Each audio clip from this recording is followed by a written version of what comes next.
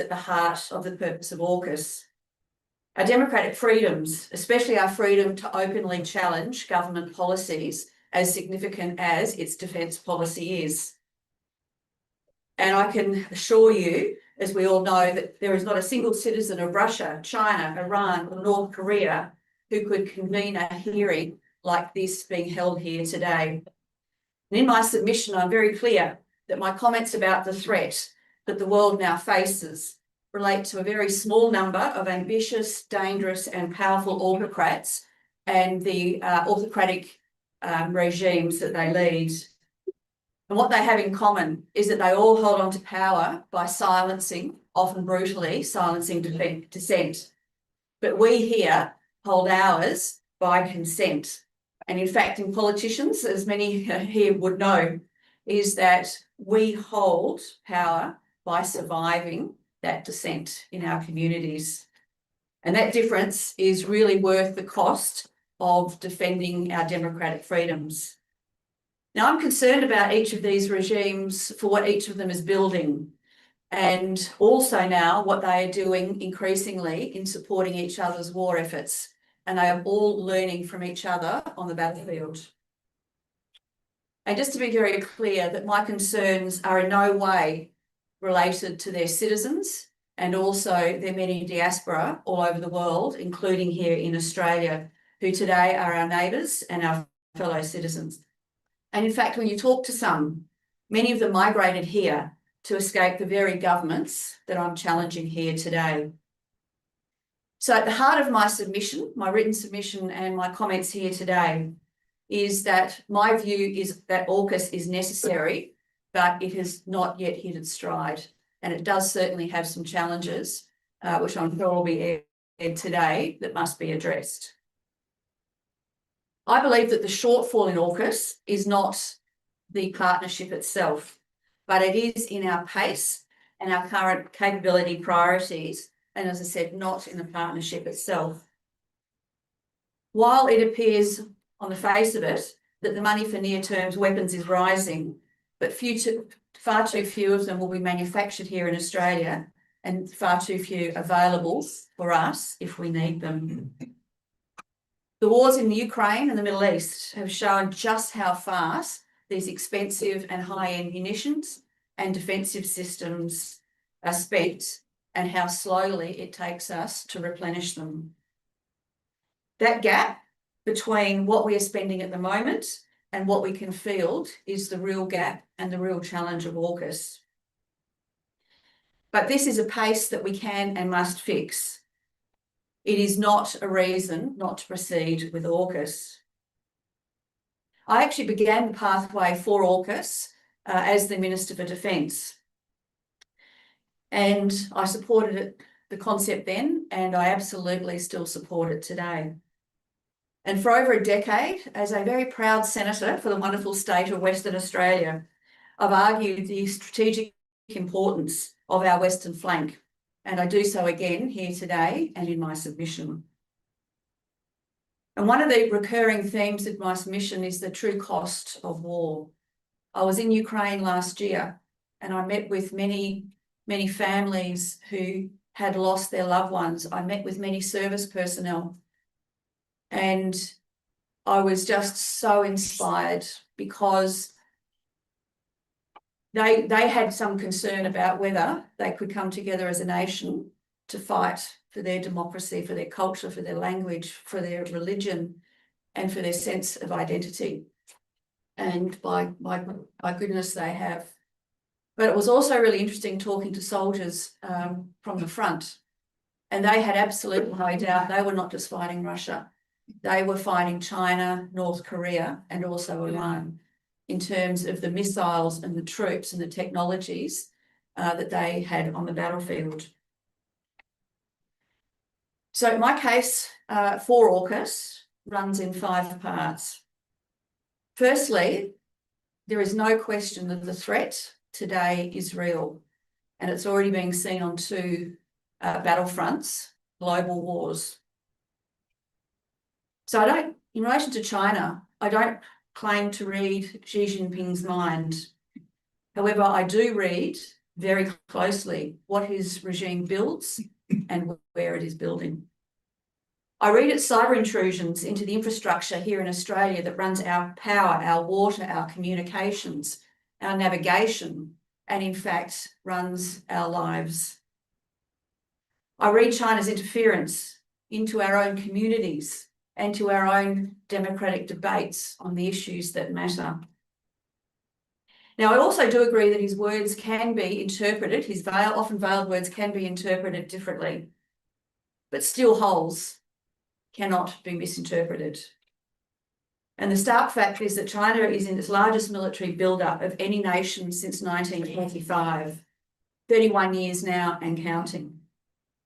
Today, they have more than 60 submarines, and by 2035, they will have over 80, and almost half of them will be nuclear-propelled and all have nuclear propulsion and have nuclear weapons.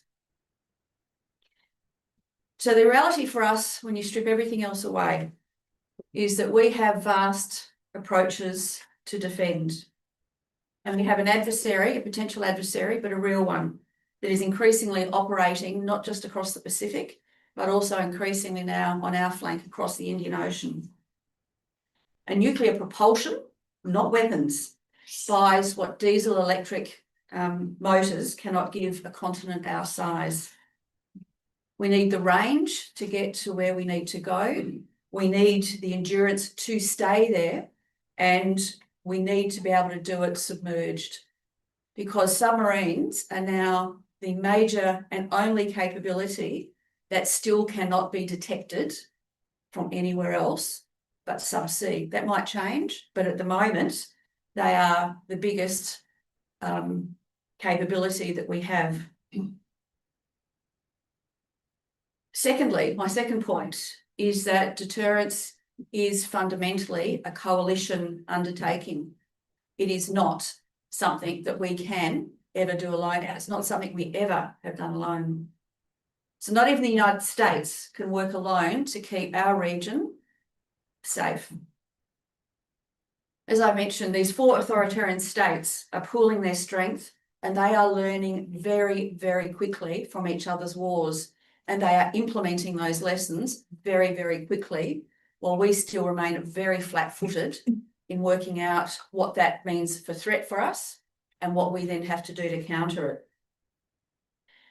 So like-minded democracies, our friends like us, must pool their capabilities together, our industries together, and learn the lessons once and share them across all of our nations. But this is not the first time Australia has been in this position. For more than a century, through every major war, we have fought in coalition and we have deterred as a coalition. And my third argument in support of AUKUS is that history teaches us that AUKUS is the right partnership. It is not the only one. We have many others that have to work together, but AUKUS is the right partnership for us. Democracies have pooled their industrial strength before in response to authoritarian aggression and the war, but it took far too long for them to get mobilised once the Second World War had started.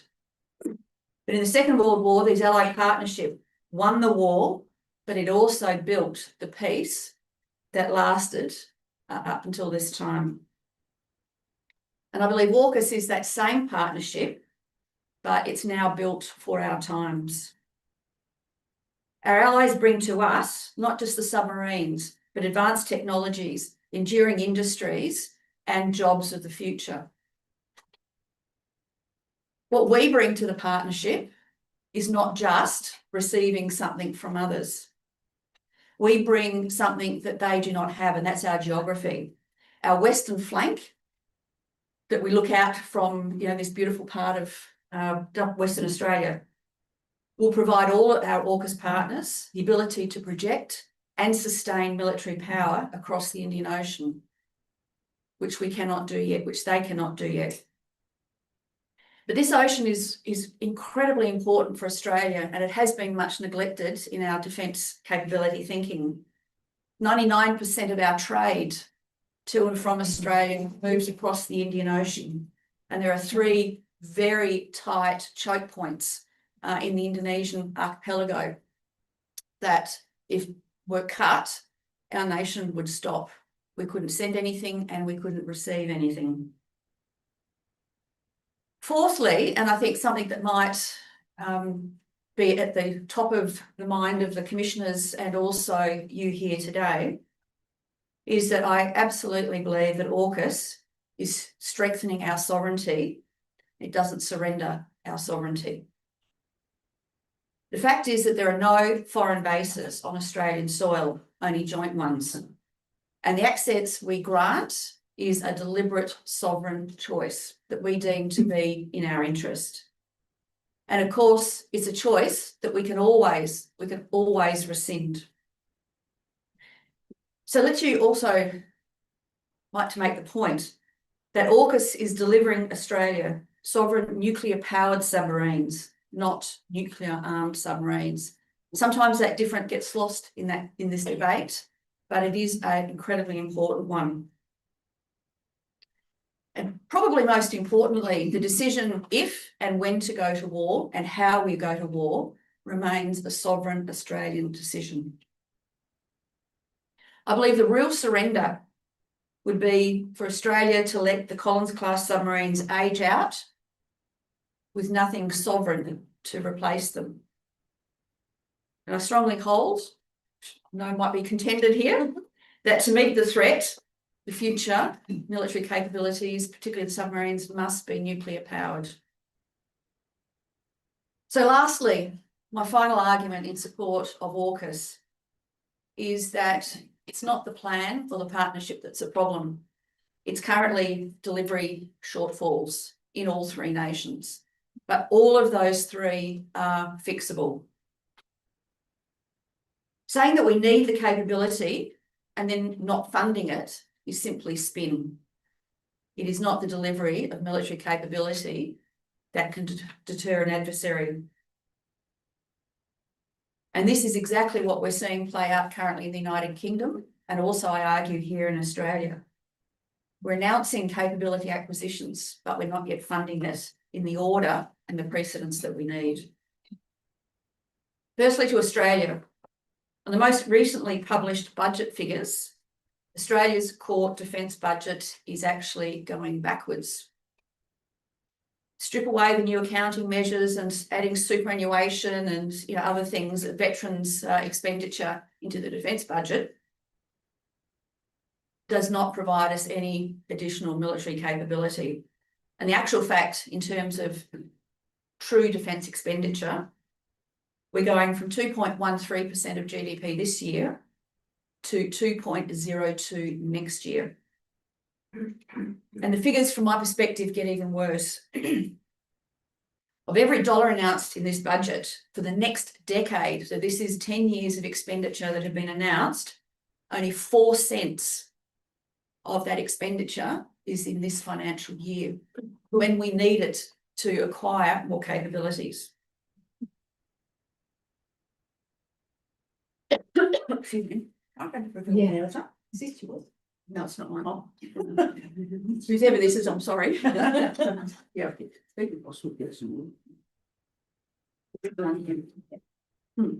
Oh, it's better. So one of the most important things when we're discussing AUKUS is to keep in mind that the new AUKUS class of submarine are a generational build. They are not something that can or should be acquired immediately, and they have a much longer and different funding envelope. But the near-term weapons, the missiles and the defences against missiles and drones are the things that we now need to deliver. And they're the very things that the government is not yet adequately funding in the budget. They've pushed them sort of well out, sometimes past the 10-year mark. But I think even worse for here in Western Australia, our infrastructure that the AUKUS strategy depends on is sitting at around about 1/10 of what is actually needed to develop the infrastructure and the industries and the jobs that AUKUS will demand. Now to the UK. The UK's current struggle with defence spending, which has been very widely reported, and has just cost the Prime Minister his job, and including 2 Defence Secretaries. It's not an argument, in my mind, against our partnership. It's a function that we often experience here of the messiness sometimes of democracy. There is a delivery gap, and there's also a delivery gap currently with the United States and submarines. But that is not an argument to proceed with the partnership. It is an argument to get the planning right, to spend what needs to be spent, and actually implement the plan. Now, just briefly, can I turn to nuclear waste, which is something I know is very keenly interesting to the Commission. I look at it this way. For over 60 years, we have generated our own low and medium level waste. And for 60 years, we've avoided having to deal with our own waste. The waste that we generate is already real. Currently, it's stored in around about 100 locations around our nation, and we send it to other people's countries to deal with it for ourselves. And I very much hope that AUKUS will finally force us to deal with our own waste. And the most important thing is that it has to be done very differently from how we've dealt with nuclear testing and how we've dealt with things in the past. It has to be done with genuine community consent and transparency publicly. In relation to the costs, one of the figures you'll probably hear cited here today, and I'm sure the inquiry has heard, is $368 billion by the mid-2050s for AUKUS, and in particular the submarines. But quoting that figure alone is quite misleading, because the figure is actually set at a ceiling, and there's a 50% buffer in there already for changes, contingency, and additional capabilities. So the true cost today is about half of that. But the most salutary thing for me, and certainly when I was Minister for Defence, was how do we keep our nation safe? Because with the development of infrastructure, artificial intelligence, with the lethality of conventional and nuclear weapons exponentially growing, and the new threats from space, from cyber, the cost of any future war, which is already upon a number of other nations, is the true cost that we must measure the cost of AUKUS against. I've got a number of recommendations, and I think probably my time is about up in my submission. So in conclusion, Chair, critique alone, and there's been a lot of critique in this committee, and I think that's a fantastic thing to happen. But critique alone will not prevent a war. And it's far easier to default a program as large as AUKUS and call for a plan B. But saying you need a plan B when you don't actually suggest what that plan B might be is very hollow. And I have not yet seen anybody who's put forward a credible plan B for AUKUS. To abandon AUKUS over a delivery shortfall would be akin to an answer to a leaky roof being to sell the house itself. And that's how I see AUKUS. We have to deliver it, but we have to deliver it faster, and we need new priorities. So thank you very much, Chair, and I look forward to your questions. Oh, look, thanks very much, Linda. And we do, we do very much value hearing from someone who has worked at that level. You're absolutely right. We do have some time constraints here, and I do apologise in advance to others that are presenting. I think we want to take this opportunity, given former Senator Wren's expertise, to have sufficient time for questions. But I'll ask my commissioners to take it one at a time and in turn, and I might start with Chris Barrie. Thank you. Thanks, Linda. In 2004-2010, Paul Barrett and I were chasing a nuclear-powered submarine for Australia, and we hit a brick wall in Washington, DC, and could go no further. But our proposal was built on the back of a nuclear power industry in Australia to support smart buying and to provide proper career paths for nuclear engineers.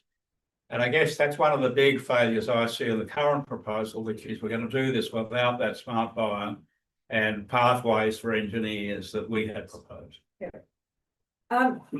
Just for a little bit of history, I know exactly what you're talking about. So when I became minister in 2019, I inherited the French submarine deal from my predecessor.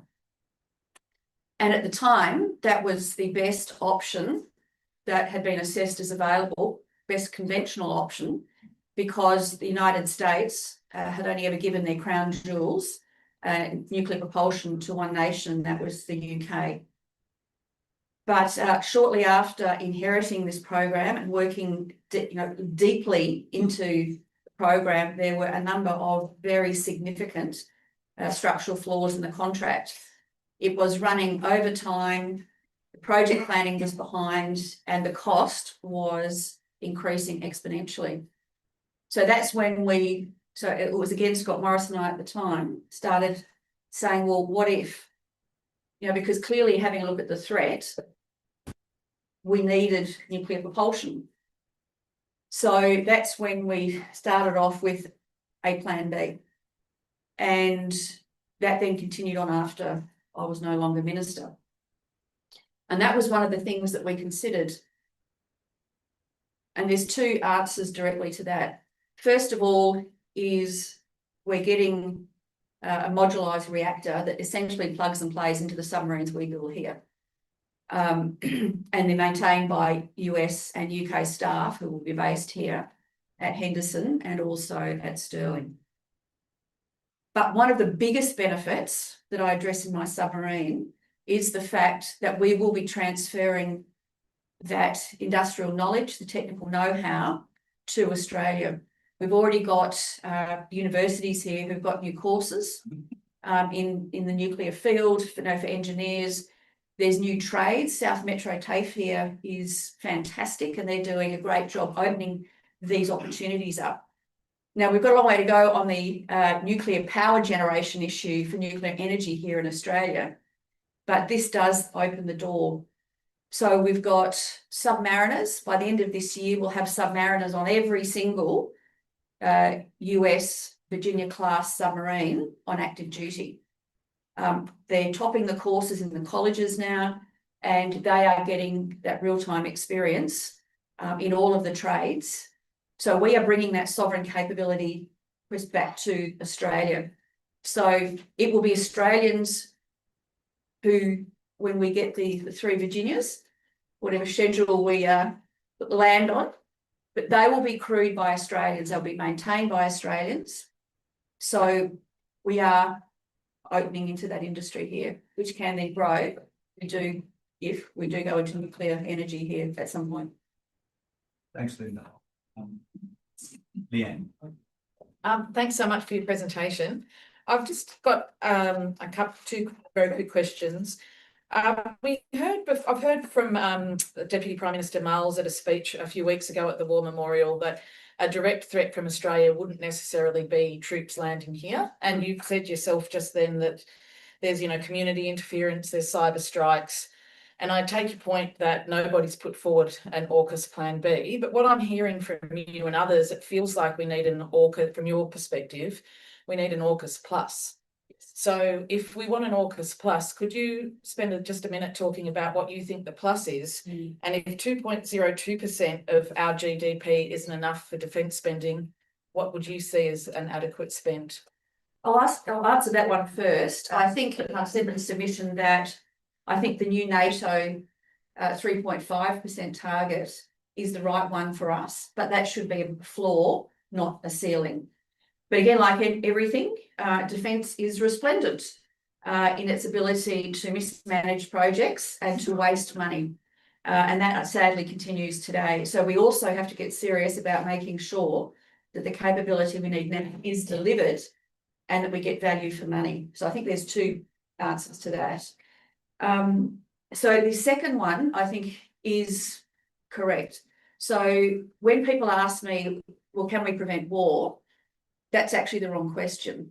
we've actually been at war with that bloc, and particularly with China since before I was minister. Now, that's not kinetic war, and I can see some of you shaking your heads, but it is what's called hybrid and grey zone war. So they're persistent, hundreds, thousands of attacks on our infrastructure. So for our critical industries, our big companies, our Defence Department, our government agencies, Centrelink, Services Australia, they are mostly, some of them are criminals, but they are also not just China, but predominantly China. And there is nothing benign about that. But not only do they attack to interfere, they also put malware on the software, which actually then maps our systems so that they can work out how to turn the systems off. It's very well reported. ASIO boss this week also, so if you have a look online, Mike Burgess was talking specifically about the threat that the Americans have identified, which we also now have in some of our critical infrastructure here. But it's also space. I created Space Command and Cyber Command as minister because they're going to be our two, if they can turn, which arguably they can, if they can turn our power off, they can turn our navigation off, they can interfere, if not destroy, our communication satellites, our nation stops. Our nation stops. So those are the attacks that will increase first if we have a war in our region, in the South China Sea. But and I totally agree with Richard, the next step of that would be surgical strikes on our defence installations here and up in the northwest, probably is the most likely ones to start with. So, and we have no defences to those at the moment. We don't. And that is one of the biggest issues we now have to address. Thanks, Linda. Carmen. Look, just a very blunt and brutal question, really, Sure. following from what you just said. You heard the arguments that the presence of US submarines makes the Stirling base, the Henderson precinct, a possible target in the event of armed conflict involving the United States. Do you agree with that proposition? Yes, I do, but that's not a recent development. As soon as we built Stirling, HMAS Stirling, it became a target. And Henderson now increasingly, because we've got the naval shipbuilders there, and we'll have more industry there. So absolutely, but that is not a new occurrence. And I just a quick follow-up. Do you think we've made adequate preparation for such an eventuality? No. I've been very critical for a long time, in fact, for over 10 years, well before AUKUS as a WA senator. And this is the state government of both colours. So this predates the current Labor state government. We have not taken this issue seriously. And I know there's, I think somebody who's going to present here today is talking about emergency response. But it's much, much further than that. It is all fixable, but we have to take the threat seriously and we have to implement all of those things you'll hear about today. Okay, thanks. So just time for a little bit more. You will seek your indulgence, members of the public, because it's not often that we do have a former Defence Minister and the opportunity to ask those questions. So I think we will give ourselves a little bit more legacy here, Chris. Hugh White, of course, has a proposition that we got to get used to living with China. And I think you can build a respectable argument that says we don't take into account the penetration of the United States and Australia like we do penetration of China into Australia as being a serious attack. And yet, time after time, we do read about what multinational companies based in the United States are doing as companies. So do you see a future in which Australia's got to come accommodation with China now as a dominant power in this region? I'm going to be a complete politician and say yes and no, but I'll explain why. So first of all, I don't think you can compare the two. And I have an enormous amount of respect for Hugh White, but we do not agree at all on this position. I very much see that autocrats and authoritarian regimes respect strength and they see weakness in our countries as something to exploit. And that is a fundamental difference between them and and our other allies. And it's not just that, the difference goes a lot further, is those four nations, they don't respect human rights. They are now in those two, the wars in Ukraine and also in the Middle East, they use their own people as cannon fodder, and they accept casualties. And nearly 1.5 million in Putin's war against Ukraine. And the list goes on and on and on.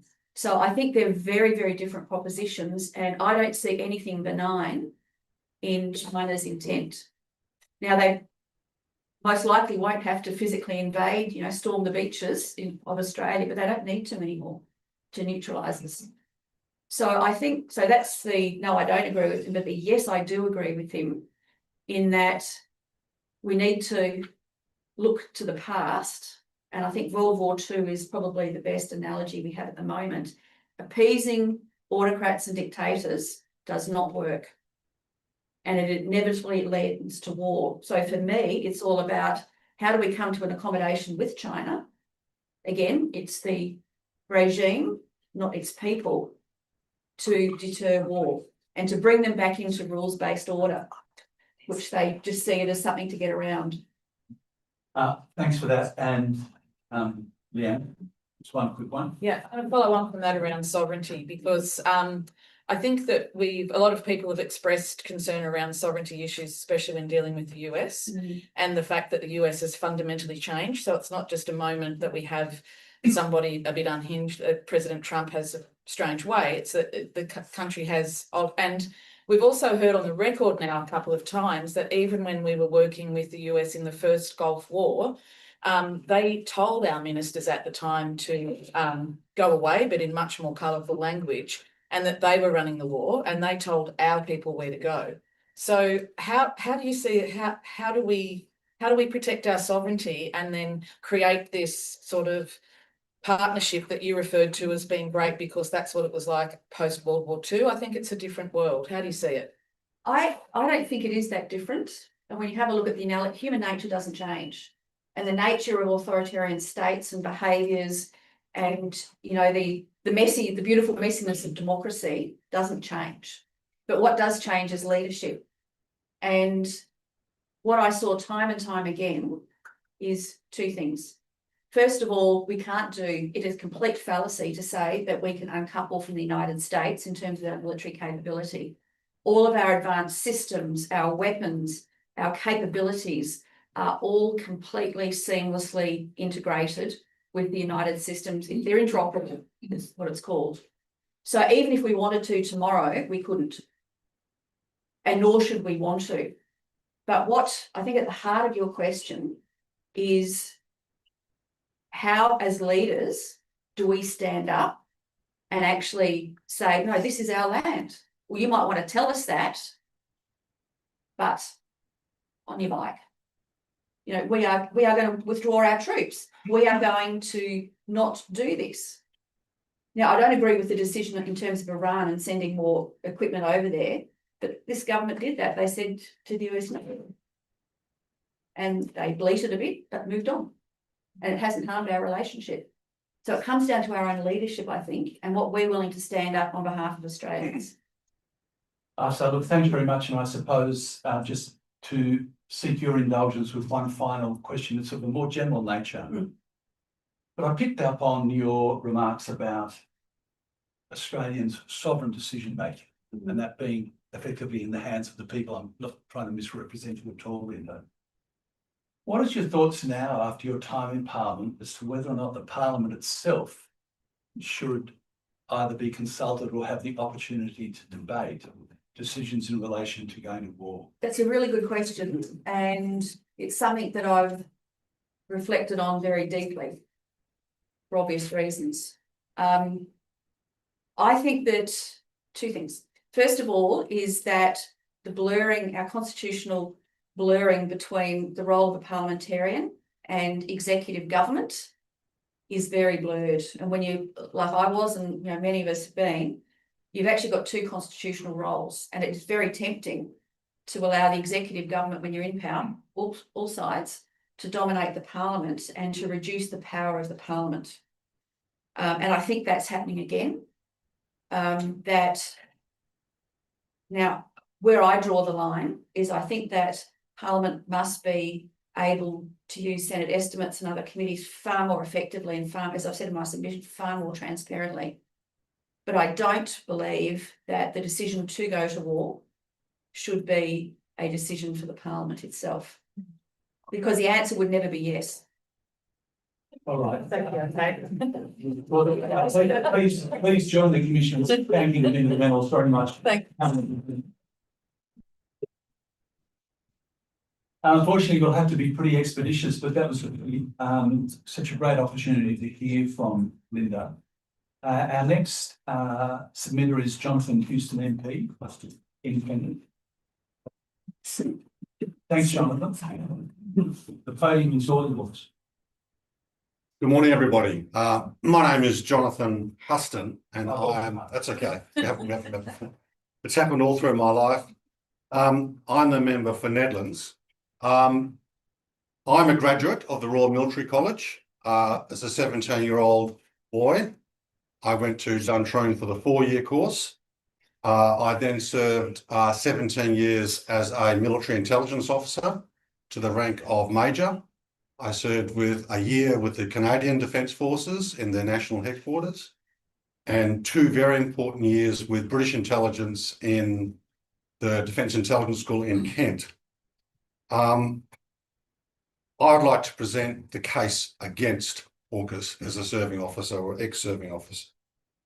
So today I'd like to present the case against AUKUS. I don't present an alternative because that would be another paper, though I will dwell on those things. And this paper was one of 4 that I presented in my time as a member of the Liberal Party. And as you know, I never put them in the public domain, but unfortunately was disciplined for simply saying what I'm about to say. In essence, I think that the case against, from my perspective, is on 5 themes.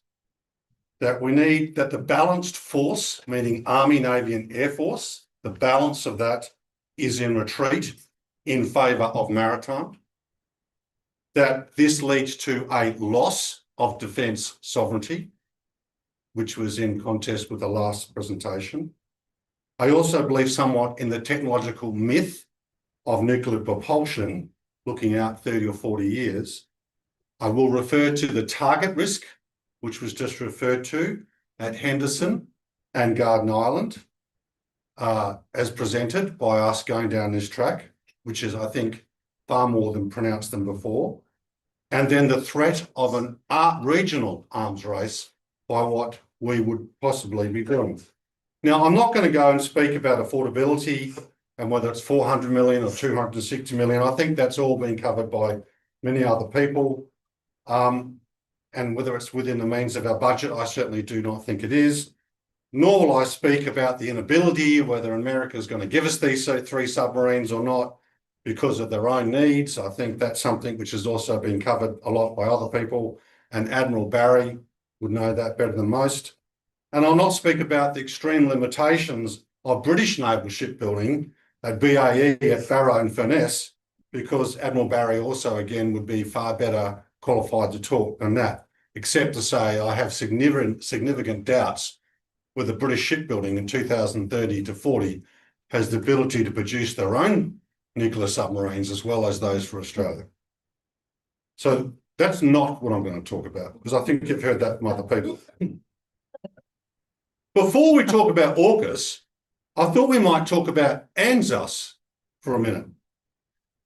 So, and I note, this is for a very West Australian audience, and I'm a very West Australian suburban boy.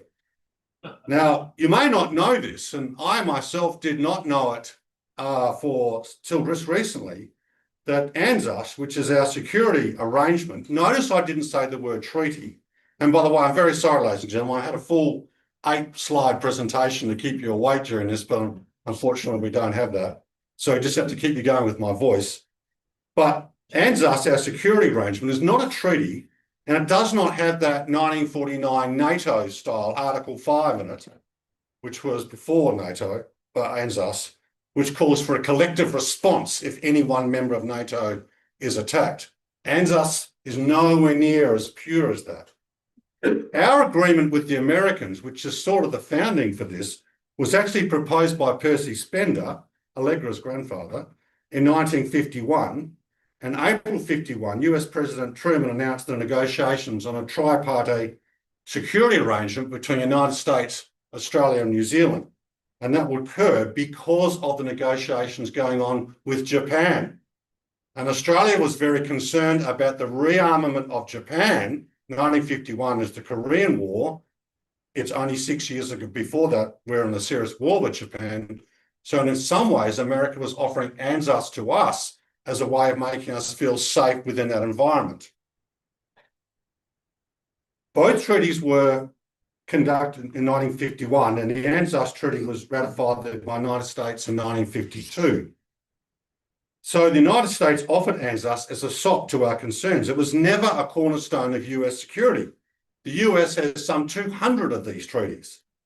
Have you seen ever a picture of Robert Menzies attending the signing of this significant ANZUS treatment? No, because he didn't even go to Washington. The New Zealand Prime Minister or Minister of Foreign Affairs didn't even go to Washington. It was signed by their ambassador. So I'm just making the point that this ANZUS treaty was really created by us, so to speak, because of our concerns about, of all places, Japan. It was signed by Dean Acheson and Percy Spender, as I said, and Ambassador Barrett from New Zealand. So New Zealand didn't even send a minister.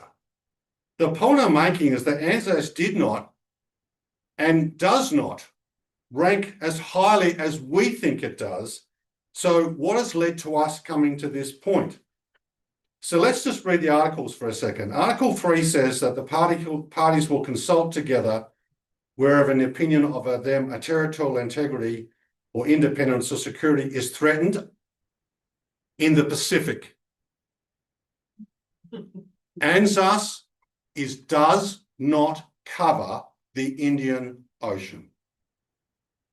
Let's make that very clear. ANZUS is, in its writing, a Pacific treaty.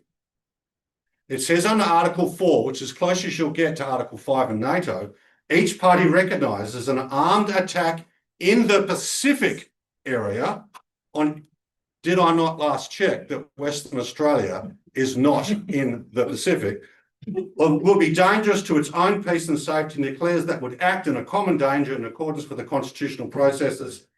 Any such armed attack and all measures taken as a result would therefore be immediately reported to the United Nations Security Council.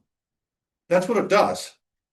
Such measures will be terminated when the Security Council takes the measures necessary to restore security. So the first thing that ANZUS says is that when there's a problem in the Pacific, which does include us, you go to the Security Council. In Article 5, which I'll then finish with, the purpose of Article 4 is an armed attack on any of the parties is deemed to include an armed attack on the metropolitan area of any of the parties. So it does say that, it's getting close, in the Pacific. Ladies and gentlemen, I do not think it's widely known amongst West Australians, for which I'm a very strong patriot, if you like, that with the United States, ANZUS excludes the Indian Ocean. Now, people say, oh, Jonathan, that's just semantics. Do you really think at the end of the day that that would be totally semantic if someone did not wish to get involved in an activity? So that point was mostly just to warm you up. But I'll wager you never knew that, because how nice of Percy Spender, a Sydney person, to leave us out. So back to AUKUS.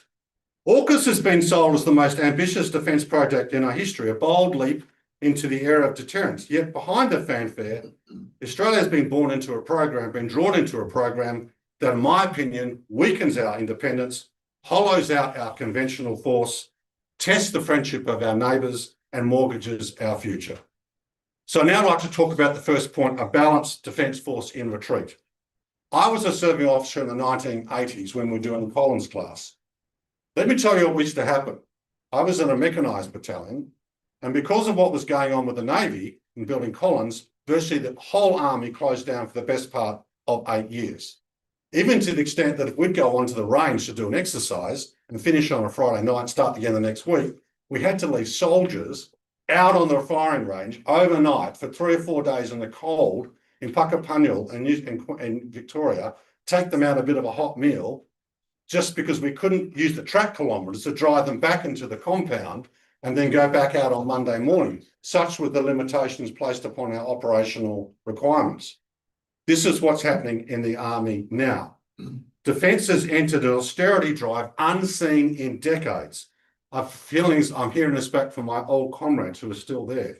Service chiefs have been ordered to delay projects, slash maintenance budgets, and reduce the workforce spending as the $400 or $200 billion of AUKUS devours the budget. For Army and Air Force veterans, as I said, this is the Collins black hole all over again, but much longer and much deeper over 20 or 30 years. The Chief of the Air Force is director reviews to mitigate overspending, which may include, these are his words, project delays, scope reductions and divestments.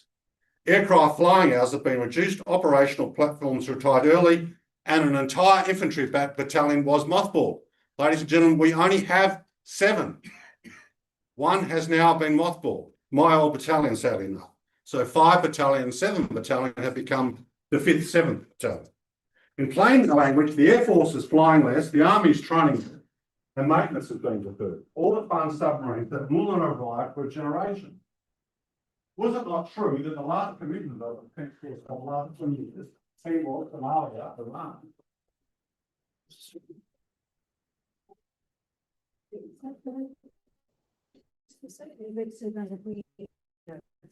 Oh, mate.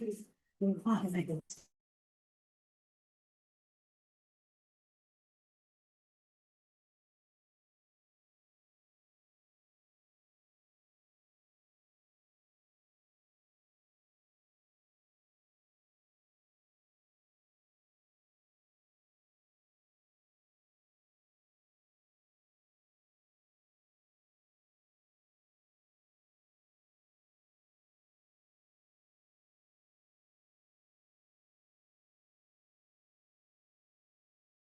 The Minister made it quite clear to me the other day that they would sell that before they'd even. If we ever had to mobilise, Irwin Barracks is where Western Australia's 20% contribution to a new 3rd AIF, and I think we just had the ex-senator tell us that 3rd AIF in some form is likely or potentially needed. Where would we train? Even if we were to send a small element to the Solomon Islands, it would be needed. It's been sold to pay for AUKUS, as has Lewin. For those West Australians I know with a philosophical distrust and scepticism of defence things, and I know many pacifists, more in the last 3 days perhaps than before, even they look at me, these are the most pacifist people I know, and when I talk about the end of Irwin Barracks and Lewin Barracks, and they say, that doesn't seem to be right. That we would actually get rid of effectively. That's so much needed. Thank you.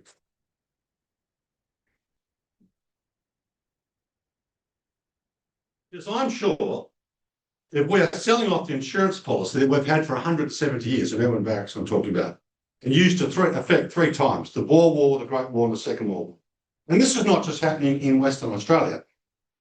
In Sydney, Victoria Barracks is as I said, as Land Command, this is the centre of the Australian Army's land operations, and many, many others are being sold off.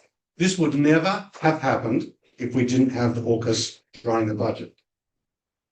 So, are we all sure that peace is guaranteed in our lifetime and we're never going to need these bases? I don't think so. And fully developed, when it's totally sold, the Irwin Barracks land would play for not much more than a couple of piston assemblies in one of their submarines. So back in the real army, like I said, the 5th and 7th battalions have been merged. The battalion's about 700 men, just so you know, into one. This is the Australian Army, in terms of capability, has not really changed, ladies and gentlemen, since 1973, when it was a much bigger organisation. We now only have 6 battalions. Malaysia is 38. This emasculation of the army is in our interest. It's happening now. The submarines haven't even arrived yet. We haven't seen them, but I can tell you now these cuts are occurring in the military capability. for a promise of a submarine force that we may not get. The Well, loss of defence sovereignty is my next point. I guess I'm in disagreement with with the senator. Surrendering our national sovereignty is probably my biggest concern with AUKUS. Perhaps I could have started with it, but AUKUS hands ultimate control of our most critical power to capability to foreign powers. The submarines will use American and British reactors, command systems, maintenance procedures. Australia will not be able to truly operate, refuel or sustain them without foreign authorisation or contribution. That to me is not sovereignty. Most of our Australian ships now that we put out to sea, we can put them out to sea. Certainly we need to buy the ammunition, but we can pretty well operate them ourselves. I mean, ammunition and spare parts aside, Australia can operate and deplete its defence assets. I do agree with the senator that there are significant digital requirements and data requirements linked in. As a nation, we must try and aim to maximise our independence as if we can act for the sovereign defence of our country. So we need these submarines. So say we need these submarines Indian Ocean waters against a friendly ally of the USA, 90 miles outside by ANZUS, say India. Have no doubt that all the satellite positioning, I'm talking about AUKUS submarines, would be provided by the US Navy and systems data. If the United States was not in the same disagreement with that particular country, could we be assured that they would allow us to operate that equipment the way we wanted without denying us access to it? It all works okay when we're working with them, but could we be sure that we could work with like a situation where they had a conflict of interest with a third party that we were dealing with? I've already explained the ANZUS arrangements, but when we press the button, will it actually work? Because, and of course, I'm playing up a bit here, but I'm trying to make the point about sovereignty is important. No, ladies and gentlemen, AUKUS will turn the Royal Australian Navy and its submarine fleet into a franchise of the US Pacific Fleet. It will be an asset flying our flag, but effectively under their operational, not control, but they'll have the ability to flick the kill switch. I served a 2-year stint in the British Army. When I went home, all my equipment worked. I did not need to ring Whitehall for the War Office in London to actually help with this. In Vietnam, Somalia and Timor, we operated all our own equipment. We simply needed to make sure that we had the ammunition stockpiles. AUKUS, in my opinion, is an American takeover of the Royal Australian Navy's submarine fleet with the Royal Navy as a fallback. We may still have Collins-class submarines in service, but how can we possibly, at that point, around the mid-30s, support 3 different submarine systems? We're just a very small country. Our Navy has only 13,500 staff. There's only 60,000 people with full-timers in the Defence Force. Malaysia has 18,000. The Royal Navy has more than twice of that, and they are really struggling at 36,000. At the US Navy, Norfolk Navy Station alone, they have 72,000 in one US Navy station. 1 minute, thanks, John. I was told I had 10. Oh, you've well on 10. Okay. Thanks. Sorry. So what would you prefer? That we have sovereignty over our core equipment, or we decide when and when we go to sea? I'd also like to talk about the fact that only 6 countries operate nuclear submarines: the United States, Russia, China, and France, the UK and India. We will be the 7th. It was sold as a technological elite. In fact, it's a long and costly crawl. We will not see the first nuclear submarines under Australian command for decades, and all 3 Virginia-class submarines offered to Australia will be approaching end of life. Indeed, the agreement means the USA is selling us second-hand submarines. I'd like to quickly talk about the risk to Henderson and Garden Island. This was somewhat used by the media in my last comment. These submarines will be in the open air. They'll be there effectively alongside for the best part of the time when submarines are not at sea. For decades, Perth's isolation was a strategic strength. Now Coburn Sound and our coastline have become the front line, when Australians must understand the HMH Sterling Pens will become a perfect open-air target for precision-guided munitions. Now I'd like to move on to the last point, which is the regional arms race. While AUKUS does not strain our budget, it strains our neighbourhood, particularly Indonesia and Malaysia. I'm very concerned about their response to the AUKUS. If tomorrow you open the newspaper and we found out that they had started their own nuclear propulsion program, would that surprise you? And where would their submarine programs come from? I'm sure it would come from probably China and Russia.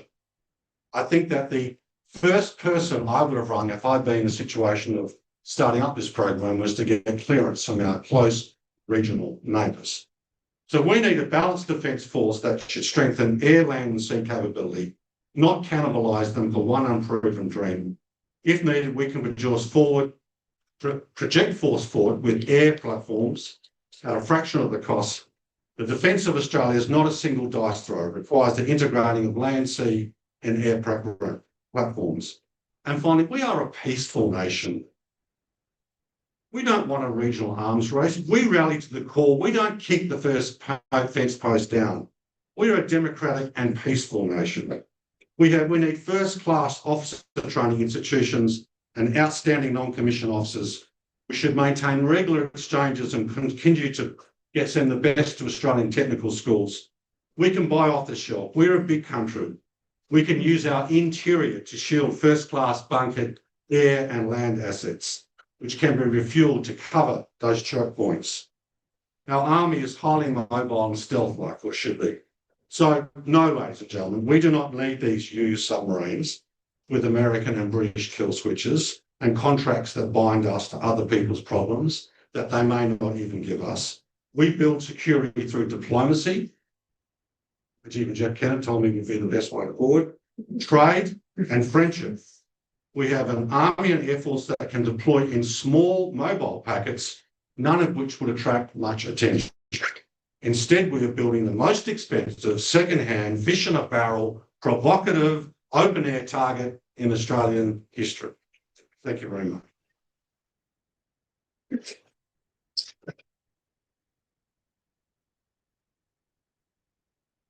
And I'll now open up for questions, bearing in mind that time is starting to catch up on us. So, Chris. Okay, thanks for that, John. In relation to your remarks about who operates nuclear-powered submarines, you failed to point out those other countries are all nuclear weapons states. Yeah. And one of the reasons they have nuclear-powered submarines is to chase other nuclear-powered submarines. How does that relate to the context of the remarks you've made? Well, do we need to have a capability that does that? Are we at the forefront of world security so that we need to be the first person that does that? I just think that we're a small, medium-sized country. We're not in the business of actually fighting these sort of countries that you mentioned. That's why we have hands off. So I hope I've answered your question, but we're so small and tiny, like it's not something that I think we even need to be in the business of actually doing in the first place. Yeah. Yeah. Carmen. A question about the maintenance of sovereignty, which you touched on. We have now massive defence works at Stirling and Henderson, which mean that the US military will be deeply embedded in Western Australia for quite some time. And the US Navy has recently established 2 critical commands in Western Australia. I don't know if you saw this, which Vice Admiral Scott Gray, who's commander of the Navy Installations Command, said, and I quote, "demonstrates our command mission to support the fleet, warfighter and family." I don't think it can be much more explicit that they regard this as a base. How in those circumstances do we have any chance of maintaining our sovereign control over the submarines? I absolutely agree with you. I don't believe we need to have any foreign forces on Australian soil. I believe that. And still, that doesn't mean that we can't be a very reliable military coalition partner, as we were since the Second World War. So I guess I'm a bit with Malcolm Turnbull, funnily enough, that I don't mind that these ships come and we provision them and we give them water and supplies and they do the submarining. I just don't understand why we have to be in the submarine business for being such a small country. We can fulfill our obligations, so I don't think that we need to have these levels of command or even a Marine brigade established by a Labor government in Northern Territory. We are Australian people. Our defence of our country is our responsibility. And if that means we have to spend more on our conventional defence in other ways, then so be it. But I do not believe that we should have now American two-star flag officers, or British, or French, or Calathumpian on Australian soil. I think we have time for more questions, Jonathan, but we don't. So thank you very much for coming and making that presentation to us. Thank you. Microphone, come and address the service.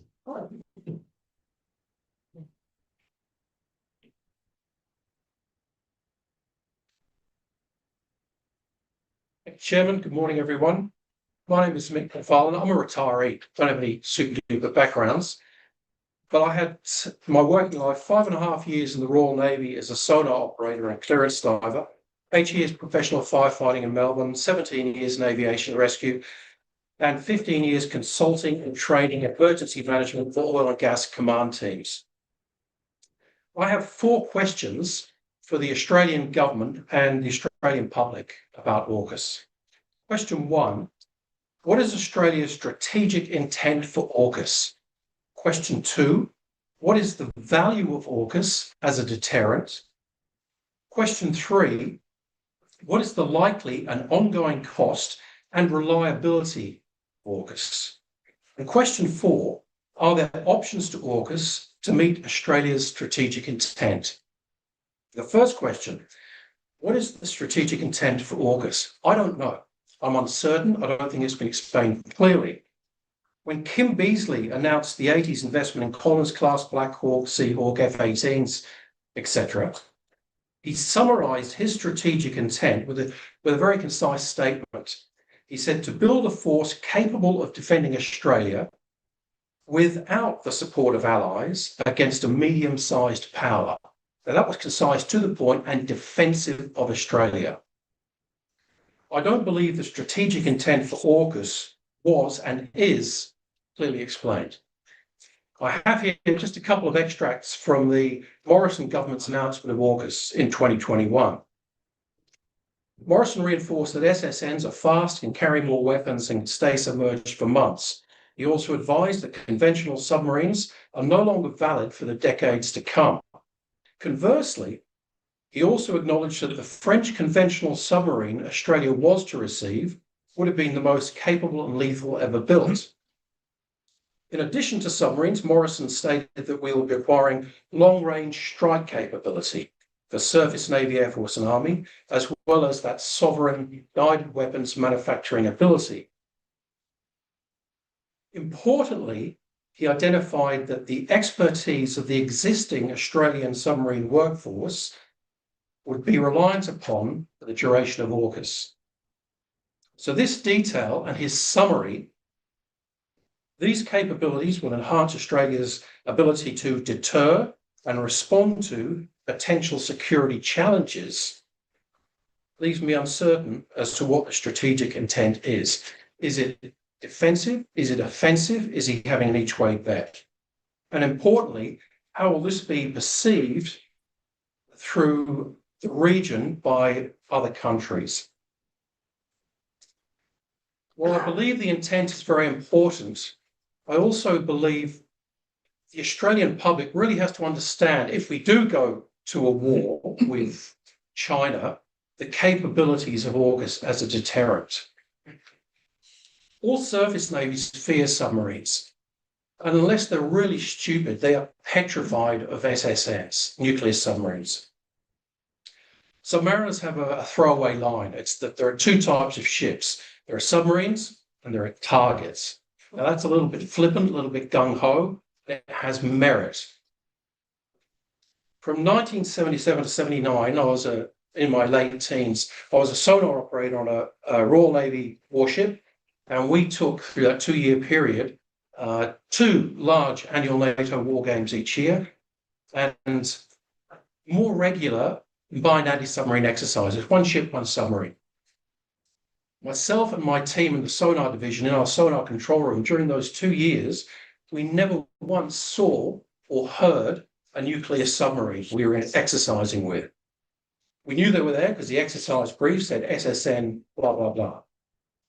The only time we were made aware that submarines, nuclear submarines were there was when our lookouts on the bridge advised they'd seen a green flare on the horizon, which indicated a nuclear submarine had closed within range and sunk us with a torpedo again.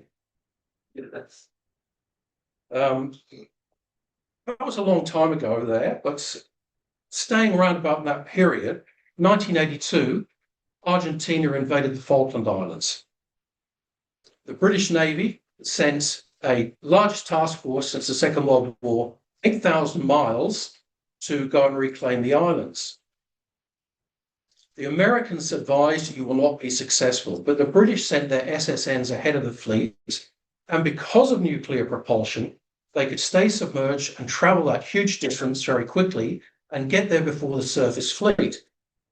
Now, when they got there, they located an Argentinian surface vessel called the General Belgrano and sunk it with relative ease using torpedoes. Now, this one incident caused huge loss of life, but also saw the Argentinian surface fleet return to port, and that is a carrier, frigates, and destroyers, and remain there for the duration of the war. That really indicates that deterrence level of an SSN. But that was a long time ago. Fast forward, here we are today. Nuclear submarines still have a deterrent today. We all saw the Iranian warship leave Sri Lanka. This warship knew its country was at war with America and Israel. Unless the commander of that vessel was a fool, he would have had his ship at a high state of readiness, sensors manned, weapon systems ready, yet the American SSN was able to sink him with torpedoes with relative ease. Just going to grab myself a drink of water.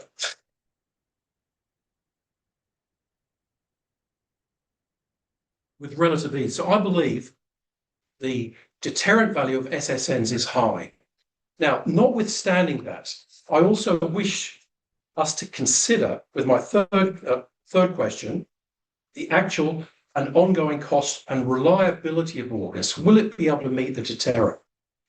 The 368 billion for 1U and 2 second-hand Virginias has been discussed, and we know that arrangement has already been changed by the Americans, and they're now only going to give us 3 second-hand ones. And no doubt it's through the widely documented maintenance and constructions issues both the US and the Americans are having. Please remember, though, the US have been building and operating the SSN since 1954, and the UK since 1960.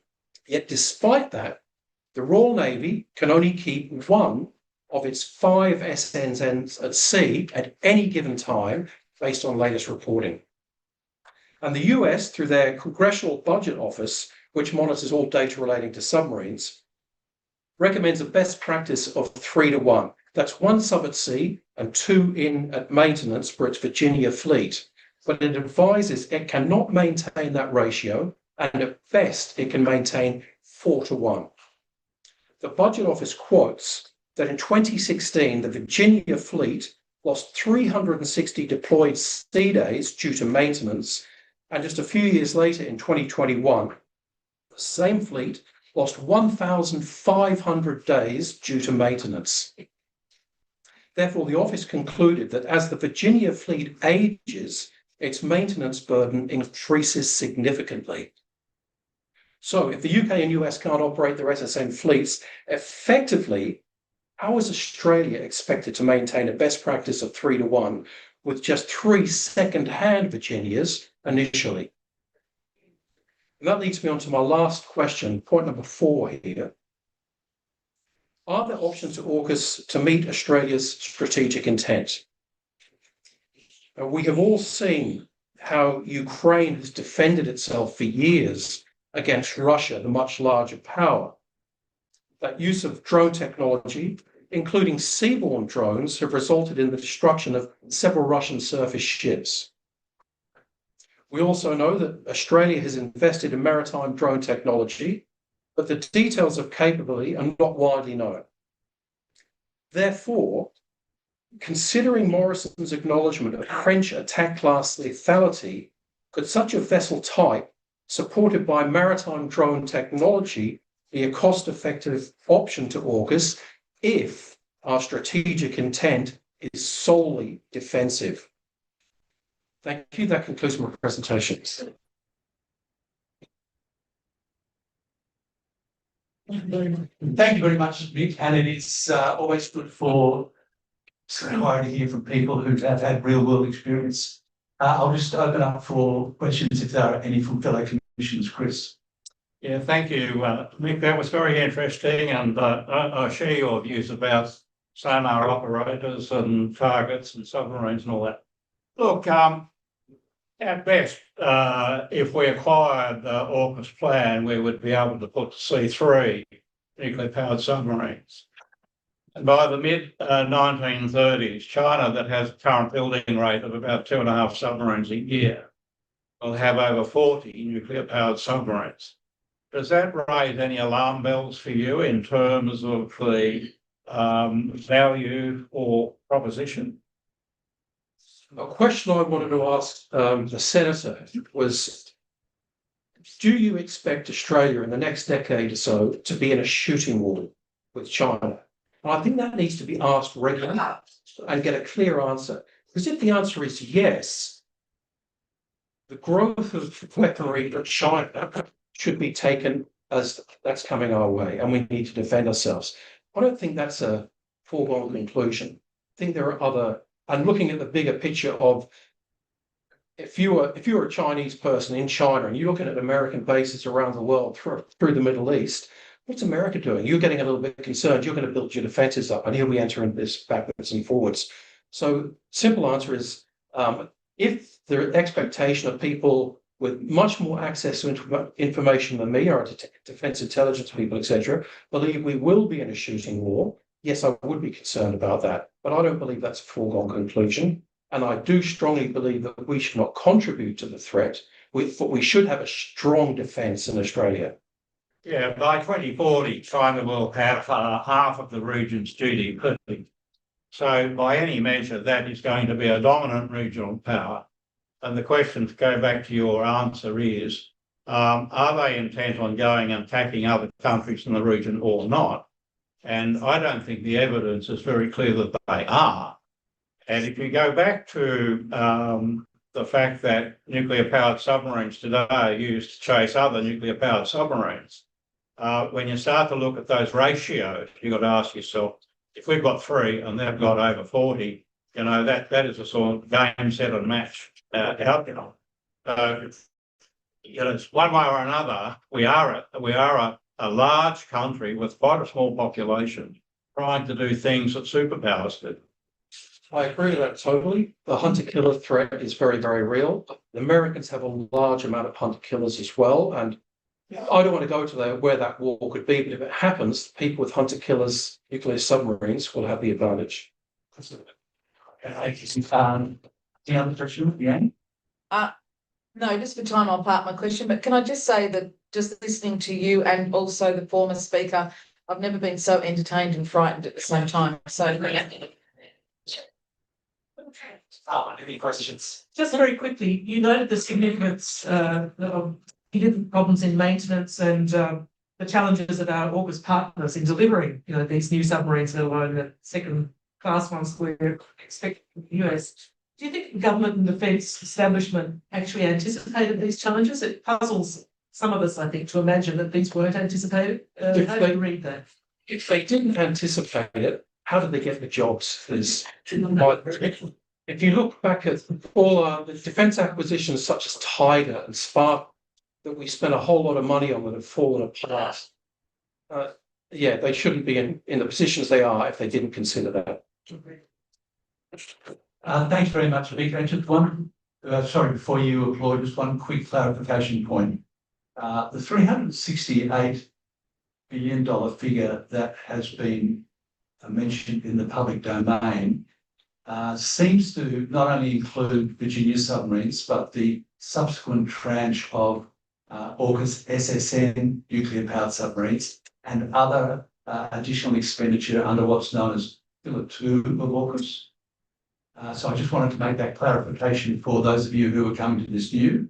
But once again, we very much appreciate you coming and submitting. Thanks. Short break and stretch our legs for those that need to use the bathroom. Now's your time, and we'll see you back here in 5 minutes. Thank you. Okay, so, right. Okay.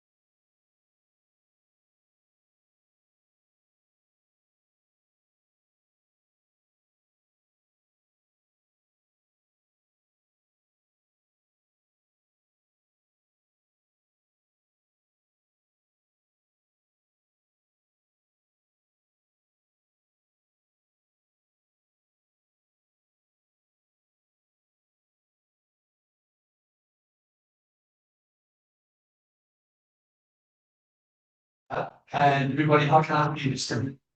Finish your conversations outside, come sit down. Thanks, Garrett. Thank you. Hi, everybody. And thanks for giving me this opportunity to talk about my feelings about this deal. How do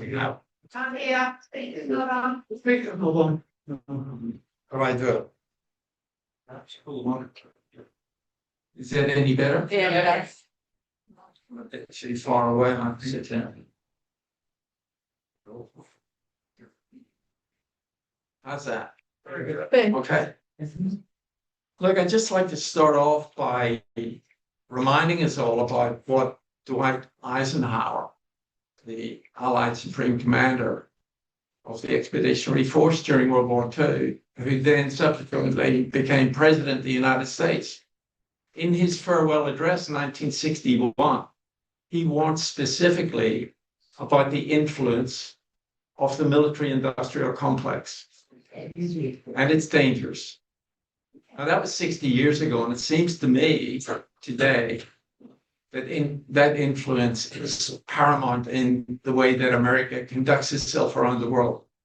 Yes. I believe that Congress and the Senate in the United States is captured by the interests of the military. I believe that the business of America these days is war. The business of China, who we're all propagandized to rail against, is business.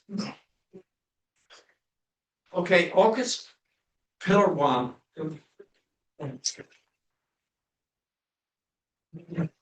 AUKUS Pillar 1, these submarines are being sold as essential for our security.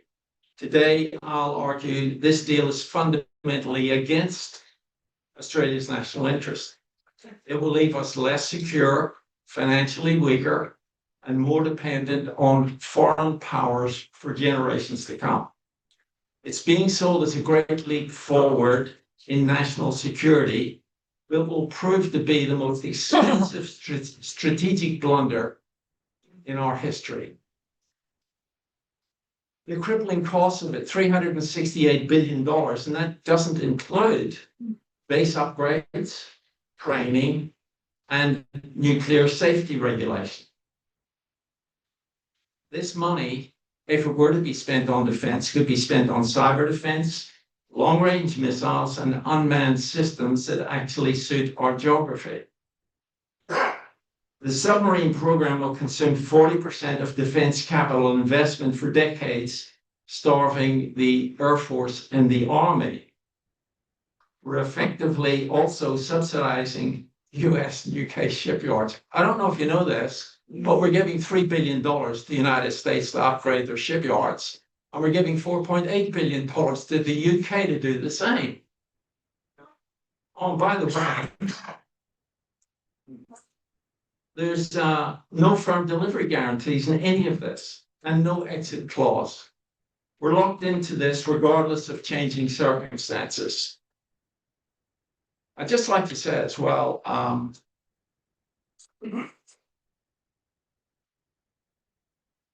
that the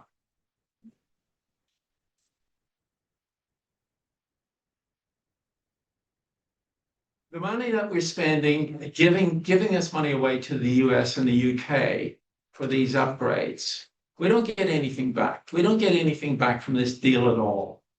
This would be like going down to your local car yard, seeing a car that you liked, and saying to the dealer, I want to buy that. And he tells you, well, we're actually using it at the moment ourselves.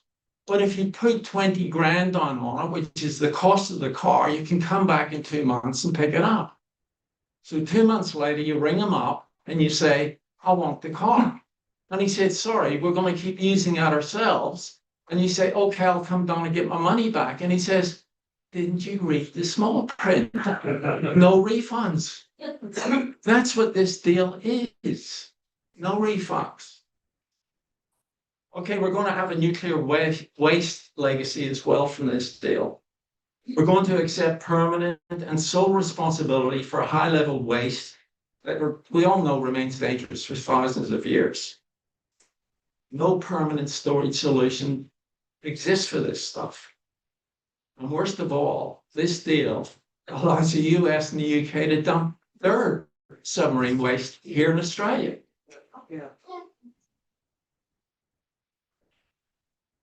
This, in my mind, is intergenerational crime. This is saddling generations to come to deal with this nonsense. Loss of sovereignty due to this deal. Australian commanders won't have independent control. I don't know if you know, but you know the Polaris, the British system, it doesn't have independent control as well. It's controlled by the Americans. All of their missiles are serviced in the United States. And before a missile can be launched by the British, they have to get US approval. That will be the same here. This is just going to lock us into the US more and more. Maintenance and refueling can only happen in US facilities. We cannot sustain these submarines without US approval.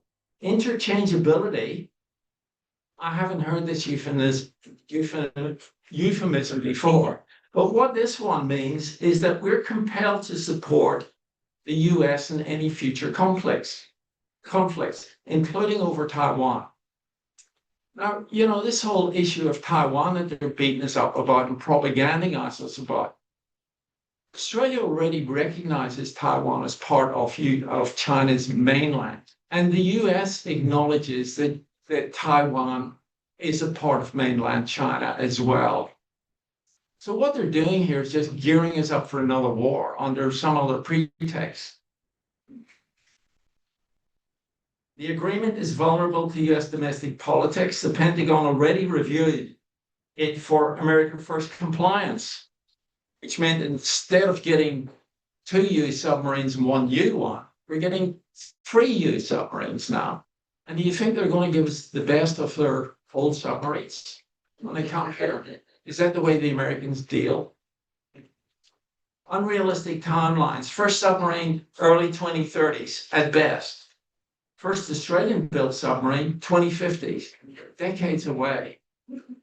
The US and UK industrial bases are in poor condition at the moment. The UK has periods with 0 operational submarines currently. The SSN AUKUS design doesn't exist yet. It's unproven technology with immense hurdles. These machines, I'm going to argue, are obsolete before they will ever get here. The future for underwater warfare or surveillance is going to be uncrewed undersea vehicles, UUVs. These things are cheap. They're like drones, okay? So we've seen what's happened to battle tanks in Ukraine and Russia during this war that they're having, and even in Lebanon now, where Hezbollah are fighting the Israeli tanks with cheap drones. $1,000 drone taking out a multi-million-dollar tank, right? So these underwater vehicles, and by the way, I don't know if this has been mentioned already, we've developed 2 here in Australia. Took 3 years to get them operational, 3 years. One of them's called the Spear Tooth, and the other one's called the Ghost Shark. These things cost about $1 million a piece. They have incredible capability now, and this is going to be the worst capability they ever have. They're uncrewed, they're about 8 meters long. They have surveillance capability. They have submarine hunting capability. They have another euphemism, strike potential. That means they blow things up. So you're going to have $1 million drone, underwater drone, able to take out a $46 billion crewed submarine. Like, it's crazy. The economics of this are insane. And what we're doing is we're betting today that the technology of today is going to be the same in 2050 when these submarines arrive. It's a ludicrous proposition. You know, AI doubles in its capabilities every 7 months. And these things are also going to be autonomous. They're going to be able to do their own thing. They aren't going to need people even remotely operating. Although the British have recently demonstrated that they can operate these vehicles 10,000 miles away. So the whole, I mean, these things are obsolete before they get here, guys. This is the biggest white elephant ever. You'd have to hate Australia to get into a deal like this. And I hate it's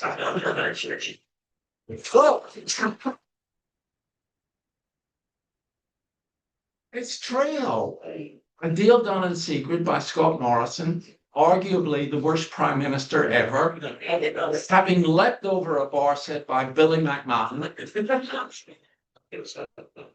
and Tony Abbott. I mean, really, it's the truth of it. A deal done in secret. I think he should be investigated because it seems to me he's not spruiking this stuff around the world. He's going to all of these think tanks and doing lectures and as the architect and founder of AUKUS. You know, and I just wonder if this was a deal done when he was talking with the military industrial complexes of the US and Australia. Hey, Scotty, going to be a job after you post politics, the old revolving door. That's what he's doing now. He sits on the board of American think tanks. He's an advisor to the Hudson Institute, which are basically fronts for the military industrial complex. That's who funds them. And what their remit is for America to get tougher on China. Let me tell you, the Americans have over 800 military bases around the world. China has one in Djibouti. Russia has less than 30, and most of those are in the old Soviet states. So who's the aggressor here? Who are we trying to protect ourselves against? I argue we're trying to protect ourselves against the Americans. All they've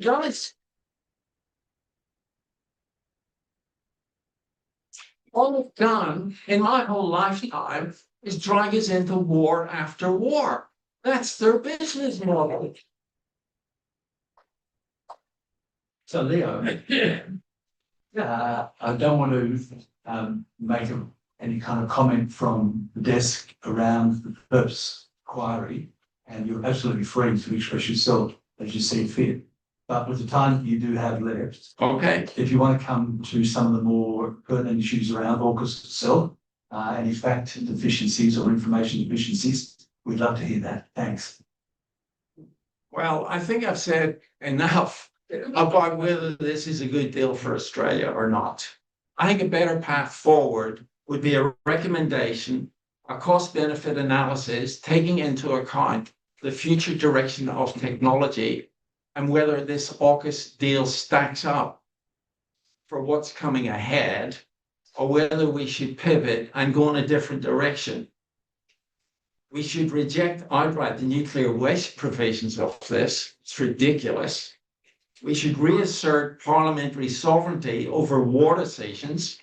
We should make determinations whether we're going to go to war or not. And we should invest in capabilities that suit Australia. Long-range patrol aircraft, unmanned systems, and precision missiles. Pursue genuine strategic independence.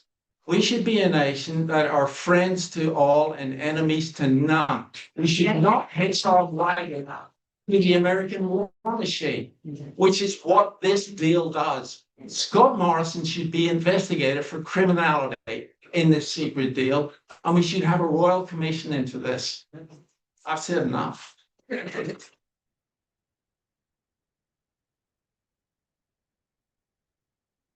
So I'll invite our commissioners to put any questions to Leo, such as are relevant for us here. Thanks very much, Chris. Thanks, Leo. I'd just like to ask you, what kind of a defence force do you think Australia should have? One that defends Australia and doesn't go to war on other countries. I didn't see any Vietnamese people try to attack us, or Afghanis try to attack us, or Iraqis try to attack us. We should have a defence force which, look, with the undersea environment that's going to occur in the future, and I predict this, it's going to be sensor-based, cheap sensors all around Australia monitoring everything. We're going to have these underwater drones that are capable of taking out anything that comes near us. We should be a true defence operation, not some add-on to the military industrial machine. Okay, so you're looking at a defensive posture for our defence force.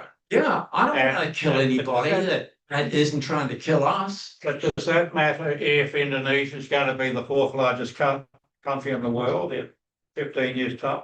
Well, is Indonesia going to try and invade us, do you think? I don't know. Well, I don't know either. So, but I don't want to bet that 8 submarines are going to keep them at bay if they decide to. It's ludicrous. Thank you.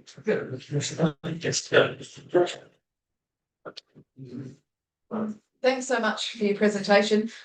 It might be in your submission, but I'm just curious to dig a little bit more into the UUVs, and spear tooth that you talk about, and Go where, and where we could reference some more of that and read more into it if we want to. Well, the UUVs, look, this has been reported on the news. They were developed over the last 3 years. I think they're actually commissioned in the Australian Navy now, and we've sent a few over to the Americans for evaluation. This is the future of underwater warfare. These things are so capable. It's incredible. Like what we're doing with the AUKUS submarines is like we're putting up biplanes against modern fighter jets. That's what it is. In the future, technology is not going to stop. AI is not going to stop. These drones, like, let me read you what I just saw this morning. It's just 20 minutes before I got here, guys. Just bear with me a second. And it's relevant to what you just mentioned. Let's see if I can find it here quickly. Perhaps we can put another question to you, Leo, while you're looking for that information. Here it is. Okay, this is the UK. This is today, just today's news. Plans to replace aging destroyer warships will be scrapped in favor of at least 6 new modern hybrid vessels equipped to deploy drones in the UK's upcoming defence plan. The Ministry of Defence said the new vessels would be more suited to the pace and nature of modern warfare and a better investment than a small number of large, expensive ships. Does that resonate? Yeah. All right, thank you. Leanne, did that answer? Yeah, I understand. You mentioned the problems that we have with disposal of nuclear waste. Yes. And the fact that we don't have expertise in the nuclear industry, and there's likely to be a significant amount of waste generated from these submarines, including some that originates with our partners. Yeah. Are you aware of any countries that actually haven't solved this problem significantly? Because there will be debate about this. Some say that, it's just a matter of time and we'll eventually get there. Do you have any view about that? As far as I know, nobody has solved the issue of nuclear waste. If you look at America or France, they just tend to have stockpiles of this stuff in barrels. I know that there's, I think one of the Scandinavian countries, I believe, has developed a system of underground tunnels where they bury this stuff in a couple of 1,000 feet underground. But we can hardly bury our nuclear medical waste here. We don't have a solution for that here in Australia now. All right, thank you for that. Just on that waste question, did I hear you correctly when you said that you believe that US and UK nuclear waste would be dumped here? Yeah, from the submarines. That's part of the deal, Peter. Can you point the commissioners to that actual source for that? No, I'll have to. I can come back on. Okay, no, thanks for that. What do they say? Take it on notice, right? Well, and just while Leo's still there, thank you very much for the presentation. It's a reminder that everybody can go on to the AUKUS public inquiry website and make contributions and access the information there, have a look at the terms of reference. And we strongly encourage other members of the community and your friends to do that as well. Thanks very much. Thank you. Our next presenter is Dr. Mike Gilligan, who has some significant expertise in submarine matters.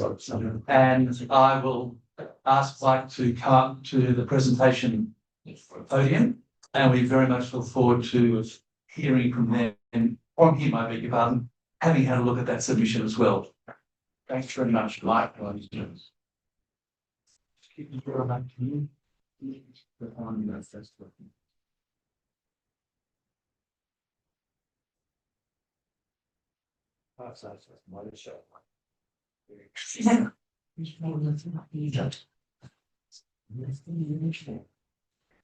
Morning, everybody.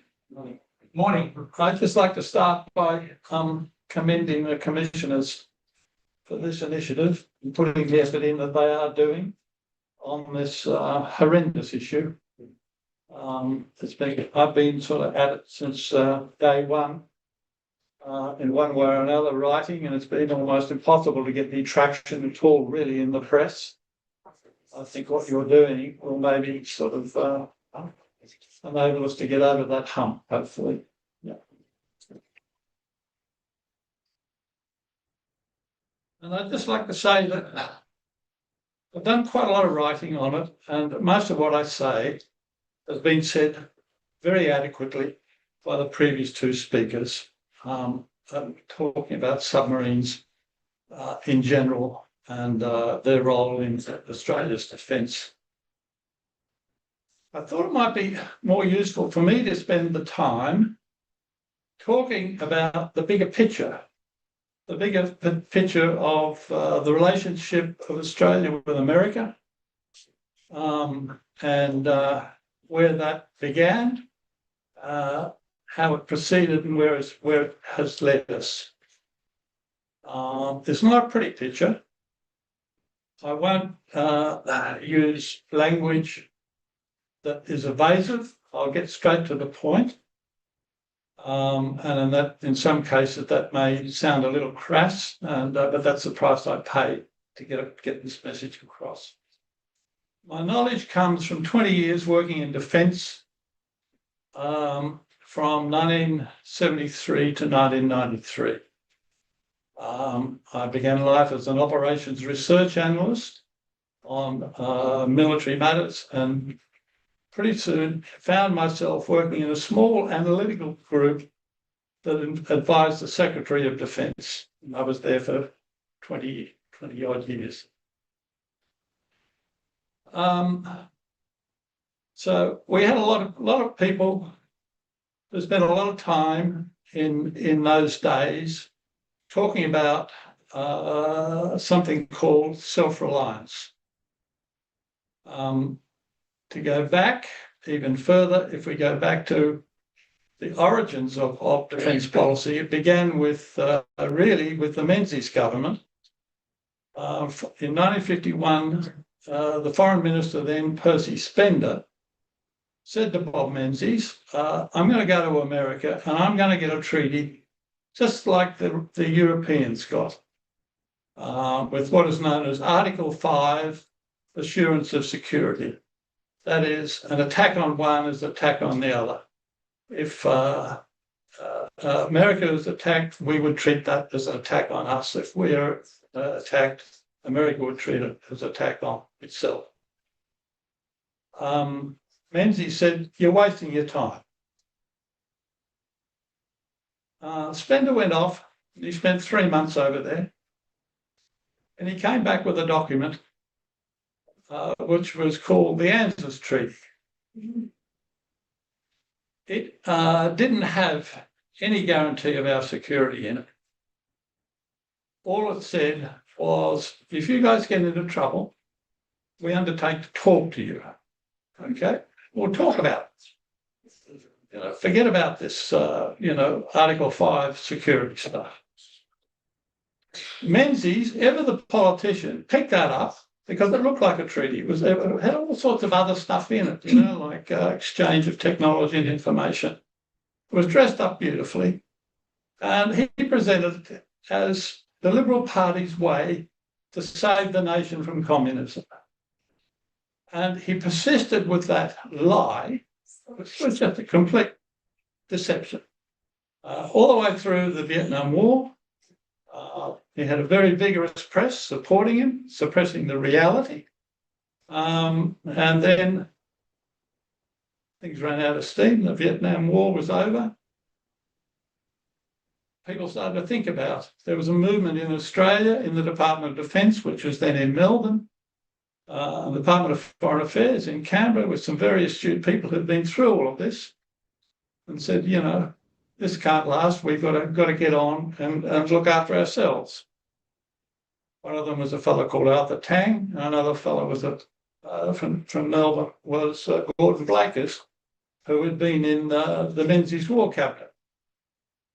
So, bit by bit, in the early 70s, the thinking turned towards moving away from America and looking after ourselves. So that's a long while ago. I mean, here we are today. Every speaker has talked about, you know, why don't we do this? We've done it already. We've tried it. We've done it. I'll talk a little bit about how it went. Well, very briefly, it went quite well. We started off with a nation that was fairly confused about anything, a military that was very confused for a start. And one way of trying to address that was to bring the three services together and put them into one defence force. So they hopefully would think of themselves as a unit. Defence as you know, it wouldn't be just the army that's saving us Australia. It wouldn't be just the navy. It would be a combination of the assets and the skills of those the entirety.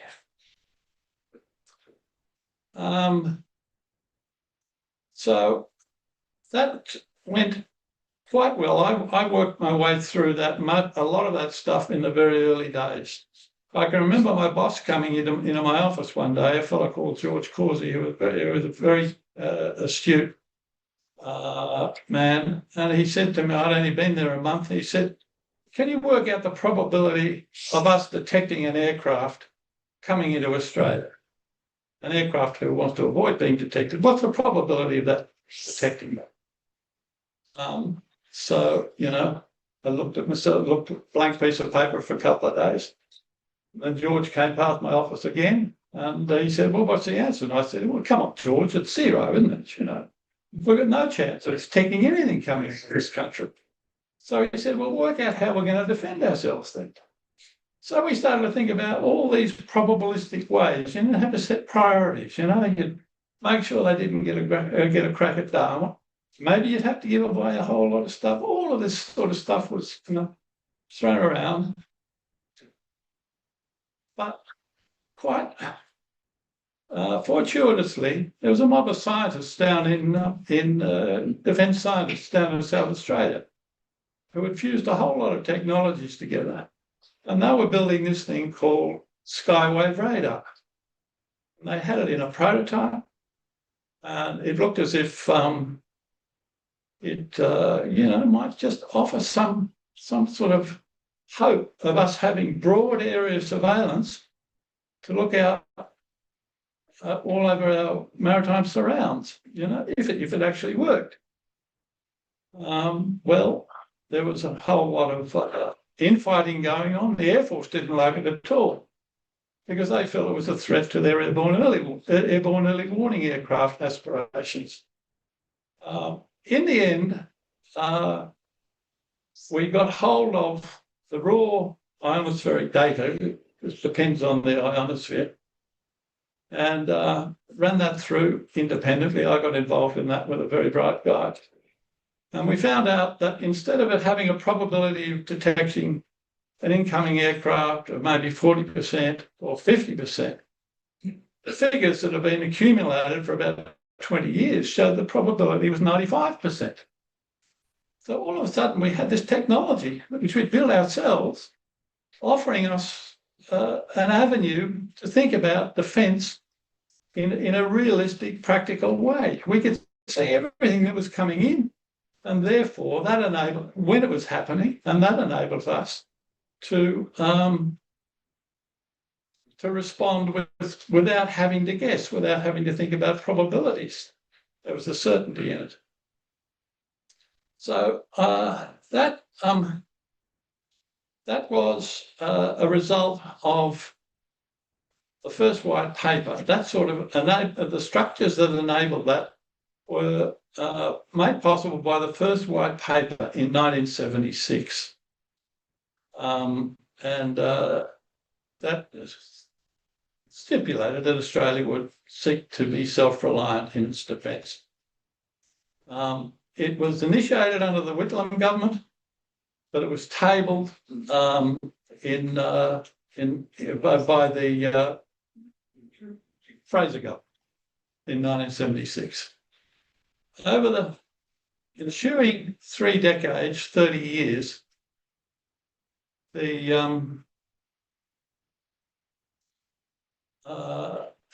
everyone, there was probably about 4 or 5 white papers were put out. Every one of them said what we're doing here is we're trying to make a self-reliant defence. We're happy to work with the Americans within limits, but this is how we're proceeding to look after ourselves. That went on more or less bipartisanly, with quite a lot of vigour and with steady money put into it for 30 years.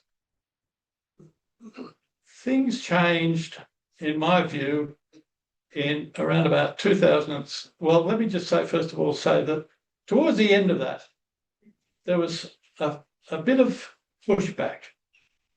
Kim Beazley, who had been Minister for Defence, and I was there when he was Minister for Defence. He began to have doubts. He began to have doubts about whether Australia really could look after itself, really could defend itself. And he didn't say much, but there was a lot of talk in the background about how can we really get the Americans to sort of, give us an assurance that they'll look after us when we get into trouble. One of the answers, where they came out essentially was to say, what we've got to do is think of some way of getting the Americans to put troops on our soil.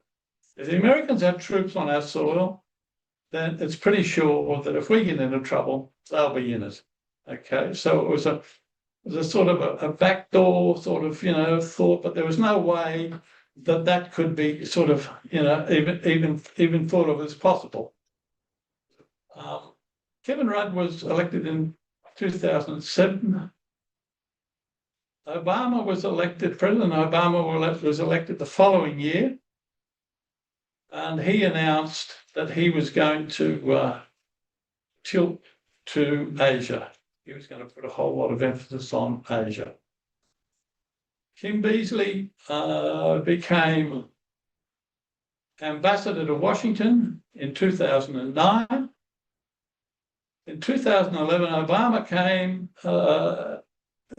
in a presidential visit to Australia. Julia Gillard was in the middle of a horrendous political period. And they had this very warm sort of we're all the way with America sort of thing going on. Parliament stood in its entirety and applauded Obama when he said he put 2,500 troops on our soil or whatever it was. And then Obama went home, and that was the end of self-reliance. It was never mentioned again. Okay, the next white paper was Abbott's paper in 2014. It was after a string of about 5 of them, deleted the word self-reliance. So self-reliance was killed without a murmur. It was killed by the applause of parliamentarians, and we are now. It essentially said nothing has since been said about where we are. If we're not trying to defend ourselves self-reliantly, are we trying to defend ourselves with America? If so, how? Well, that comes back to the whole question: how can we work an arrangement with America when America said, we can't give you any assurance. We won't give you any assurance whatsoever about your security. They've said that, repeatedly up front. Who was the guy who said it in 73? There was Nixon at Guam. He said, the Guam Doctrine. And the Guam Doctrine's been thrown back at us many times. So this AUKUS thing is just one manifestation of the madness, the rolling madness, unconstrained by any policy framework. There's no policy framework whatsoever as to how the security of Australia will be assured. How AUKUS came about, my own feeling is that there was, it was cooked up within the Five Eyes intelligence community. How else would the Brits turn up? I mean, you've got to piece all these things together, but with conjecture. Paul Keating has said that Shearer, who was head of the intelligence, well, in those days, they've now parked him as ambassador to Tokyo, that he was involved in it. And this strikes a chord with me because all of my life, working there in Russell Hill, it was well known that you had to put your foot on the intelligence people because they were basically mad. They lived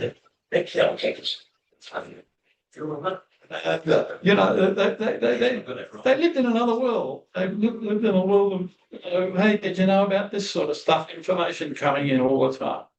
They had no concept of working within policy constraints and working to a budget and making things happen and trade-offs and priorities and all of that sort of thing. I mean that's anathema to the intelligence work. That's my view. I think it's pretty right. I think Keating got it right. It was cooked up by the intelligence people. They had access, and we always said the last thing you ever do is give them any mechanism to get access to government. Okay, they had access right into the heart of Morrison's government. So they fed him this stuff. And here we are now, anguishing over utter madness. Come from the official source of madness in the Australian government. That doesn't help us very much. The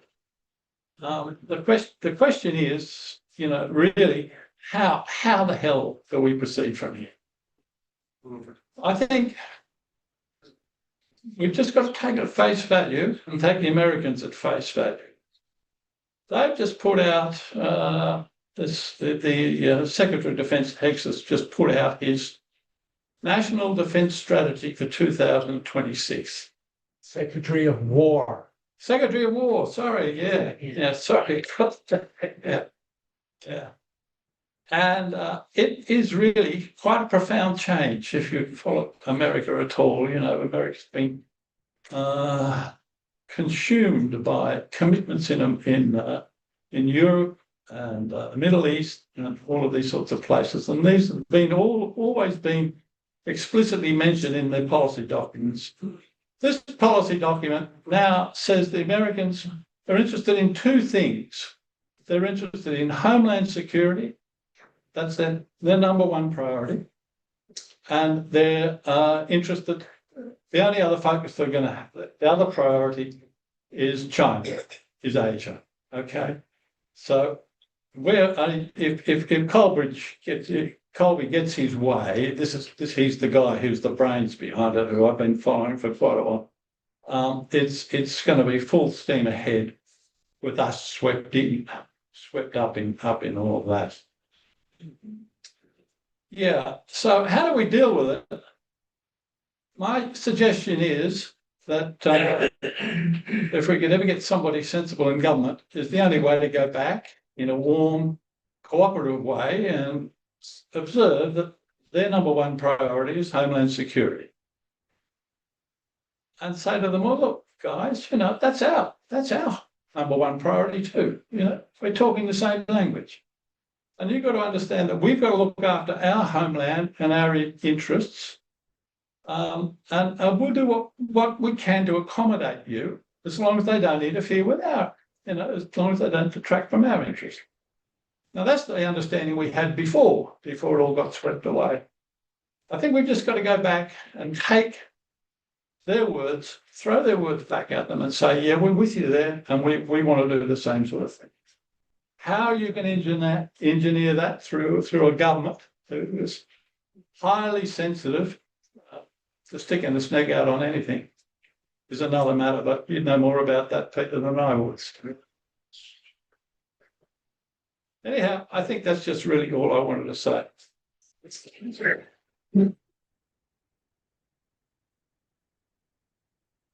Thank you very much, Mike, and we really have benefited this morning from all of the presentations, which have been not only thoughtful, but based in many instances on real life experience and professional reflection. And I think it does certainly help us as commissioners when we're getting that quality of commissions that come to us for the whole of the morning, and hopefully for public as well. We will have a bit of time to open up for questions. So as per our program, I'll ask Chris Barrie if he has any questions. Chris. Okay, thanks. Thanks, Mike, for that. In the Lowy poll released last week, it was reported that only 21% of Australians have confidence in US President Donald Trump to do the right thing in world affairs. That's not the form of my question. How do you distinguish the difference between a Secretary of War and a Secretary of Defence? I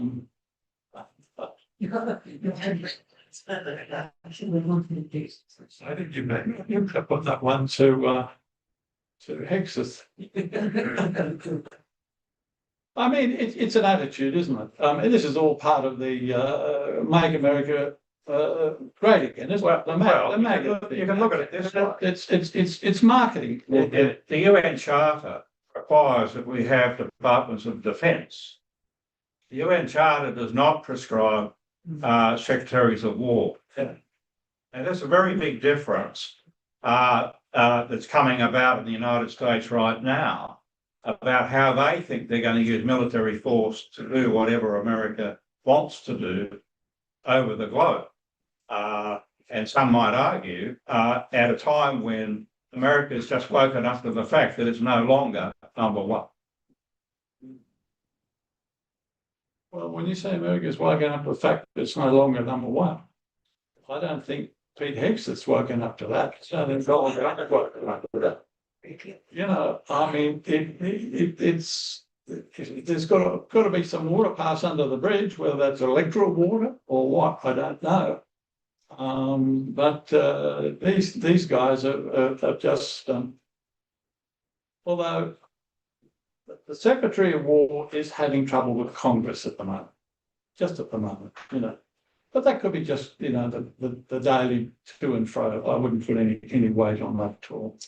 You don't think it indicates they're not bound by the UN Charter anymore? Well, my feeling is, you know, deep down they don't feel that they're bound by the Charter. Thank you. Thanks, Mike. Leanne. Just do you have a long background in working in government departments or policy? Well, I've worked 20 years in defence. Right, that is a long history. Well, I tell you, it was a long while. Chris will know those are long days in that place. Yeah, so I take your point that you don't have an answer to how to navigate politics, but I just wonder how you would go about what does a sensible defence strategy for Australia look like? Not how would we start mapping that out? Who are the types of people we get together? And I have one question for clarification. When you were talking about if Colby gets their way, I lost the thread a little bit. I didn't know who Colby was. Oh, Colby, Elbridge Colby, he's the Under Secretary of Defence. He's the brains. He's the guy who does all the policy settings, really. Right. Sorry. That's okay. That help? No, yes, and the second part of my question was who would you, like politics aside, who do you need to get in? How would we start as a nation to come up with in your view, a sensible and adequate defence policy? Well, you know, I think there are any number of people around. A mechanism I have thought may be that we get one of our former foreign ministers somehow to be running an official review of defence, because we haven't been reviewed. As I said, we haven't been reviewed since Obama came in and changed, threw everything out the window. There's Garrett there, there's Bob Carr, these sorts of people. We would have to convince the government that that was the way to go. And at the moment, I mean, there wouldn't be any point talking to the Minister Miles, trying to talking in broad terms. The government may be receptive to something put sensibly and sanely along the lines that we really do need to have a look at this. It really is out of control. We haven't got any way of dealing with the Americans. But the Americans come up and say something equally mad, come up with something equally mad as AUKUS. How do we deal with it? Thank you. Thanks very much, Mike. Carmen? To follow on a little bit, Mike, with your experience in the public service, one of the things I think that worries a lot of Australians is that things go on behind the scenes where undue influence is exercised without them having any sight of that. Pressures from, for instance, US defence industry, pressures from US personnel embedded in our own defence establishment. Do you have a sense of how this shift from Australia being a self-reliant force, as you say, moving in that direction in the 70s and beyond, to now doing what's good for the United States rather than what's good for Australia? How do you read the pressures that were brought to bear within the public service and within government? Because I think it helps us to understand how to reverse it if that were to be one side. As I sort of said, the influence of certain political operators was very strong. King Beazley, in particular, is an extremely effective backdoor operator, and he has a very firm view that self-reliance is not for Australia. So that's how it was brought. How the wheels fell off for self-reliance. The question is, how do we get them back on? Well, you've got to have somebody who believes in us. Gareth Evans believes in us. Bob Carr believes in us. There are others who do.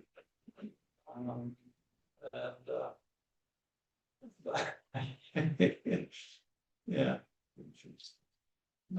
Look, thanks, Mike. Thank you, Carmen. Just a couple of quick ones. So I think that you addressed the question of the difference between the Virginia submarine and the Colonial submarine. And perhaps it's worthwhile exploring that, given that the first tranche of AUKUS delivery will be the second-hand Virginia submarines, whether they can fulfill or will fulfill a role respective of defence and defence needs, aka self-reliance or otherwise. Yeah. Okay. I mean, that's one of the pieces that I wrote all this recently. We looked at the submarine. This shows how old I am. We were then looking at the replacement of the Oberon class, which ended up being the attack class, but we're now talking about replacing the attack class. So the arguments were the same, but in the context of defending Australia. How do we defend Australia at sea and air approaches with the options available to us? That came up in the context of, what sort of submarine do we want? Do we want to replace the submarine? And all the work that we did said that most all the things that the submarine can do out there, it can do it so much less effectively, cost effectively than any of the other things we've got, like the long-range maritime patrol aircraft, in particular, in terms of anti-submarine warfare. Without going into it specifically, there was a range of things.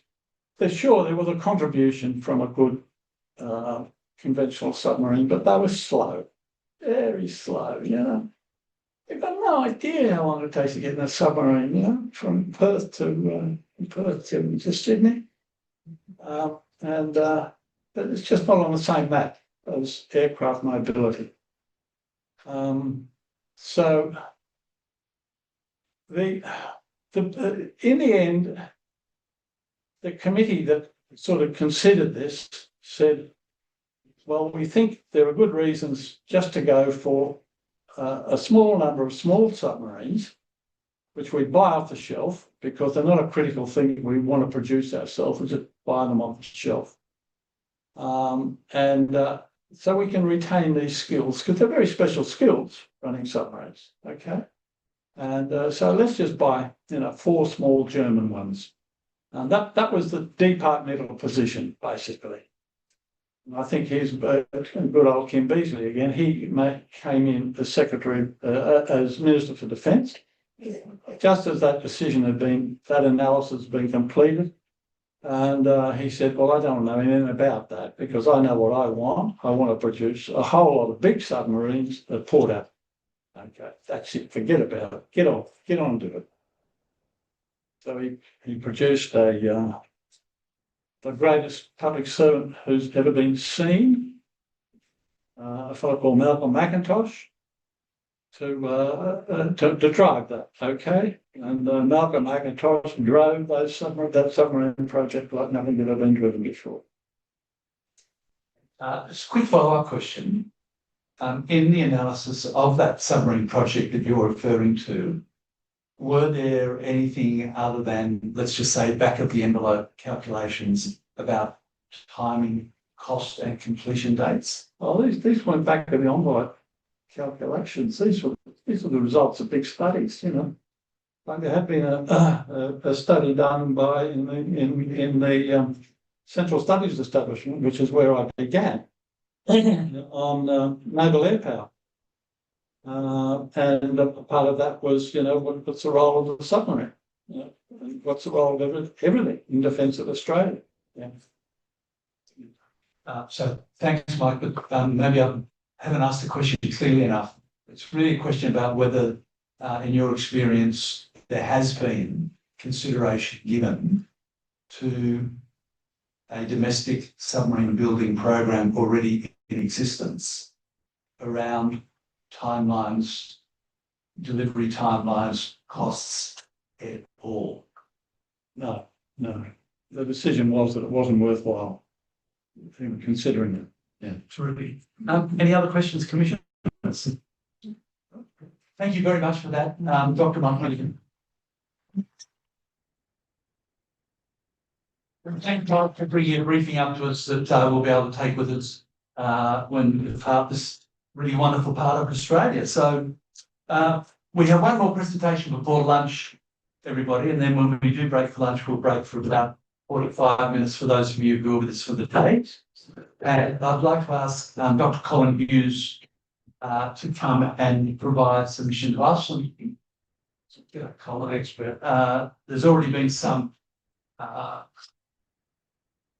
pretty substantial publicity on the East about some of the matters that Colin has raised, so we look forward to hearing from him now.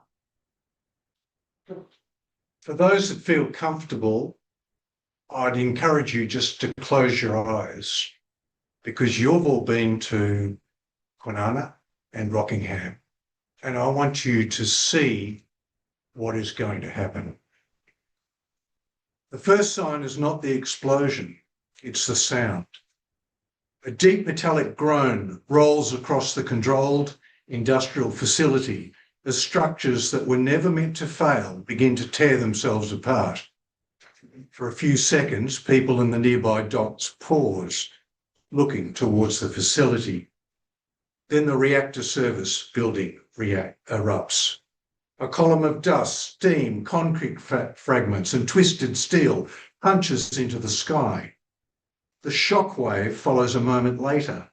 Windows explode inward, car alarms begin screaming, office fronts shatter. The blast is powerful enough to throw debris across roads and parking lots near the plant, but not a nuclear weapon city-destroying detonation. Houses at the nearby US base remain standing. People remain alive. The danger is only beginning. Within minutes, fires appear throughout the damaged facility. Thick black smoke rises from burning insulation cables, fuel stores and wrecked buildings. Orange flames flicker through gaps in collapsed walls. Emergency sirens echo across the surrounding suburbs. At the nearby daycare centres, staff rush children indoors. Teachers at the primary school pull students away from playgrounds and gather them in classrooms. Many do not yet know what has happened. Parents begin arriving in panic, creating traffic jams around the school gates. The aged care facility is slower to react. Elderly residents watch the growing plume through windows, while staff try to understand the conflicting emergency messages. Some residents require wheelchairs, oxygen, or constant medical support. Evacuation is immediately complicated. The firefighters arrive expecting an industrial fire. Instead, they find devastation. Concrete slabs are scattered across access roads. Twisted steel hangs from shuttered structures. Sections of the reactor building are simply gone. Fires burn in dozens of locations. Radiation alarms on emergency vehicles begin sounding, and some responders stare at the readings, unsure whether the instruments are malfunctioning. Commanders quickly realise this is not a normal fire. Crews are ordered to retreat from the most dangerous areas. Firefighters, accustomed to running towards flames, now find themselves facing an invisible threat.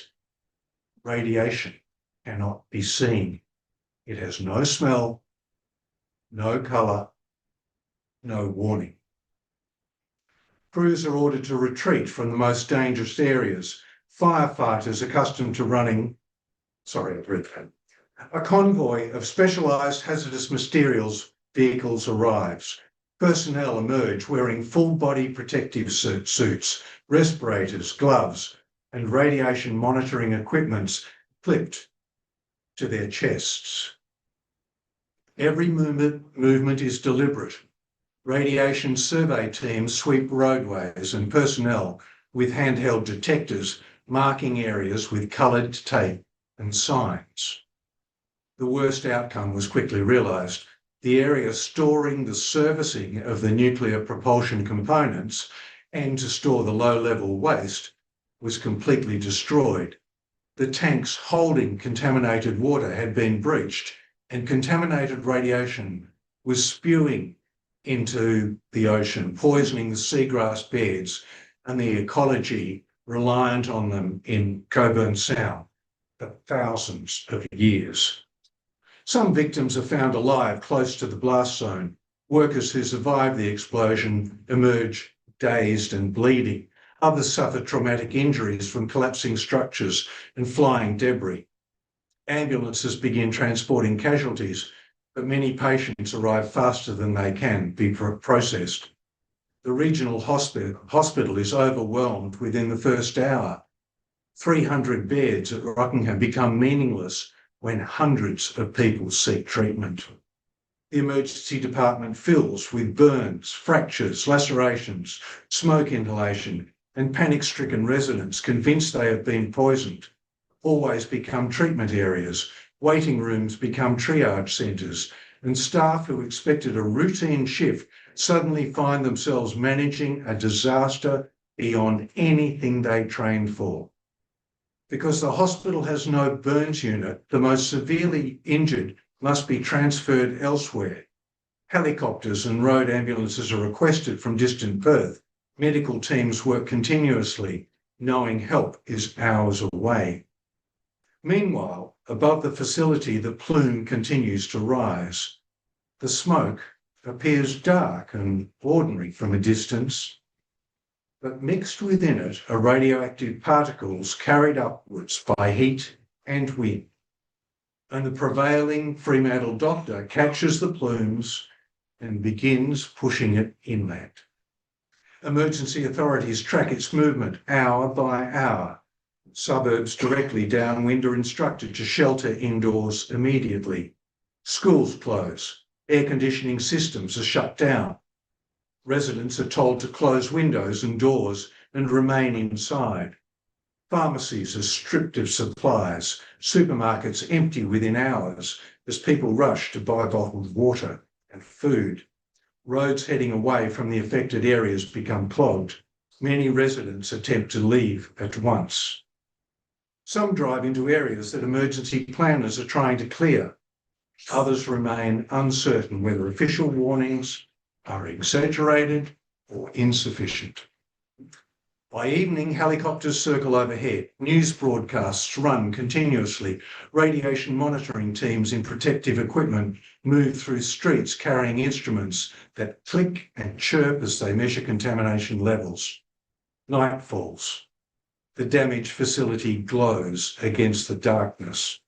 Floodlights illuminate clouds of steam. Fires continue burning in isolated sections of the site. Emergency vehicles form lines of flashing blue and red lights stretching for kilometres. The plume remains visible in the moonlight, drifting inland like a storm cloud. In the following days, evacuation zones expand. Entire neighbourhoods empty. Schools become temporary shelters. Sports stadiums become emergency coordination centres. Thousands of people are screened for contamination. Agricultural land is tested. Water supplies are monitored. Livestock are moved or destroyed in heavily affected areas. For many areas, the disaster never truly ends. Months later, some neighbourhoods remain deserted. Gardens grow wild behind abandoned fences. Children's toys sat unattached in empty backyards. Businesses fail, property values collapse, families are scattered across the country. Years later, the physical injuries have healed for many survivors, but the psychological scars remain. Former residents continue to wonder whether their homes are safe. Communities argue over contamination levels and clean-up standards. Some areas reopen, others never fully recover. The reactor itself becomes a monument to the catastrophe, a silent industrial ruin surrounded by security fences, monitoring stations and warning signs, a permanent reminder of the day an accident became a regional disaster. And this is just a nuclear accident from the propulsion system in the submarine if it explodes. Not a nuclear reaction from a weapon stored on one of those boats, or in the case, as Senator Linda has already told us, that makes Stirling Base a nuclear target. My name is Dr. Colin Hughes. I was formerly head of public health here in Perth. And I acknowledge the traditional owners, the Noongar, Whadjuk and Bilberman people that are going to bear a huge brunt of the nuclear storage and problems that are going to be related to that. My original submission to the Honourable Commissioners was merely to ask a whole series of questions as against the Senator has raised, because there is actually no nuclear safety plan for Rockingham, Kwinana, or the people of Fremantle and Perth in the case of a major nuclear accident. There is a tiny little plan and some reference to the storage of so-called low-level radiation that comes from the water cooling systems of the nuclear propulsion systems, which is going to be stored at Stirling, right next to Coburn Sound. Exactly. Where we have the recreational fishing and the seagrass so vitally important for our food. So the questions are really important. You all have a picture, I'm sure, of when the agreement was first signed, and then we had Morrison and Biden lined up, and Biden promised these are nuclear propulsion vessels. There would be no nuclear weapons stored on them. Are we really going to believe the fact that America is involved in a nuclear conflict in the Gulf, that it has a submarine that targeted that ship from Iran, needs repairs, and it can only be done at Fremantle and comes back in? We will neither confirm nor deny whether there are nuclear weapons on board. Well, that isn't good enough. As health professionals, our duty is to keep you safe. Western Australia listened to the science over COVID. We kept our economy going. We saved over 10,000 deaths because government listened to the health professionals. But they're not listening now.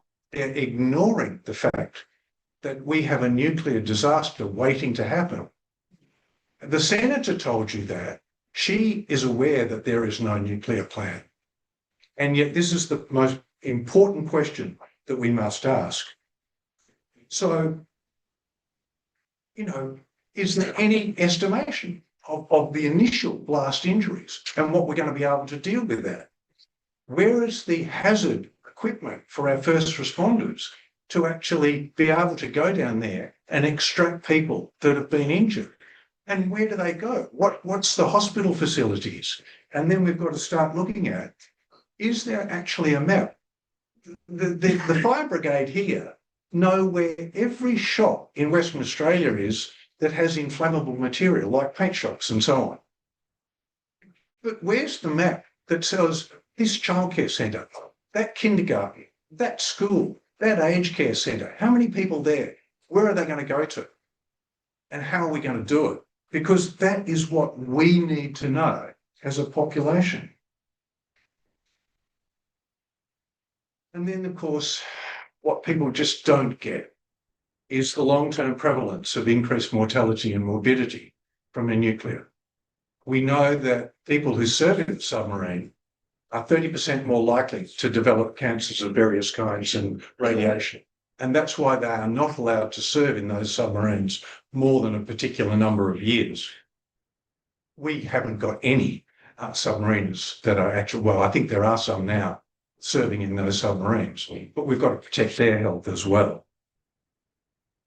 And so my plea is,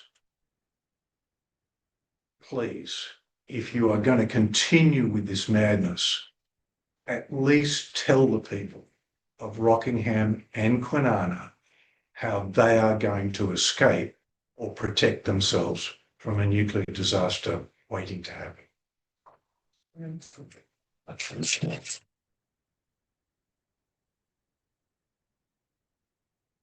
Thank you for that presentation, Colin, and again for the expertise from your role that you bring to this hearing. I'll invite commissioners to ask any questions that they have of Chris. Yeah, I'll start. Thanks, Colin. I guess on one hand, you're talking about preparedness and being able to cater for how we manage a catastrophic event. Is there any evidence from other countries on how to do that? Well, the whole of the basis of the detailed submission that I put in is actually based on Chernobyl and Fukushima. So the references are there. But, you know, there are very extensive plans for first responders, for managers, for commanders in what their roles are, and so on. And so the information is there. These are the description that I had, I must admit, was assisted by ChatGPT, because I asked it to tell me what would happen based on Chernobyl and based on Fukushima. So a lot of those images were exactly what would happen in the case of a nuclear explosion. No, I get that, but they've been doing these fuel changes and other things in America and in France and other places. And I've been told that it makes a big difference whether we're talking, high energy enrichment or low energy enrichment. There's totally different stories. And we're going for the top of the range in high energy submarines. Well, the argument that is in the official documentation is that it is only low level. When we actually look at the levels, the ministers are quite happy to claim that it is the same kind of nuclear emissions that you would get from medical investigations. That's absolute nonsense. And it is far, far higher than that. Now, it is certainly not the extreme of a nuclear explosion, but it is much, much higher. And so, even a mild explosion would create immediate problems in the low term. But then these facilities, given modern warfare, drone attacks, terrorism, have got to be planned for. And I think this is all I'm asking for. Yeah. Have you read Annie Jacobson's book on the nuclear scenario? The recent book that she wrote after 30 years. No, I haven't. Research. It's worth a read, and it will horrify you even more.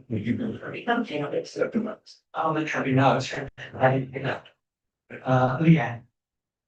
So the scenario that you went through, if I just get this right, was on an explosion in the propulsion system in the submarine itself. Yes.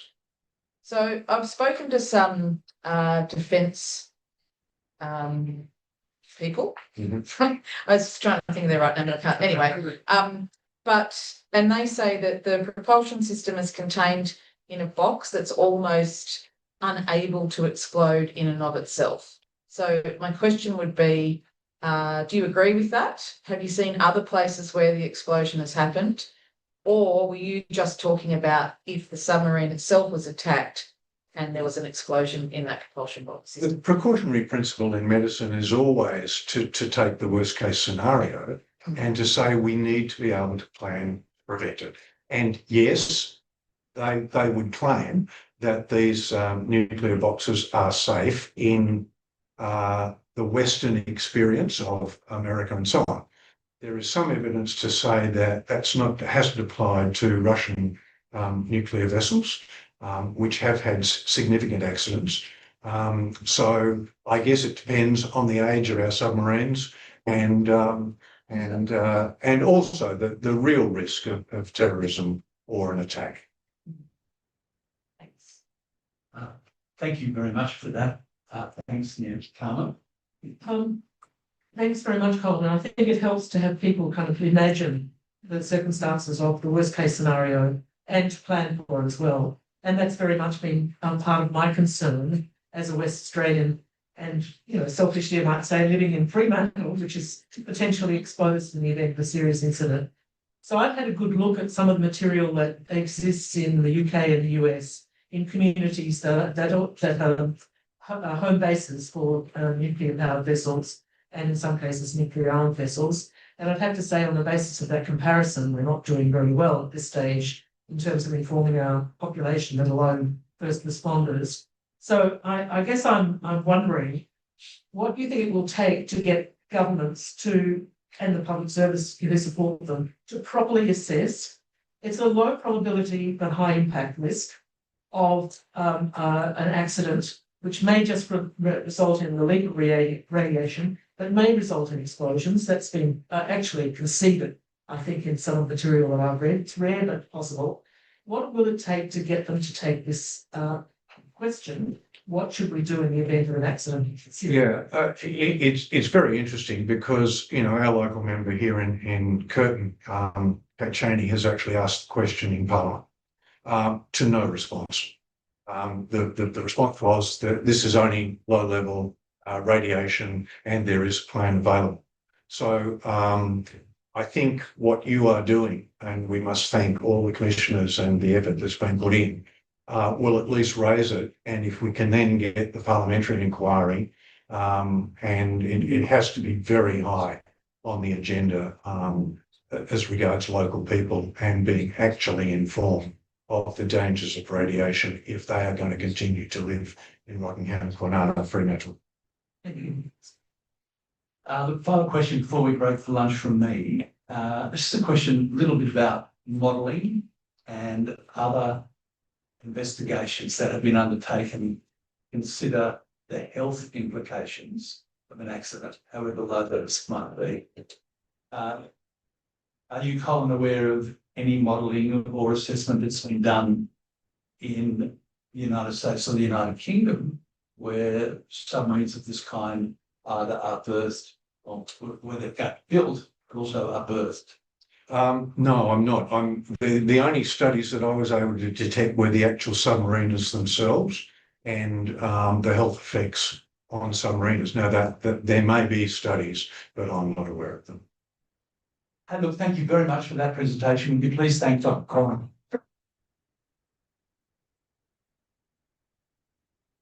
And we're going to break for about an hour and a little bit to have some lunch. And then we'll come back and resume our hearings here at 1:45. So those of you who are interested in staying, we'll see you back here, start at 1:45. Thank you.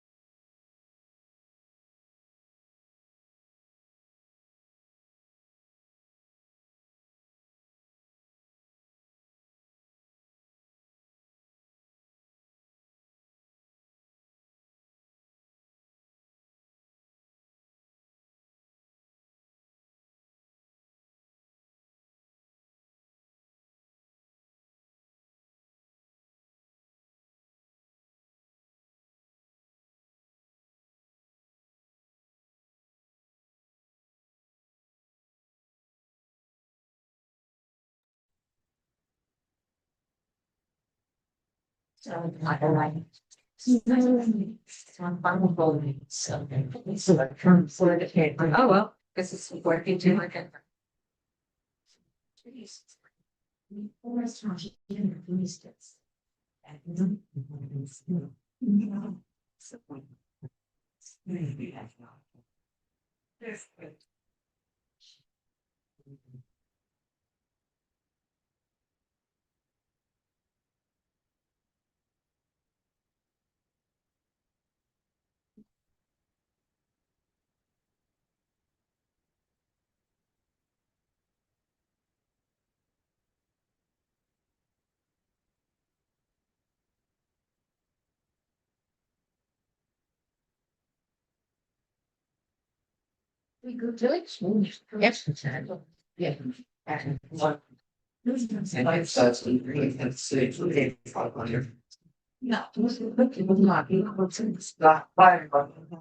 $1.45.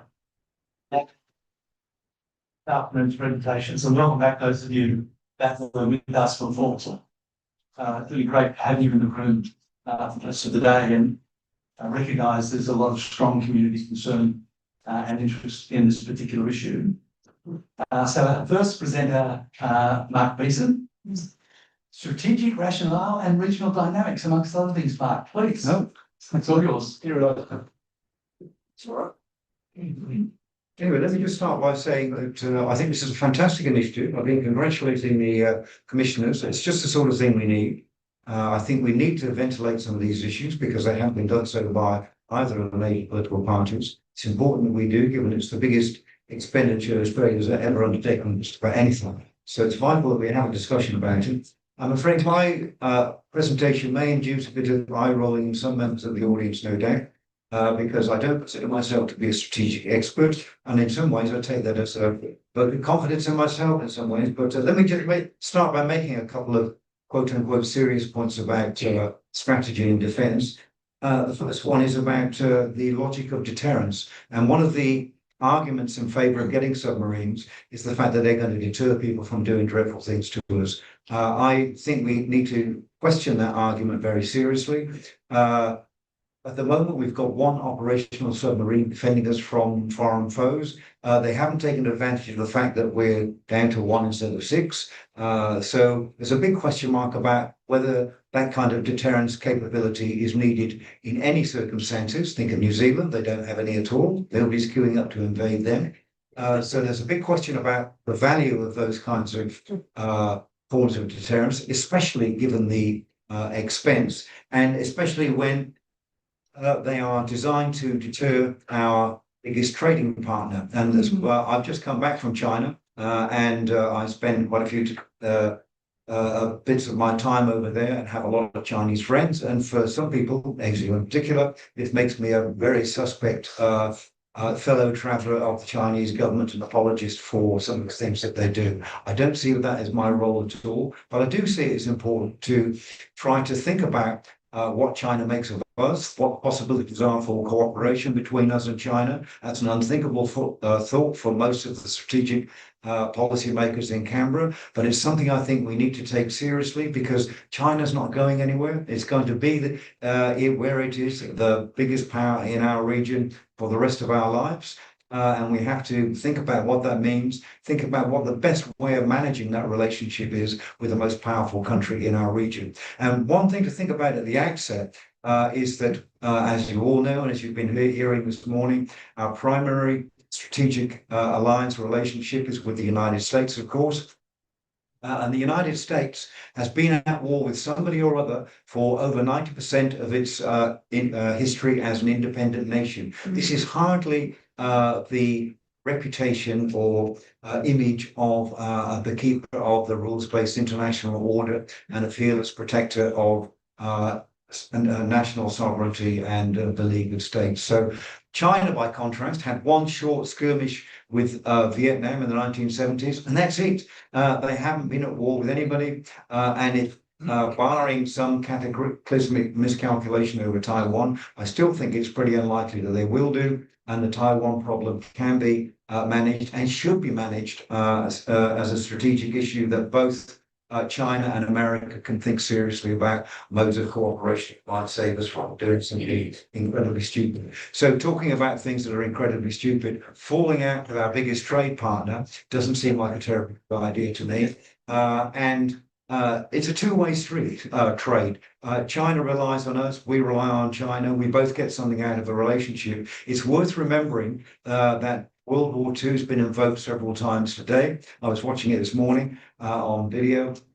And a number of people pointed out that the last time that we were really under threat was probably World War II. It's worth pointing out that Japan became our biggest trading partner within about 20 or 30 years of the Second World War. And with American assistance, it rebuilt itself from an irradiated wasteland into the second biggest economy in the world. In the process, we had closer economic ties with Japan, and from being this hated figure during World War II, they came to be, in the words of Tony Abbott, no less, our closest friend in Asia. So international commerce, international trade, interdependency between sovereign nations is a good thing because it helps to have a pacifying effect on both countries because they both see something to lose. And it's worth thinking about China as a threat in this context, because China is the biggest trading nation in the world. Why would China want to interrupt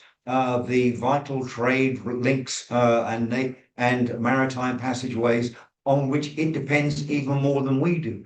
So it would be madness for China to even contemplate such a thing, especially given that it's risen to global prominence as a consequence of embedding itself in the international rules-based order, in inverted commas, that the Americans were instrumental in creating in the aftermath of World War II. And I think we have to acknowledge that that was an important period for countries like Australia and the so-called global north. Wasn't that great for the global south? And China is addressing that issue as we speak. And the other thing to mention, there's a striking and alarming contrast to be made between the United States and China in their international behavior at the moment. For what it's worth, I think China is serious about trying to maintain the rules-based international order. It's a champion of global multilateralism.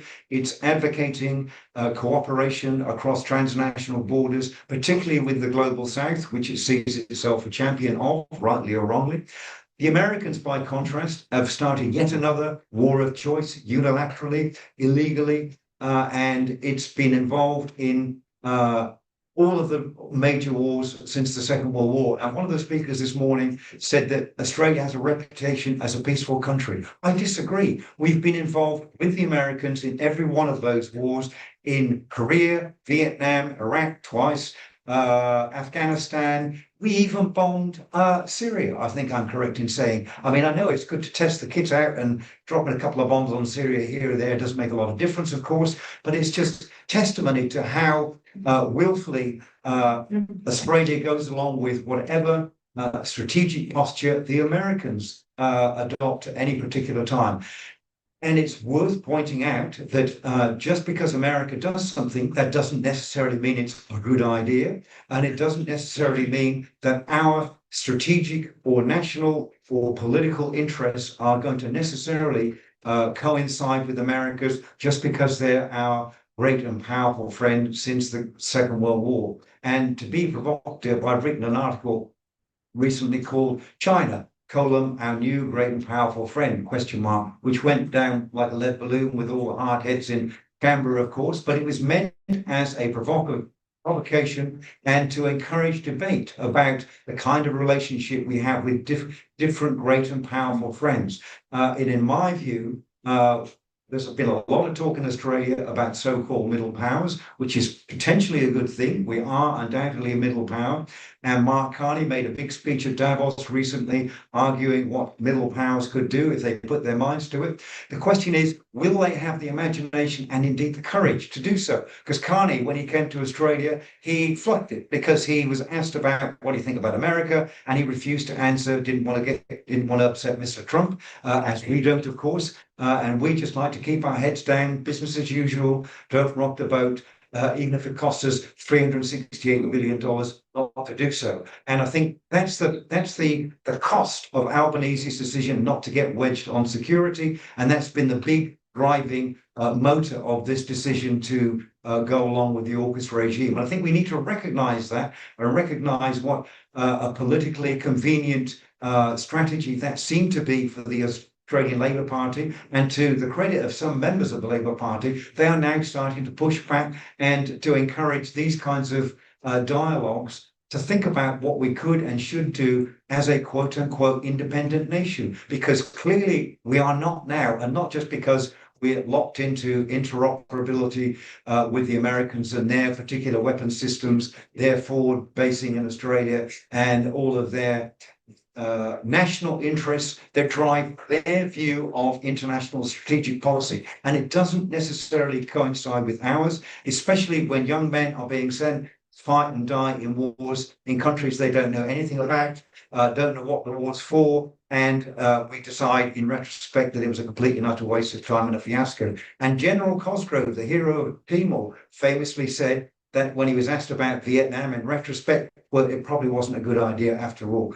Tell that to the 2 to 3 million Vietnamese civilians who died in that war for no good reason whatsoever, because now they're our pals, we want to have trade with them, we want to have long-term diplomatic relations with some Southeast Asian nations. And so we should. And if we are independent middle powers, maybe we should think very seriously about having a closer strategic relationship with some of our immediate neighbours. It won't be easy because the Southeast Asian nations have divisions amongst themselves and are famously pretty instrumental and hedge their bets about great powers. But maybe we should take some lessons from that. Think about who our real neighbours and contemporaries and peer group are, and they're not China and they're not America. On the question of China, though, at the moment, and no doubt I will seem like the proverbial useful idiot for many of you, but at the moment, China is actively promoting multilateralism.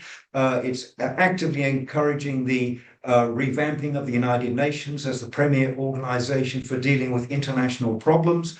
And it is actively doing something about climate change, which I, rightly or wrongly, regard as being the key issue that we all face as a species, never mind an individual country.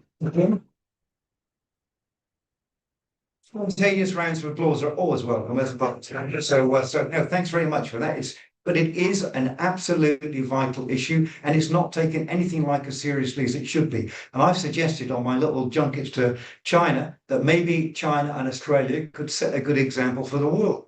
On climate change, China is now 50% reliant on green energy. They are exporting huge amounts of solar panels and other green energy infrastructure to the rest of the world, and helping them to make the transition to a more sustainable environment as well, which is obviously in our interests, because if for no other reason, our quote unquote Pacific family, which is a patronizing expression if ever there was one, they are going to disappear beneath the waves in the next few years. Are we going to welcome them with our open arms? I don't think so. I hope to be proven wrong about that. But that's the kind of double standards that Australia is still practicing when we're still digging up coal and shipping it off to whoever wants to buy it off us. So my suggestion on the environment was Australia could agree to stop mining coal. Not many jobs involved anyway. Most of it's owned by foreign multinationals. Who cares? So we stop mining coal, and by reciprocal agreement, China agrees to stop building coal-fired power stations, which they're still doing, and they don't need to because they've got so much green energy, they've got it coming out their ears now. So they're doing really, really well, and they're doing the rest of us a favour as well. But I would go further than this in terms of cooperation, and you can imagine how this will go down in Canberra. I would suggest that we could give up the AUKUS project altogether, and let me just echo the words of the speaker this morning who was talking about the technological advances in strategic thinking. I would bet an awful lot of money, well, not 368 billion, but quite a lot of money, that by the time the AUKUS submarines are due to arrive, I don't think they ever will arrive, because the Americans can't build enough for their own needs, apparently, so they're certainly not going to give us any. But by the time that they do arrive, if they ever do, They will have been taken over by a technological revolution, undersea warfare. It'll be cheap and cheerful drones. They'll be able to find them easily and destroy them. And so those 300 and whatever they 68 billion we spent on submarines will have been a complete and utter waste of money. It won't have deterred anybody in the meantime, because if China is not deterred by America's overwhelming military might, they're not going to be deterred by us having 3 or 4 second-hand attack submarines that may or may not. Very spontaneous ovations. I'm thrilled. So very good. So but anyway, I think I'm getting close to the end of this. You'll be relieved to hear. But seriously, I think call me alarmist if you like. And I feel sorry for there's some younger members of the audience. Delighted to see you, chaps, and anybody else who's here. But all of this is for your benefit in a way, because my generation has stuffed up the world accidentally most of the time, but intentionally in some cases. I mean, ask Mr. Trump. He's drill, baby, drill. That's your future going up in flames as well. So there's a lot at stake. We are at a particularly perilous moment in human affairs, unilateral wars, Putin talking about, well, should we use tactical nuclear weapons or not? That sounds like a good idea to me. But so there's those kinds of things being routinely talked about. The environment is continuing to be stuffed up. Ask the Palms. I mean, even Britain is overheating now, unbelievably enough. So it's a real thing. It's getting worse. We're not doing anything like enough to do something about it. So that's the real thing we should be thinking about, it seems to me, not having these anal debates about which submarines are really the best, how long can they stay underwater, will they be detectable. It's all complete and utter bullshit, in my personal opinion. And it's so anyway, no, I think that's what we should be thinking about. And we owe it to the younger generation who aren't going to have any future unless we really think about what we're doing and change the discourse. How you do that in Canberra, this is the big question. This is a start. This commission is a start in trying to have a national conversation about it. I think I've been talking to an audience of the what do we call preaching to the converted, I believe is the appropriate cliche, because you all look as if you're kind of on side and nobody's thrown missiles at me, which is a relief. But so I'm guessing you don't take much convincing. But the question is, how do we convince, or at least have a dialogue, a meaningful conversation with the people who are setting the agenda for our strategic policies and spending vast amounts of money, which could, this is the phrase from economics, opportunity costs. We could fix free education for higher education. We could fix the social housing problem. We could fix the remote community problems and their sort of housing and blah, blah, blah. And make the green transition, of course. So we could do lots of things with $368 billion that are much, much more worthwhile and would be a much greater contribution to our national and global security. We could even do something for other less fortunate people in other parts of the world. And indeed, I think we're so safe, secure, and privileged in Australia, we have a moral duty to think about that, not just ourselves, but to help other people who are less fortunate. Yeah. Just say that, oh yeah, no, it's just an answer to English. Thank you for that. And Yes, we certainly are really keen to have a national conversation, build and develop around AUKUS. Look, I'll quickly go to questions. I might go a little differently from this morning. Carmen, I wonder if actually you might. Yes, thanks very much indeed. So I think it's helpful for us to place this discussion in the context of our international relations, because that's, after all, one of the problems we're supposed to be solving. I'm sure you'll be aware, as a regular visitor to China and someone who no doubt is familiar with some of the criticisms of the Chinese government, that the supporters of AUKUS will often point to, for example, the treatment of the Uyghurs, the invasion of Tibet, the treatment of dissidents, and so on, as evidence that China actually has nefarious motivation toward a country like Australia. How do you counter that argument when you're talking to a wider community and trying to say to them, yeah, China has its faults, but... Yeah, no, it's a good point. No, China has done some dreadful things to people in China, dissidents, people from ethnic minorities. There's no doubt about it. However, I've just come from Urumqi, believe it or not, Xinjiang, because I've always wanted to go there, see what's going on. It's like any other part of China in many ways. Lots and lots of horrible big flats, but they're all new. They're all comfortable. They're all better than living in some horrible shanty. So it's nothing like I expected at all. All the Uyghurs I met were pretty happy and chirpy and all wearing designer outfits. So the young people are just like young people anyway, all wandering around with phones and having a good time. Apparently, some of the other cities are a bit more ethnic and a bit more Uyghur intensive, if I can put it that way. But you got to fly 2 hours from Urumqi to get to them. I hadn't realised quite how big Xinjiang was, so I've got to do a bit more research before I go on these trips, I think. But generally, without wanting to be too flippant about it, yes, China hasn't got a perfect human rights record. Yes, they are authoritarian, but let's do a bit of comparing and contrasting. Think about America. Lots of serious American scholars, unlike me, think that America now ticks all the boxes of a fascist state.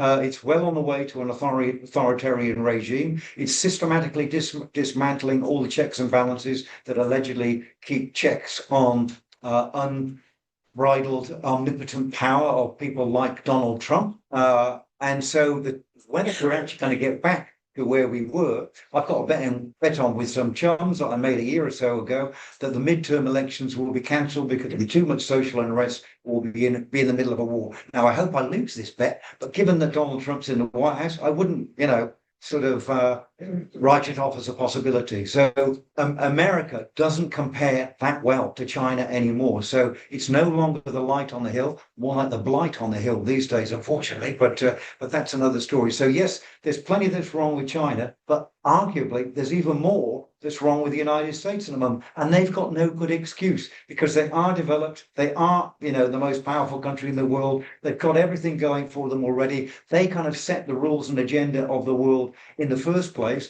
China's had to fit into that. It's done pretty well out of it. There's no doubt about that. But at the moment, China is the champion of multilateralism, cooperation across borders, and recognizes that there's a collective dilemma in front of us, and only cooperation is going to save civilization. This is a phrase that Antonio Guterres frequently uses, and it's not just mine, but that's what's at stake. And it's not that far off. I don't think that's the other point to recognize about it.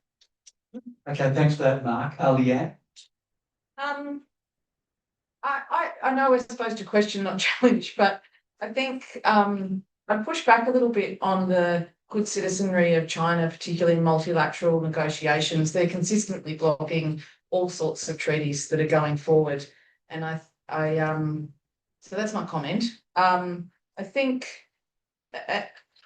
my question would be, do you think there's anything, for our defence posturing, do you think that we need to do anything other than trade with China in a defence?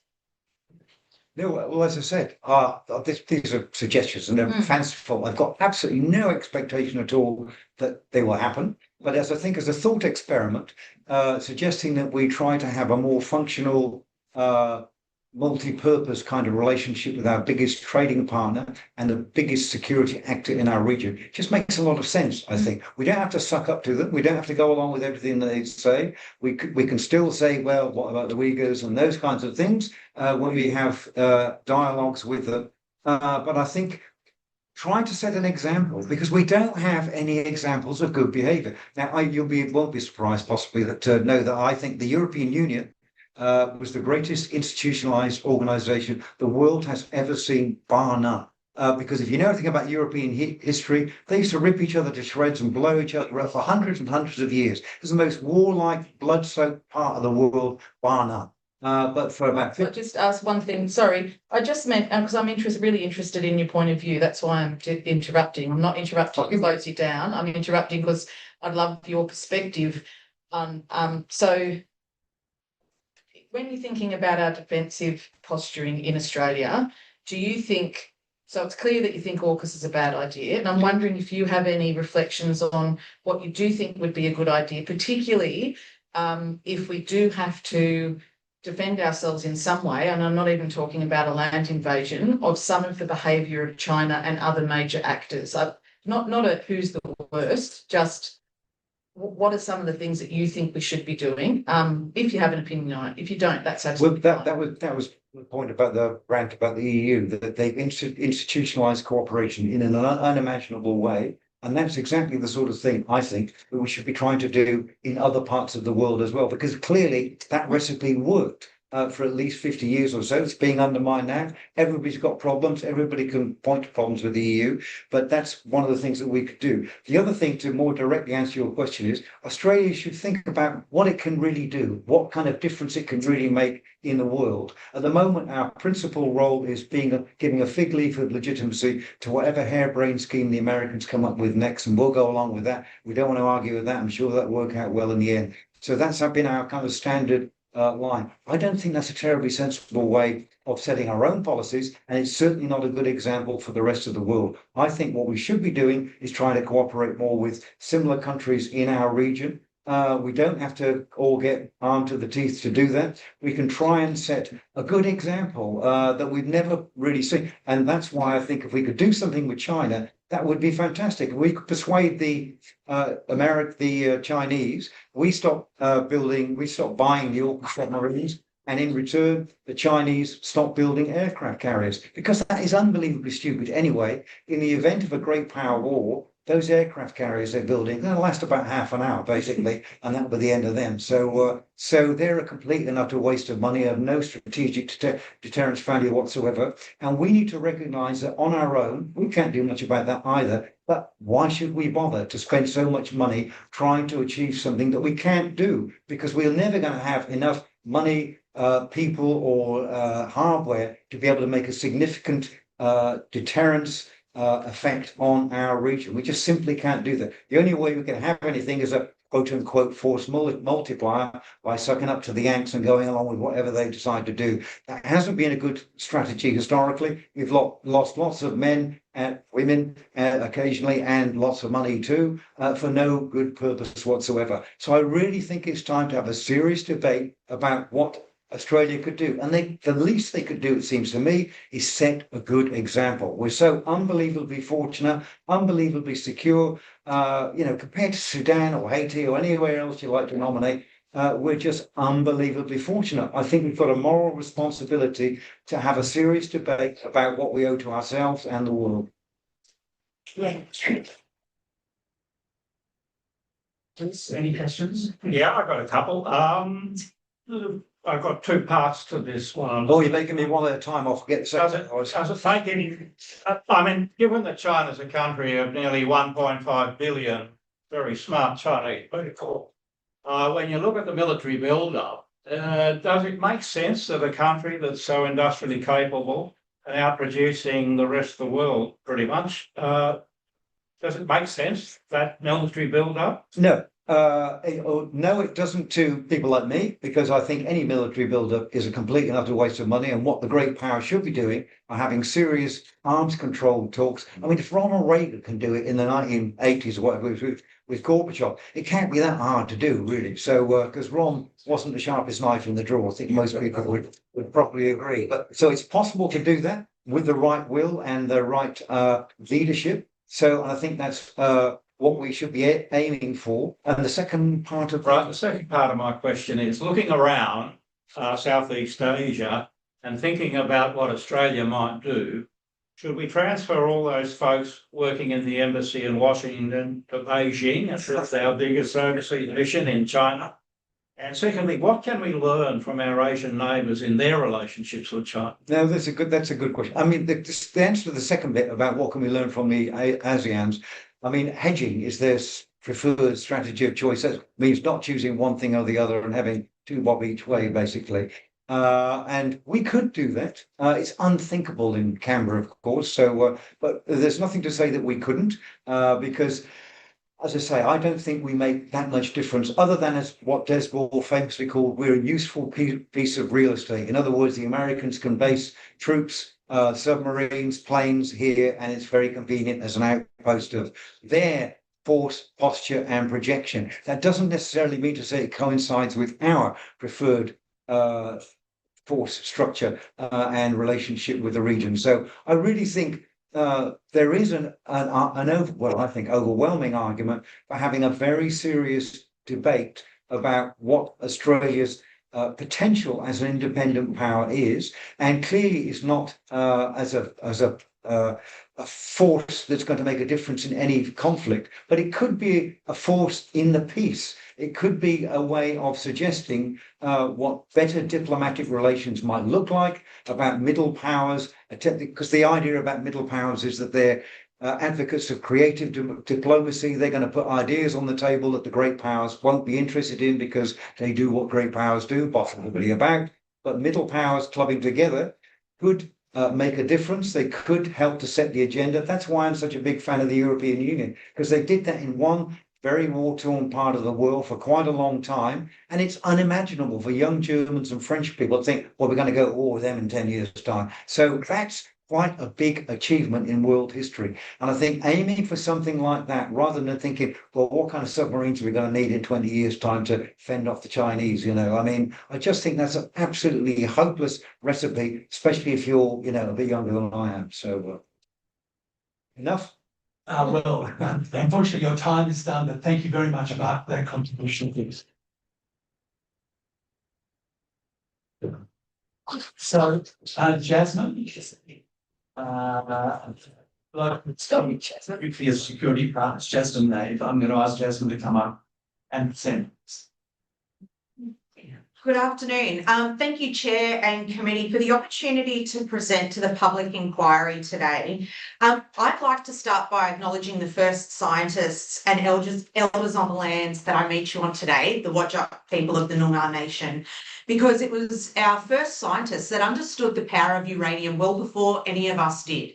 And the first natural nuclear reactor actually occurred in the ancient Oklo in Africa. And so we've known about nuclear technologies since the dawn of time. My name is Jazz. I'm a mother of young children. I'm also a modern day veteran who has seen conflict and the cost of war. I've lost some of my soldiers. And I'm deeply passionate about ensuring we secure a future for our children where our environment is thriving and there is stability among nations. But we're not there yet. Professionally, I'm a nuclear engineer and I specialise in securing nuclear materials and technologies. I'm also a big, passionate supporter for growing the Australian science, technology, engineering and mathematics, or STEM workforce. And I engage young people every day, encouraging them on the possibilities of being in a STEM career. Because if we want to thrive as a nation, we need our own scientists and engineers pioneering solutions to complex problems. My objective today is to posture that AUKUS is not actually about a submarine, but rather an avenue for Australia to ensure that we can secure our region as our neighbours embark on quite significant nuclear power programs. We cannot afford to ignore this. I'm the Managing Director of Global Nuclear Security Partners in Australia, and we're an international network of nuclear security professionals who work with clients across the world at the intersection of nuclear security, governance, safeguards, emergency preparedness, and stakeholder engagement. This experience provides me with a unique perspective of the challenges and opportunities associated with increasing nuclear activity across our region. So the Indo-Pacific is becoming more nuclear. It makes it more complex. The Indo-Pacific region is undergoing a profound strategic transformation. Across Asia and the Indian Ocean, nations are expanding civilian energy programs, investing in advanced nuclear technologies, modernising military capabilities, and investing in its energy sectors. We've got countries like China and India who are significantly expanding their already well-established nuclear programs, and then countries like Indonesia, Vietnam, Thailand, and the Philippines actively exploring new nuclear programs. And this is part of their future energy mix and to support their decarbonisation goals. As nuclear activity increases across both civilian and military areas, so too does the complexity of maintaining regional security, safety, safeguards, and non-proliferation standards. It is in this context that AUKUS should be understood. While often characterised as primarily a defence partnership centred on a nuclear-powered submarine, AUKUS presents a much broader opportunity for us to strengthen our nuclear stewardship and regional security throughout the Indo-Pacific region. This program provides us with a framework through which Australia can help establish higher standards around nuclear governance, transparency and reporting, and security at a time when our region is becoming increasingly nuclear. But Australia's challenge is how do we ensure this is being done safely? We have been a nuclear nation for over 70 years. Historically, we've had limited experience operating with domestic nuclear through our research reactors. We've had 3, fun fact for those that don't follow the nuclear news. However, AUKUS presents a unique opportunity for us to develop expertise, build institutions and regulatory systems that contribute meaningfully within our region across nuclear stewardship. AUKUS has the potential to enhance our regional security in 3 ways. First, it can help raise regulatory and governance standards. Australia's investment into its nuclear regulatory institutions is intended to ensure that our regulatory frameworks are independent and that oversight mechanisms are internationally credible and that we are maintaining gold standard of safety and security arrangements. By adopting best practice approaches aligned with the International Atomic Energy Agency, Australia can demonstrate what responsible nuclear stewardship looks like in practice. We can provide an important example for emerging nuclear states whose governance frameworks may still be developing in a region where nuclear maturity varies considerably. This can help us contribute significantly to regional confidence and our local security. Second, AUKUS gives us the opportunity to strengthen incident prevention and response capabilities. As nuclear-powered vessels operate more frequently throughout the Indo-Pacific, and it's not just through military means, civilian commercial maritime is looking to use nuclear propulsion as part of its decarbonisation plan. We can make sure that there is a coordinated approach to emergency preparedness, environmental monitoring, safety assurance, and security response. We can build regional partnerships to do this, and AUKUS gives us the opportunities to improve our interoperability with regional partners and establish mechanisms on how we respond effectively to nuclear and radiological incidents. These arrangements contribute directly to our regional resilience and reduce the likelihood that accidents or security events could occur and undermine the confidence in peaceful nuclear technologies. Strengthening regional preparedness ensures that if a nuclear or radiological incident occurs anywhere within the Indo-Pacific region, our neighbouring states have a greater confidence and appropriate response mechanisms to manage with that. Third, AUKUS can reduce strategic ambiguity. And what do I mean by that? One of the big challenges we've had internationally around AUKUS is our commitment as Australia to abide by our non-proliferation of nuclear weapons treaty obligations. This is an important step for us to prove to our regional neighbours that Australia is still maintaining its transparency and adherence to international norms, and we are not a country that is proliferating nuclear weapons technologies. In doing so, we can generate greater trust and confidence and stability among the region, limiting the spread of nuclear weapons. Next is the cost question.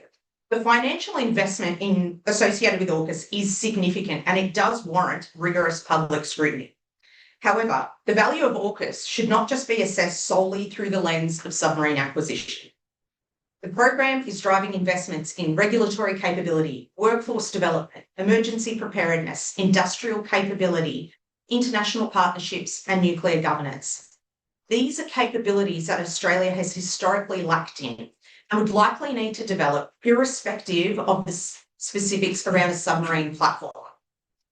This contributes to Australia's long-term national resilience, regardless of what the future security environment looks like. The question should therefore not be simply whether Australia can afford AUKUS, but whether Australia can afford to remain underprepared in a region that is becoming increasingly nuclear and technologically advanced and strategically contested. What we have not nailed so far, though, is transparent communication and social licence.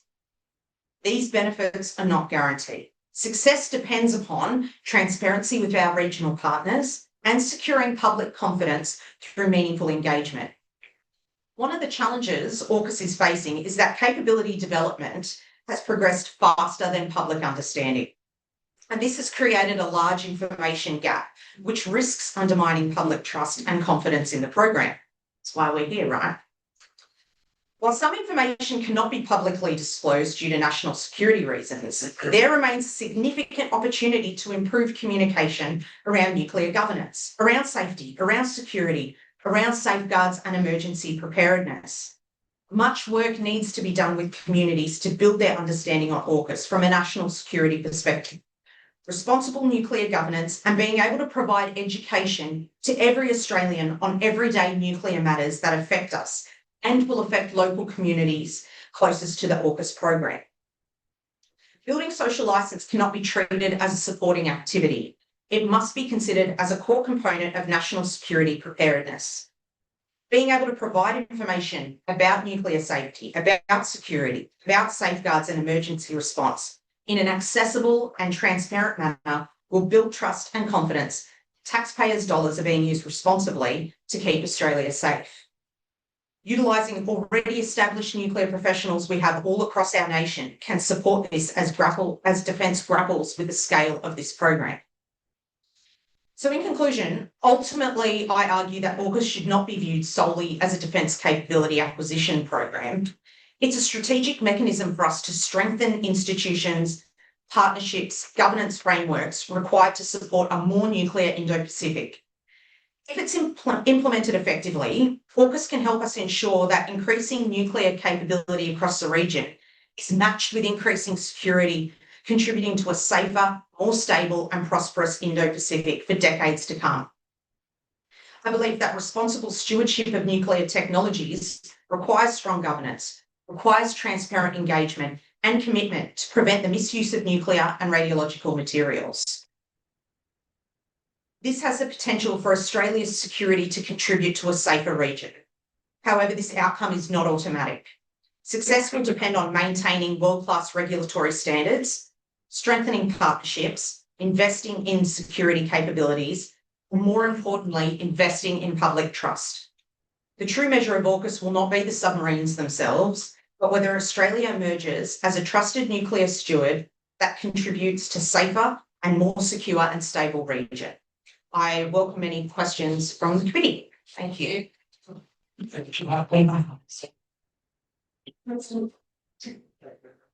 of the important things about this inquiry is that we have invited people with a view, whatever that view might be, about what AUKUS to present. And I appreciate you coming on today on that basis. So we'll go to questions from commissioners. I'll just go to Carmen to begin with. Thanks very much for your presentation. In your submission, and again, you argued it in talking to us today, you say that decisions such as AUKUS, in particular in this case, a whole new industry surrounding nuclear powered vessels, shape communities, relationships and future generations. But unfortunately, there hasn't been the necessary discussion and openness with the community. Have you seen any recent attempts by government to really open up about both the risks and the benefits, as opposed to some of what might be called the kind of the superficial assessments based on things like the number of jobs or the amount invested in the community? And what form do you think such information and discussion should take? Yeah, great question. I attend a lot of the public events that Defence holds around WA because, like I said, I'm passionate about young people and giving them opportunities. I'm also a mum and I want to understand what's happening in the region. And what I see is there's been attempts of engagement, but it is not as transparent and at a human level that I think needs to occur. Now, this is Jazz with her nuclear industry hat on. If I was running a power plant in a community, I would be transparent with them about how we operate it, what happens in an emergency, and it would be a back and forth discussion. That's a lot harder to do in this instance because Defence is building this program and its capabilities as it's trying to communicate with the community. So their ability to be transparent might not be there because they might not actually have the answers themselves yet, which is, I think, where the information gap exists. No, I'm not speaking on behalf of Defence. I'm speaking as someone in a community who observes this. And this is why I posture that there's already an Australian nuclear industry and professionals who can help answer a lot of the technical questions around nuclear, because a lot of the concerns are around safety or about emergency response or about waste and how it's handled.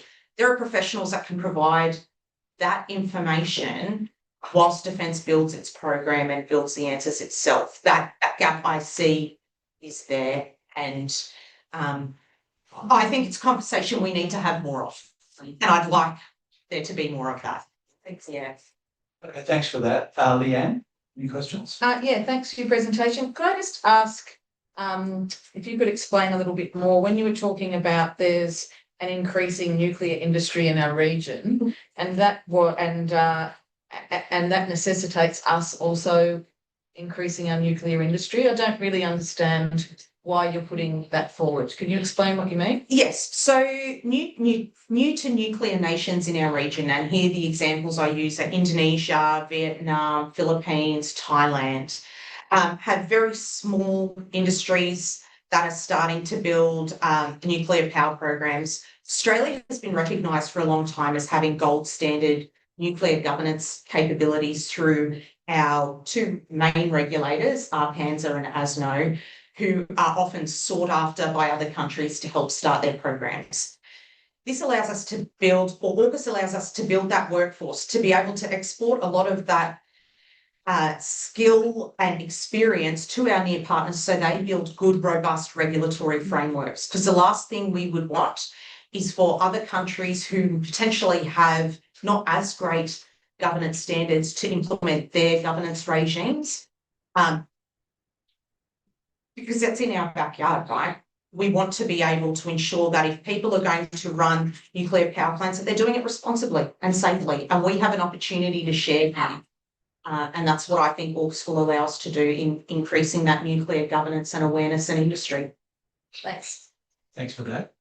Chris, any questions? Yeah, thanks for Jasmine for that presentation. I'm sitting here thinking about rebuilding Australia as a country of influence in our region, and I think you've picked up on that theme. But I'm looking at the advanced capabilities in Pillar 2 of AUKUS. What you're suggesting is not included.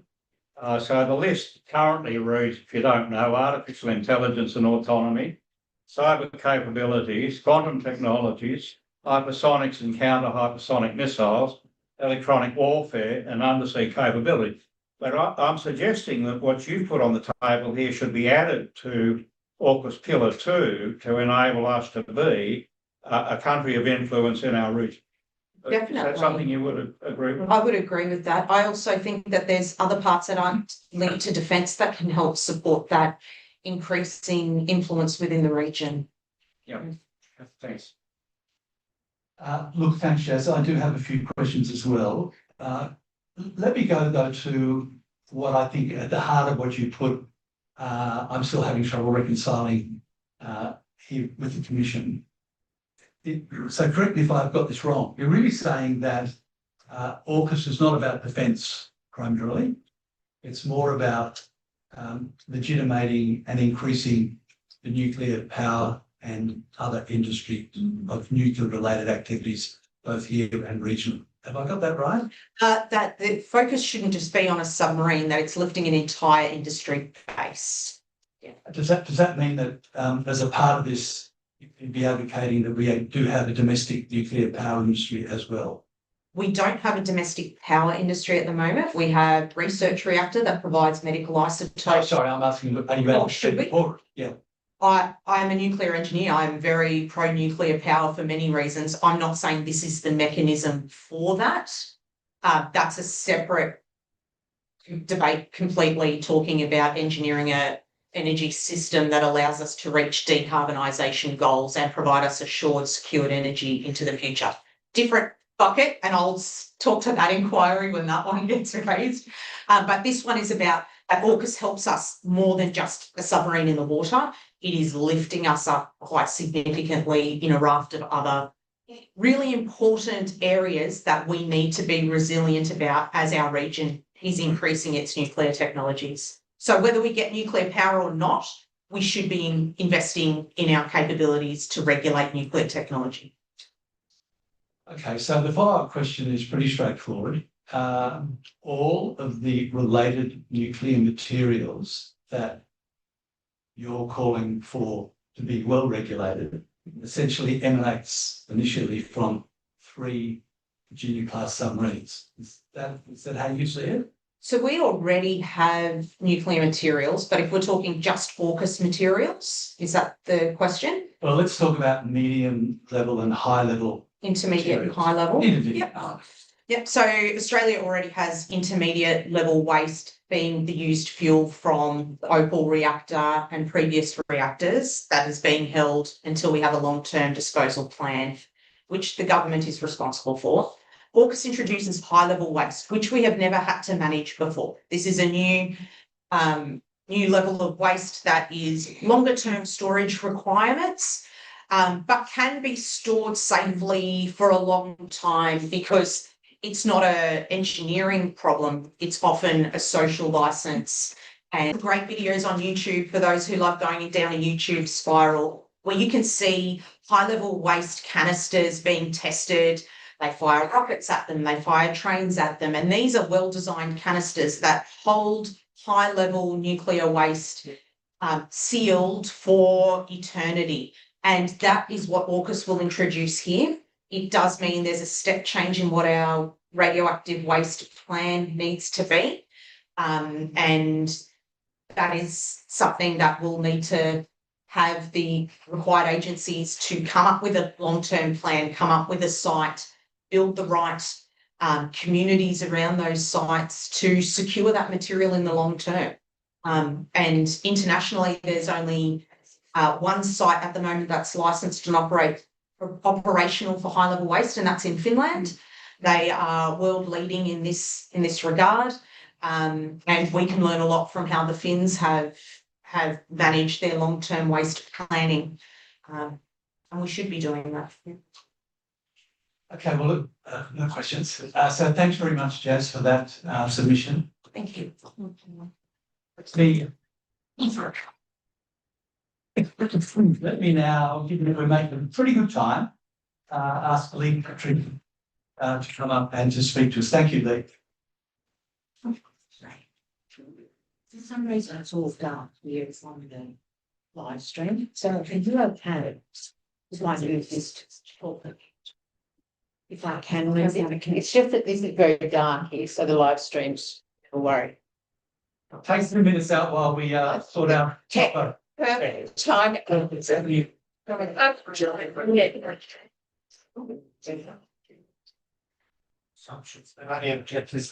And you stand here.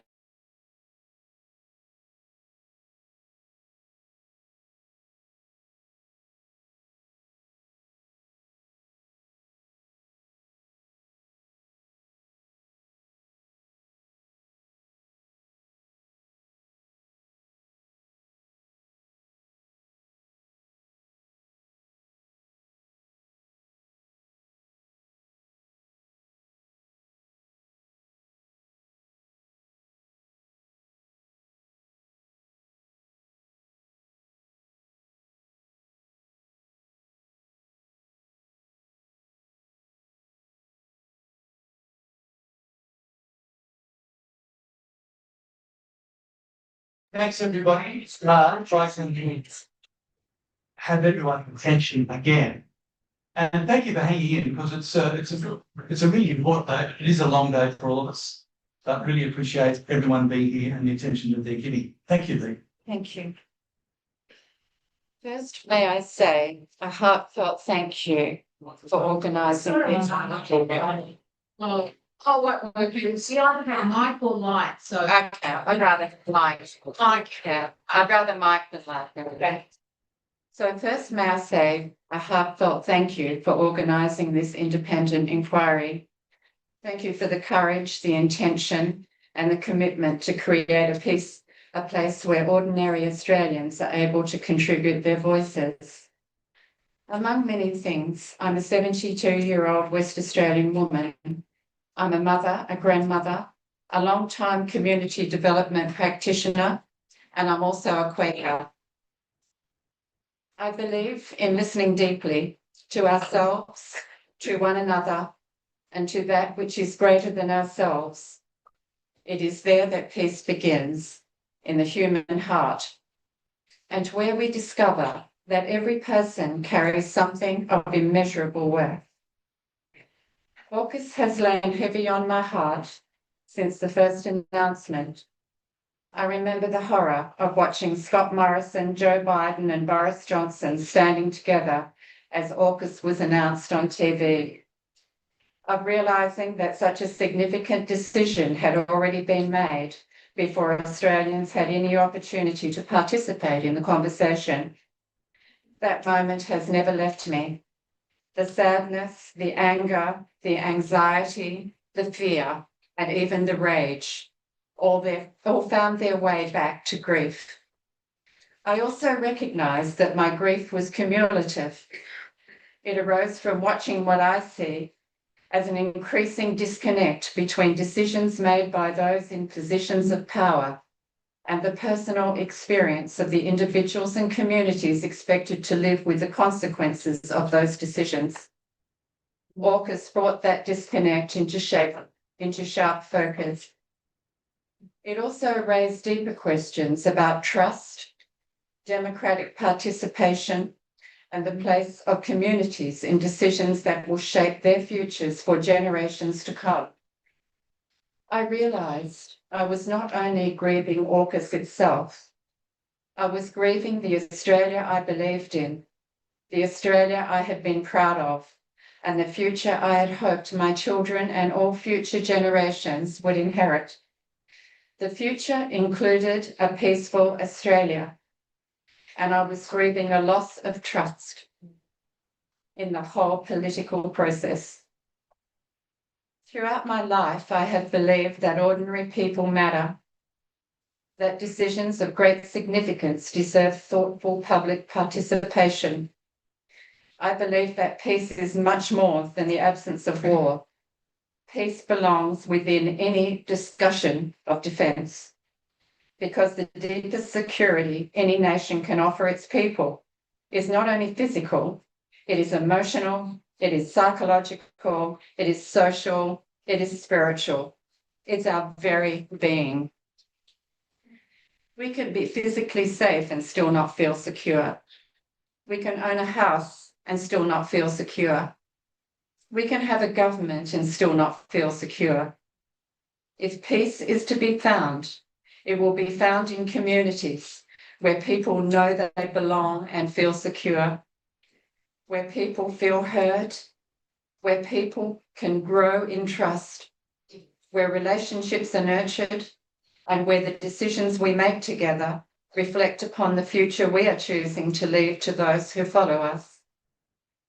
Ultimately, the future of any society will be determined not only by its military strength, but by the character of the people who build it. My deepest concern is not only about defence and foreign policy. It's about what happens to people when political decisions are made by those in positions of power, and those who will live with the consequences are excluded from the decision-making. I believe peace is built through relationships, through individual and collective responsibility for one another, for our communities, our country, and our shared humanity. Perhaps this begins with the willingness to see one another, not as opponents, but as fellow human beings, with a mutual responsibility for the shared future of the world we leave behind for every generation to come. I am speaking to you today from deep-seated grief, and with the full understanding that grief asks something of me at a different level. It asks, what kind of a person do I choose to become? I am reminded of the words of Australian friend Brian Connor. These are his words. I was more deeply concerned at the wider implication of the peace testimony in a world where the environment was being threatened at every level. The war on nature and our fellow creatures just had to stop. The tragedy was not so much that we were destroying life for future generations, but that we had not even seriously started to do anything about it. Those words remind me that peace is not only about what governments choose, It's also about the choices we make every day and the relationships we choose to build. Because lasting change rarely begins in Parliament. It begins wherever people are willing to sit together, listen deeply, share wisdom and experience, and begin another conversation. That is why I would like to leave you with one question. Would you be willing to begin another conversation at the community level? Not another conversation about winning or losing or about blame, but a conversation about the kind of communities we wish to build, the relationships we wish to strengthen, and the future we are choosing to leave to those who follow us. A brighter version, one of hope. For without a vision for peace, we may very well perish. If you too feel that this is time to begin another conversation at the community level, then I would be honoured to begin that conversation with you. I don't know yet what that might become. None of us do. But today is a great day to start. Every meal, every friendship, every community and every nation is held together by relationships that stretch backwards and forwards through time. I have come to believe that lasting peace asks us to look beyond ourselves, beyond fear, beyond power, beyond our need to be right, towards deeper listening. It asks us to return to that deep listening, to ourselves, to one another, and to that which is greater than ourselves, whatever name we may give it. I believe that is where peace begins. Thank you.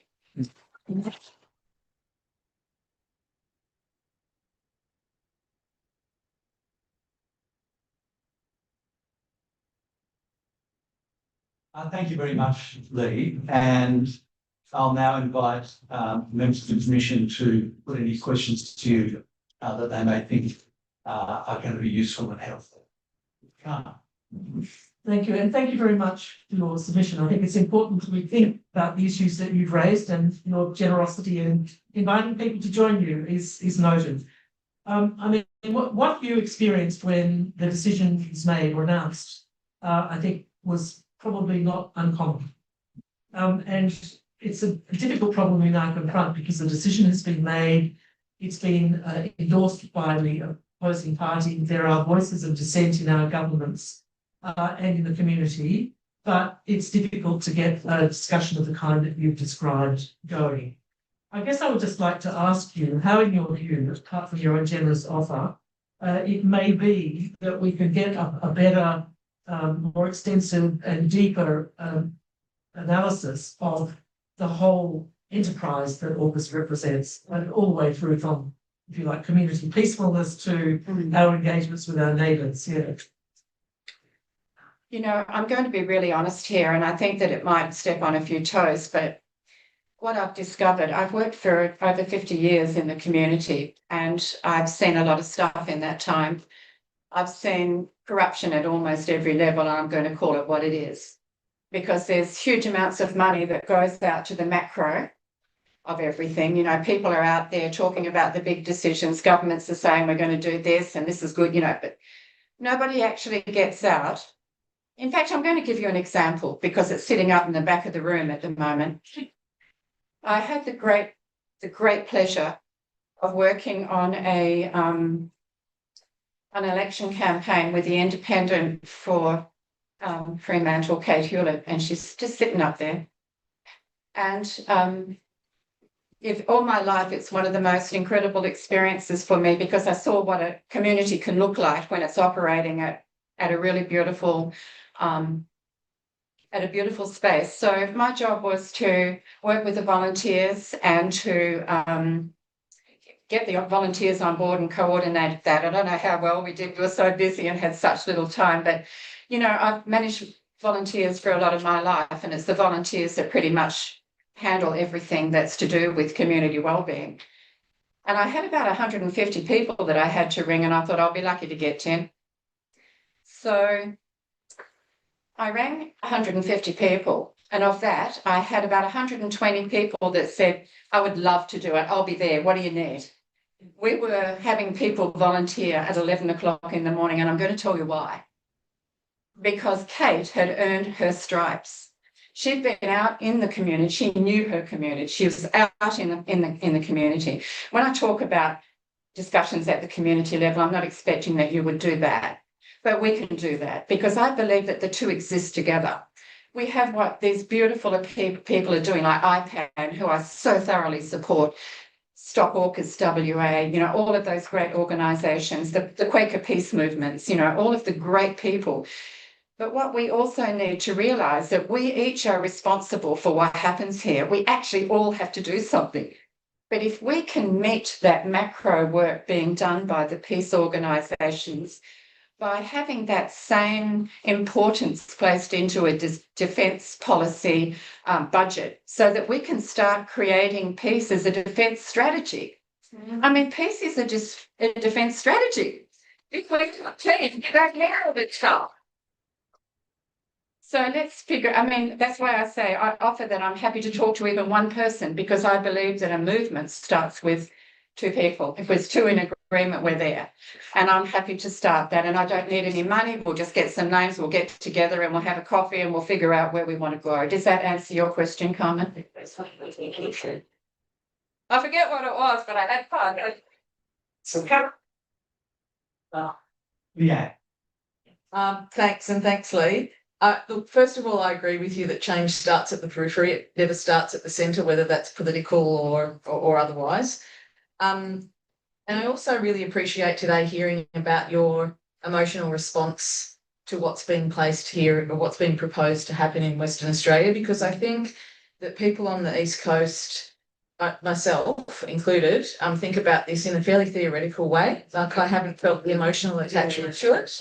So thank you. Yeah, thank you. And if you're going to have conversations, I think having conversations with people over the East, and I'm doing that horrible thing. Usually I don't give suggestions without saying that I'll help, but I'm going to do it this time because I can't help.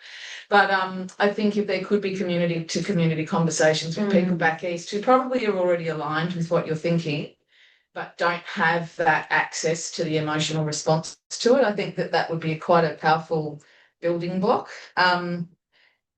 Yeah, I'll leave it there. So I don't have a question, it was a suggestion, and just a thank you for giving us a perspective that I've not heard yet. Thanks. Thanks, Leanne. Chris? Yeah, thanks, Leanne. I enjoyed listening to your pitch, and I just wanted to assure you that my work in defence was in the name of peace. So I tried to build a defence force that was a force for good. And I saw that on display in East Timor when we did the security operation, when you couldn't be there unless you're in the defence. So I would offer a couple of comments. First of all, I don't think we should be so down on ourselves as we sometimes can be, because my experience going around the globe is in all sorts of very funny places, you're likely to find an Australian. When you lift up a rock, they're in there doing good works because they just felt it was part of a humanity fair go. The second thing is to just point at the No Worries report that came out late last year, having done 3 years of research, and it said that Australians, as a general comment, prioritise safety over national security. I think that comes right to the heart of what you were talking about. Look, thanks very much, Chris. No further questions from me specifically, although to say thanks very much, Lee, for opening yourself up to us in this way. But just a reminder, in terms of the conversation that is already underway through this inquiry, so we've only had one hearing up to now. This is our second hearing. And we hope to do at least 3 or 4, potentially more hearings. There's a call on us to consider holding meetings in both Brisbane and Darwin. We'd love to be able to do that. And because we're completely publicly funded, we need everybody to recommend to a friend or a neighbour or a workmate that they get involved and support us but also access the information on the website and encourage people to take the time to read through it and consider it. And there'll be much opportunity for people to continue that conversation as well. So thanks very much, Lee.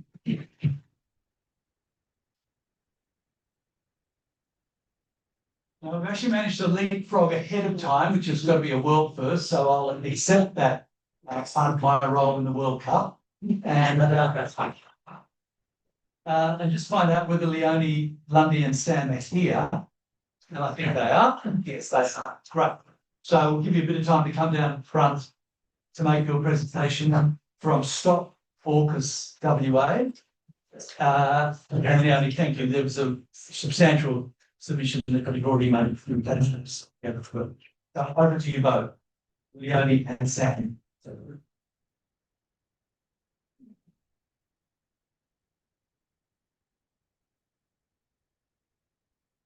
AUKUS thanks the Commission for the opportunity to present to this much welcome public inquiry into AUKUS. We acknowledge we meet on Wajak Noongar Budja, always was, always will be Aboriginal land. Stop AUKUS is an organising collective of over a dozen organisations and community groups and more than 500 individuals.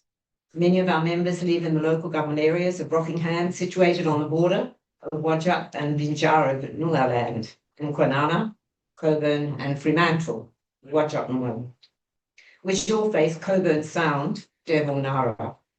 The location of both the proposed nuclear-powered submarine base at HMAS Stirling on Garden Island, Meander, and the nuclear-powered submarine dry dock maintenance facility at the Henderson Defence Precinct on WA mainland. Consequently, this region and its inhabitants are directly and personally impacted by AUKUS Pillar 1. We have been actively campaigning against the international, national and local aspects of AUKUS since soon after it was announced in 2021. We've also lodged submissions and presented at different parliamentary, although usually tokenistic, consultancies, together with Nuclear Free WA.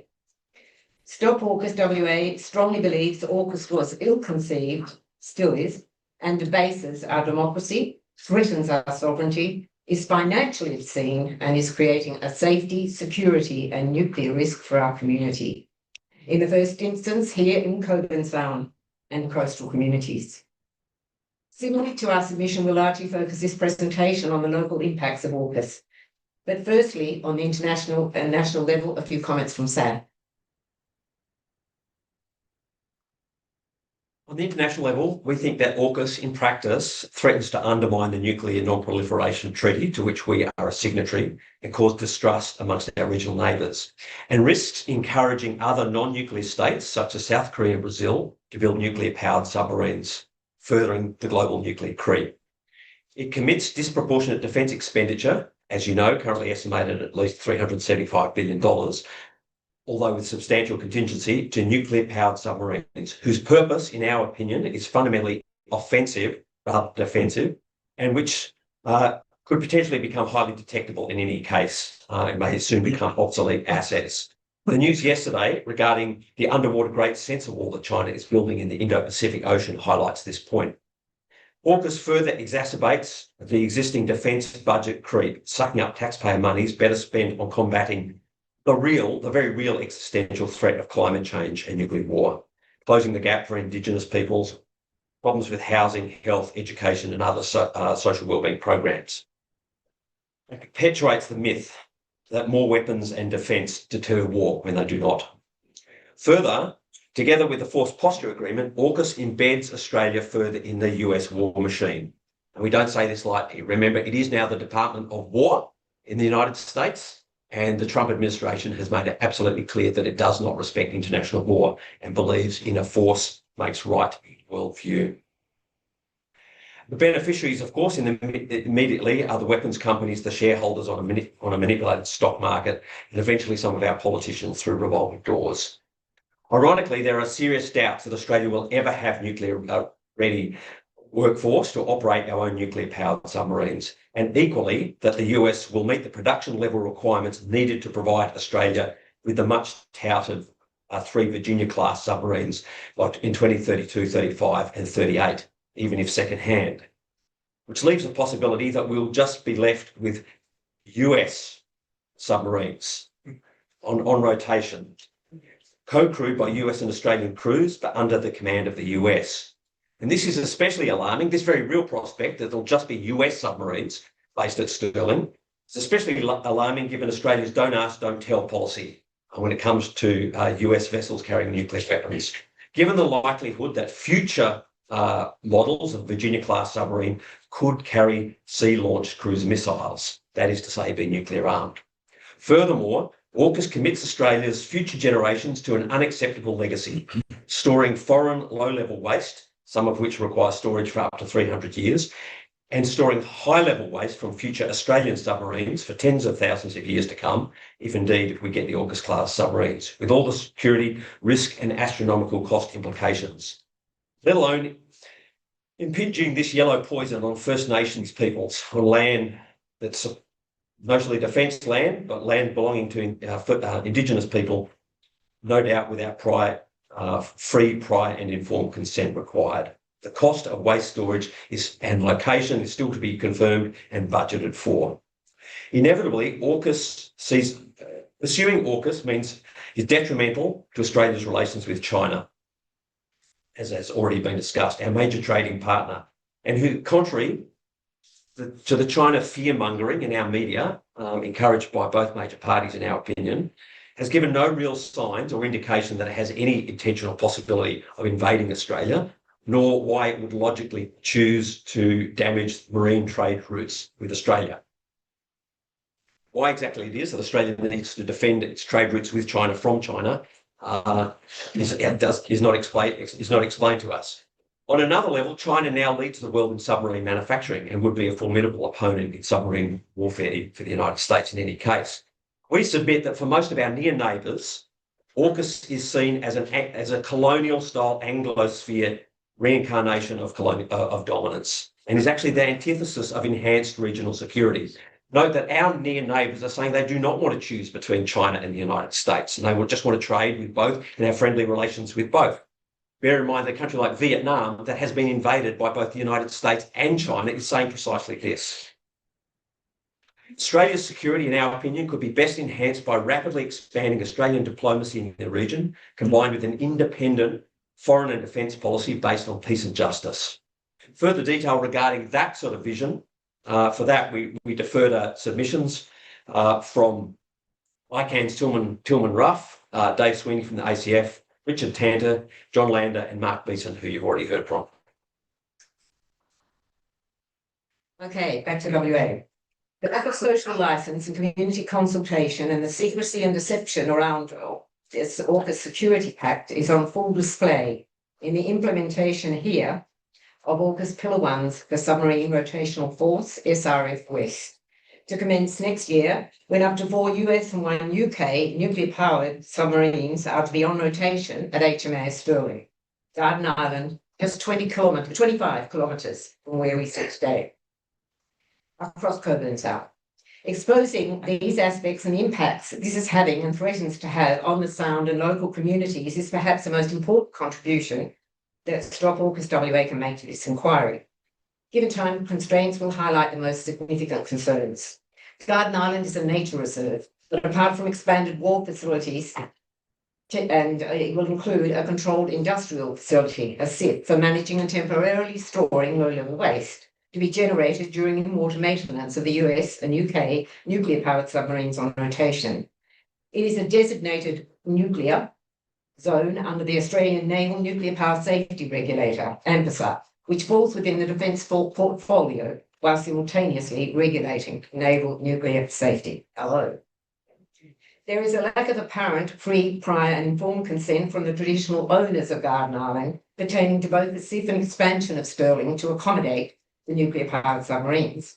No doubt the dry dock, similarly the nuclear-powered submarine depot level maintenance at Henderson Defence Precinct and the consequent SIF there will also become an AMPSA designated zone.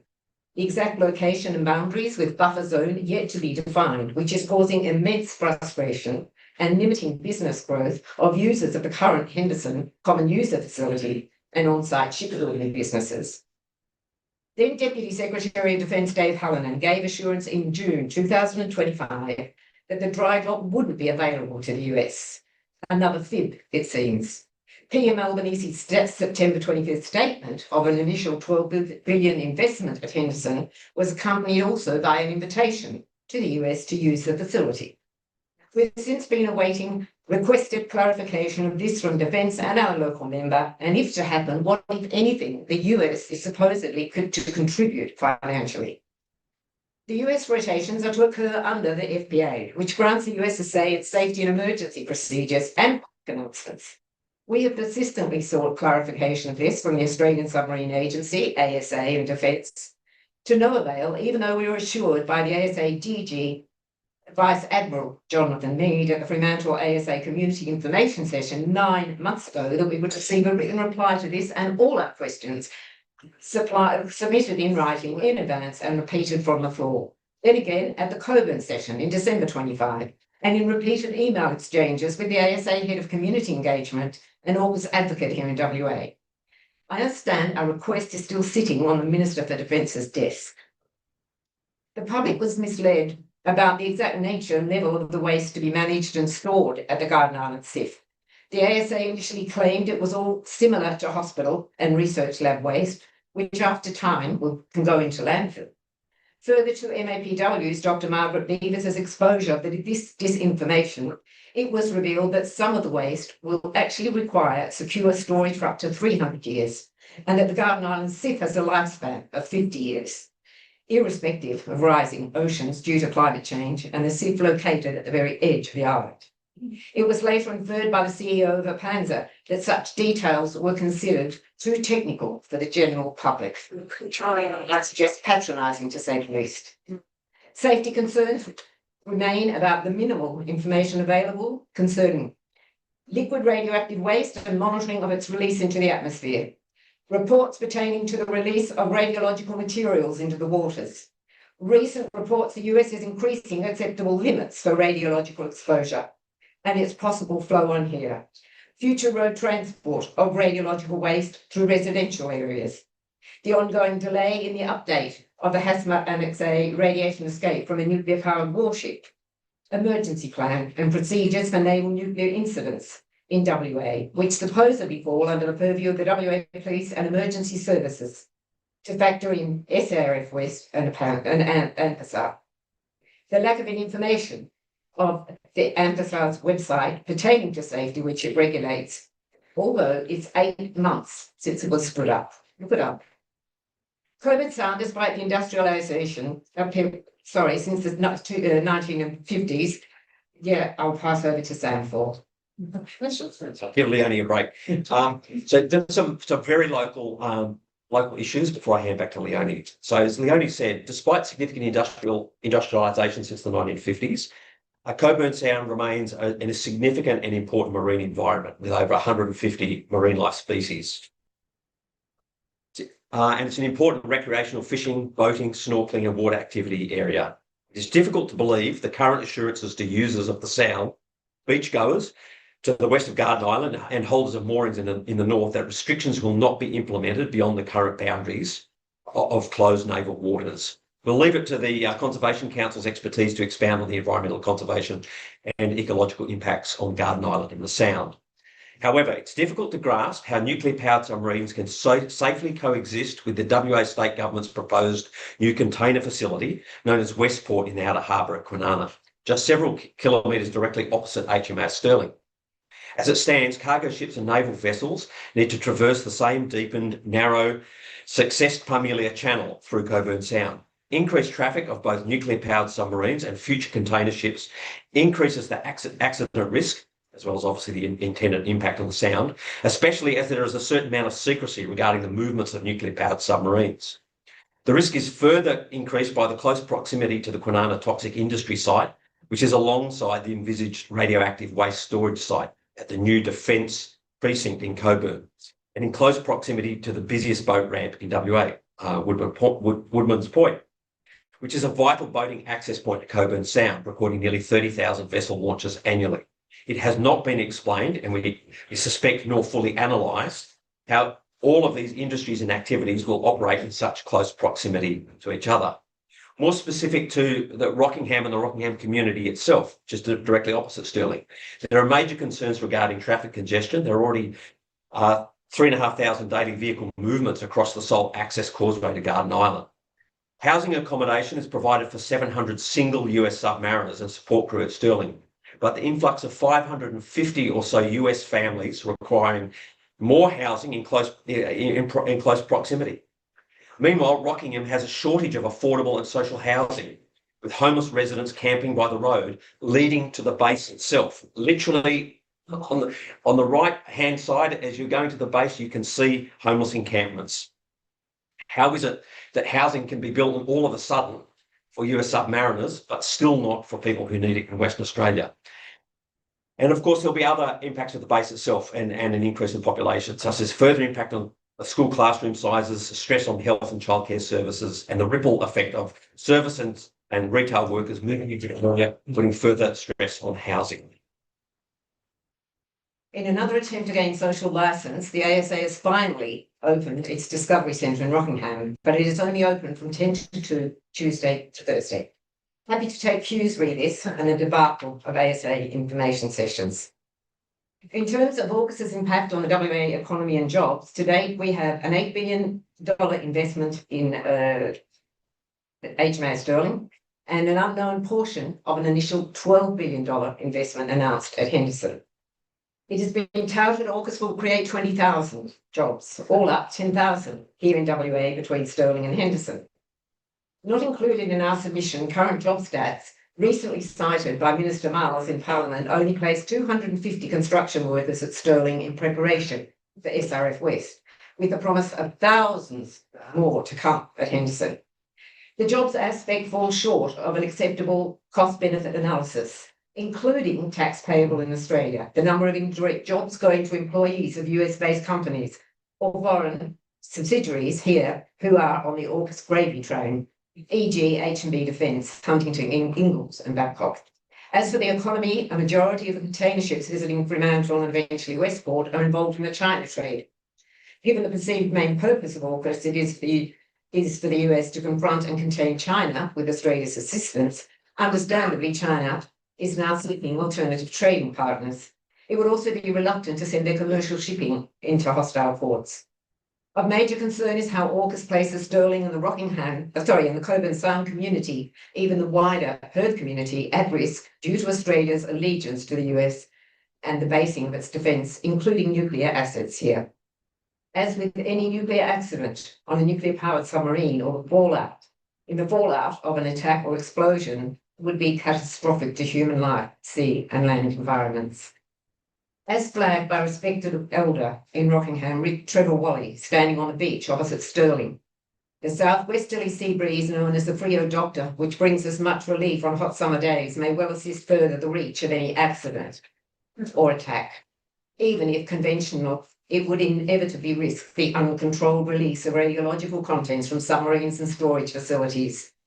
One wonders if this has been factored in to AUKUS operations. In short, summary, AUKUS poses a public health and safety, security, financial and social cohesion risk to the Cockburn Sound and wider Australian communities. Australia's submarine and defence policy needs an urgent rethink, as does the Australia-US alliance and Australia's increasing militarism. We have serious concerns also regarding AUKUS Pillar 2. Time doesn't permit them in this initial presentation, but would welcome any questions. Read this and any aspects of our submission. Thank you. Thank you.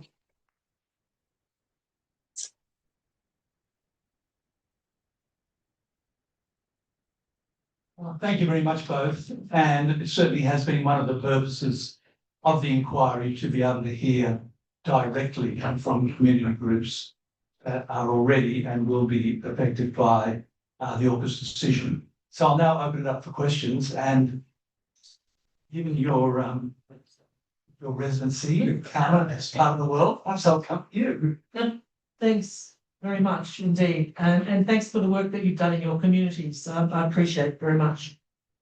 You and your organisation have been participants, as you said, in a lot of community information events organised by the Submarine Authority, but you've observed both today and in your submission that you've yet to receive any credible information about possible accidents in particular that could occur, the effects that they might have on Navy personnel and the adjacent public, or in the safety buffer zones, and the safety standards that should be applied in these cases.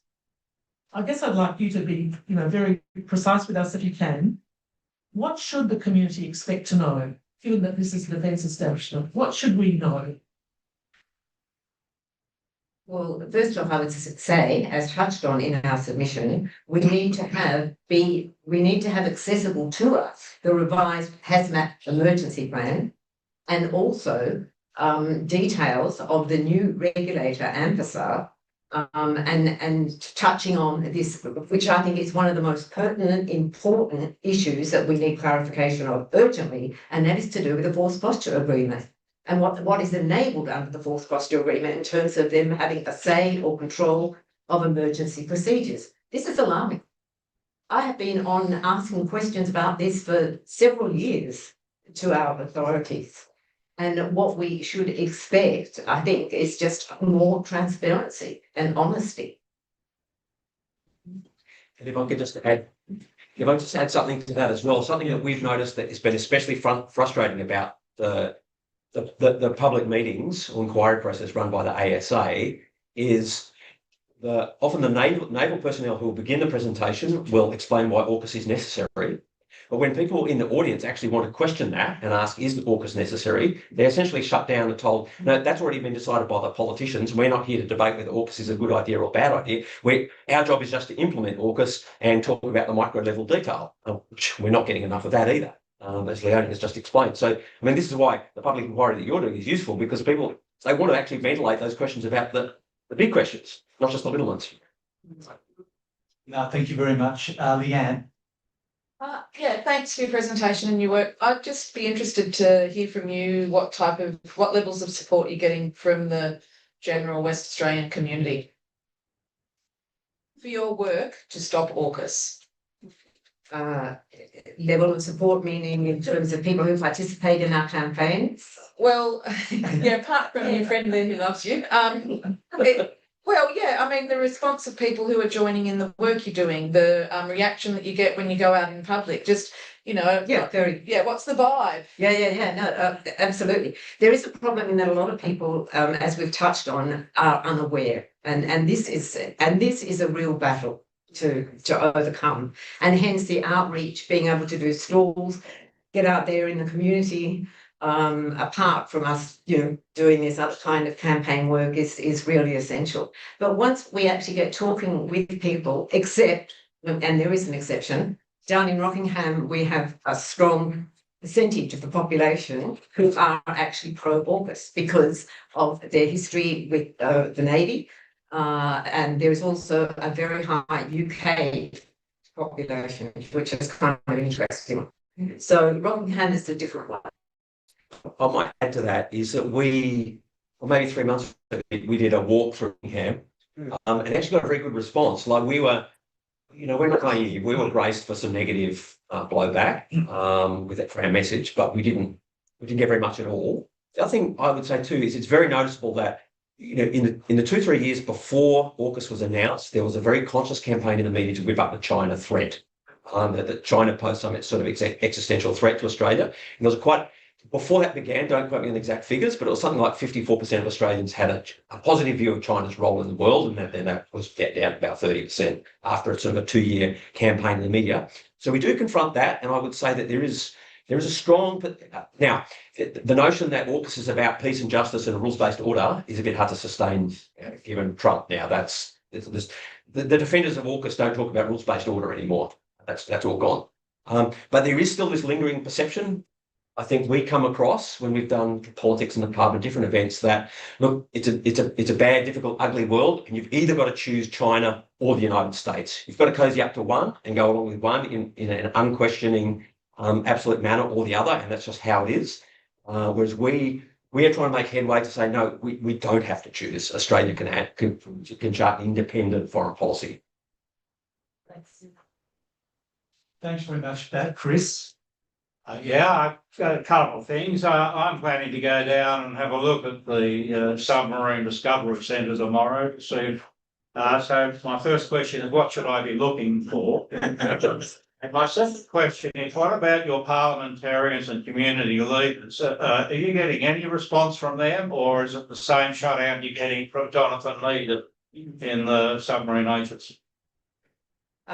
The question about the force posture agreement was posed to our local member, Josh Wilson, well over a year ago. And even though we have had a couple of meetings with Josh, the questions that we have tried to feed through by him, we are still pending responses on. We've had a meeting with the Minister Papaleo here in WA, and I would like to comment that one of the big problems seems to be in the planning of all of this, the lack of real discussion pre the whole thing with the state government and between the state government and the federal government. And the classic example of the way in which that's evident is Henderson Defence Precinct, which is way behind schedule and hence causing incredible community resentment. In terms of the Discovery Centre, well, my experience of the Discovery Centre, having been assured that we could actually phone in questions if we couldn't get there. And by the way, you know, being open from 10 to 2, Tuesday to Thursday, who are they trying to appeal to? Anybody who works more than an hour away from Rockingham has the least chance of getting there. And it's certainly not looking at families coming along on the weekend. You might get some plastic whales and maybe a plastic submarine to look at. I made several phone calls to there, left messages, finally got through a couple of days ago and asked 2 very straightforward questions that were yes or no, or 1, 2, 3, 4. And I was told that they were too technical and detailed and they had to be sent through to Canberra. So good luck. I hope you can actually get some information. We're going unannounced. I tried to get confirmation would be open at 10 a.m. and I never got an answer. Can I just add to that too, is we have, like, over a year ago now, Stop AUKUS mobilised its supporters for that annual electors meeting with the City of Fremantle and put a resolution that was passed that the City of Fremantle host a proper town hall information session, which was passed. I mean, obviously, the electors meetings resolutions get passed if the people are passionate about something, mobilise their support base and turn up. So we don't pretend that that represents the cross-section of the community. It represents the community, part of the community that agrees with us. But nonetheless, that was passed and taken to and the City of Fremantle endorsed that request. Did host a meeting with ASA, but it was a very tight, more information, session. Well, not an information session, sorry, they didn't host it, but there was one. There was a meeting in the Fremantle Town Hall, but it wasn't hosted by the City of Fremantle. The City of Fremantle has agreed to host such a meeting, both with people from submarine agency, but also our local, state, and federal politicians. So that's the local government has made that opportunity available, but we're still not getting the politicians agreeing to come along and be prepared to sit in a proper town hall meeting to be quizzed on it. Can I just quickly please also acknowledge the Mayor of Fremantle here? Yay. And thank you for the support. Just on this aspect of community consultation also, to be totally honest, it was only through the pressure of the different Perth South West Metro Alliance councils that we even got the ASA information sessions. And it took then over 9 months to even have the first one. Okay. All right, well, thank you very much, both to Leonie and Sam presentation. We're going to break for afternoon tea and we'll come back in about 20 minutes time. Thank you.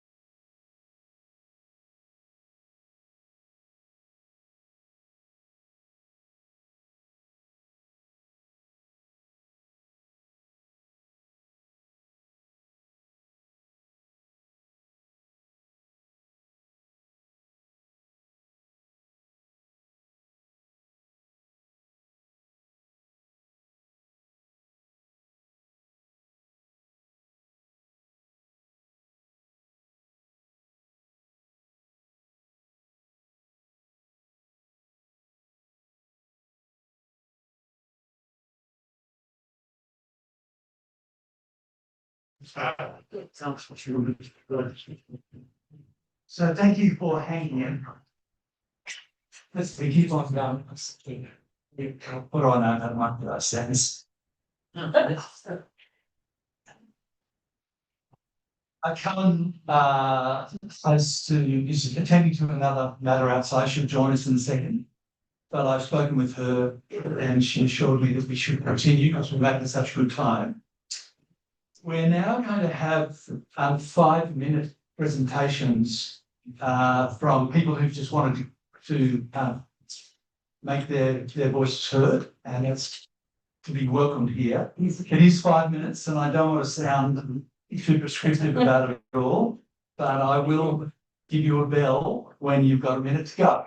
We're starting a bit early, and we're very pleased to have a pretty significant group. Whoever we are unable to hear from in the period of time that we have allotted, then we'll seek your indulgence to possibly come back for the evening session, and we'll try and fit everybody in there if we can. But I think we should be able to get through just about everyone with a little bit of luck. And I want to begin by asking Joe Valentine up and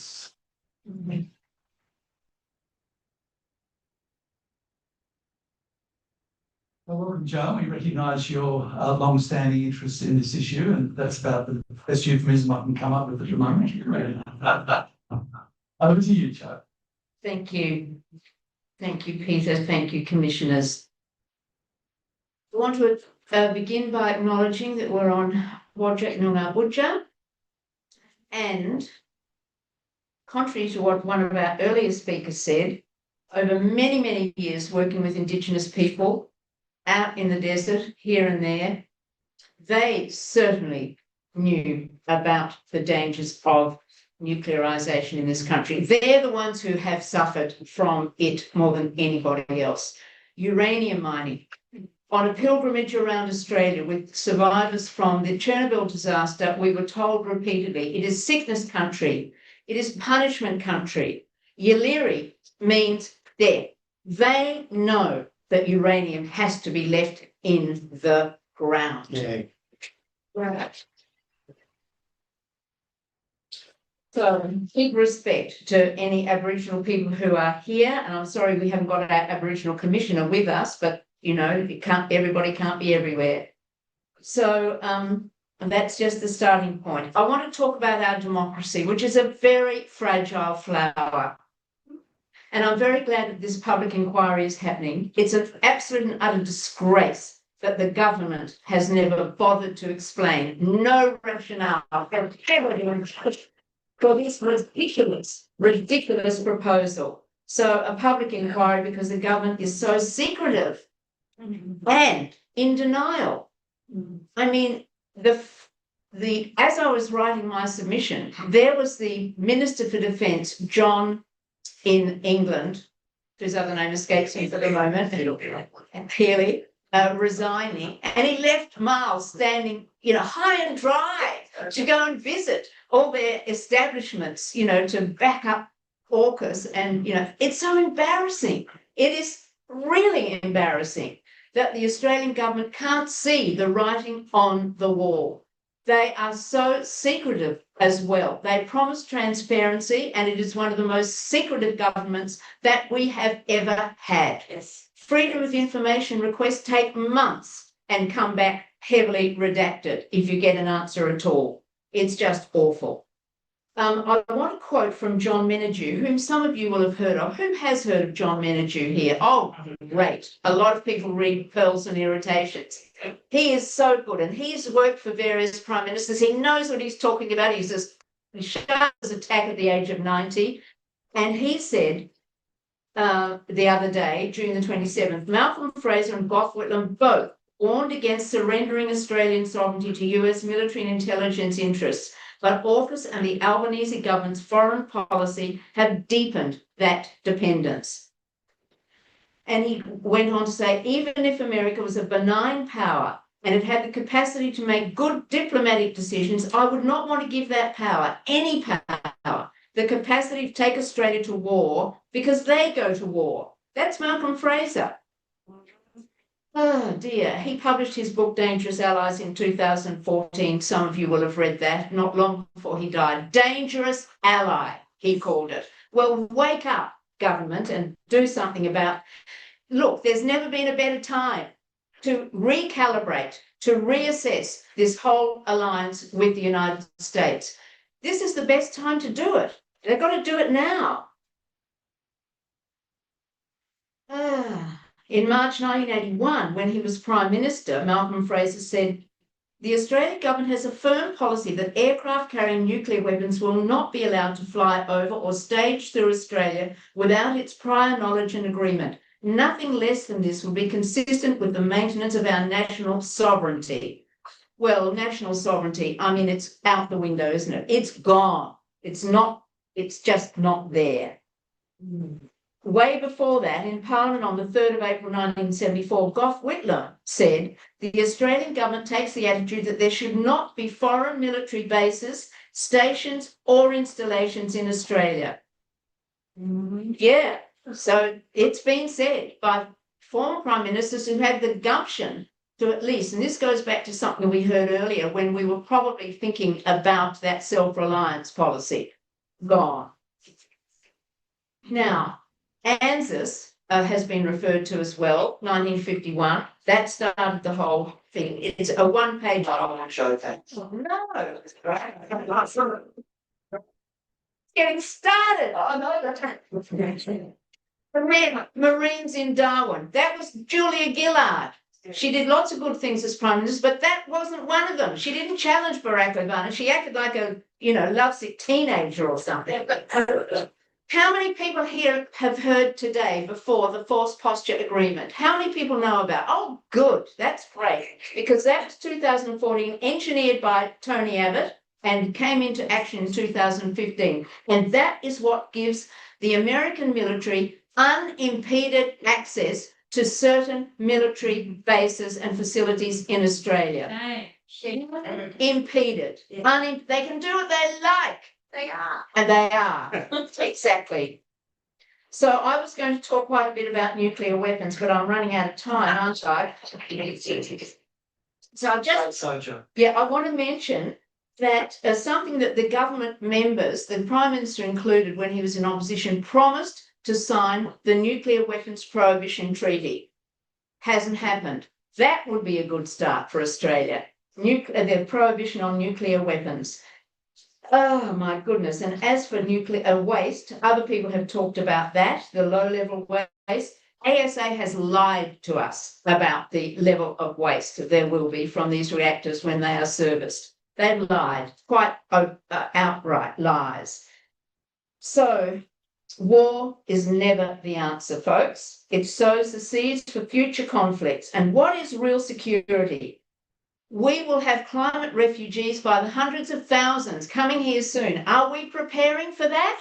No, but we need to be realistic. We are going to be needed. Our community, international solidarity is going to be called upon. We should be preparing for that, not for any war. Helen Clark, former Prime Minister of New Zealand, said in a webinar recently, we've got three major existential threats. We have the nuclear threat, which is as bad now as it's ever been. We have the climate threat, which has been referred to as well. And she mentioned AI. And I thought, oh, that's the first time I've heard an international leader, not that she's a leader anymore, but mention AI, because that's something we need to be paying a lot of attention to as well. Again, our sovereignty out the window.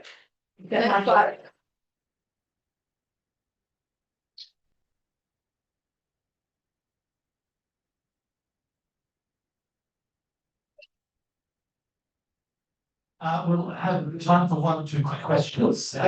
And then I'll be asking Adrian for more. So, Chris.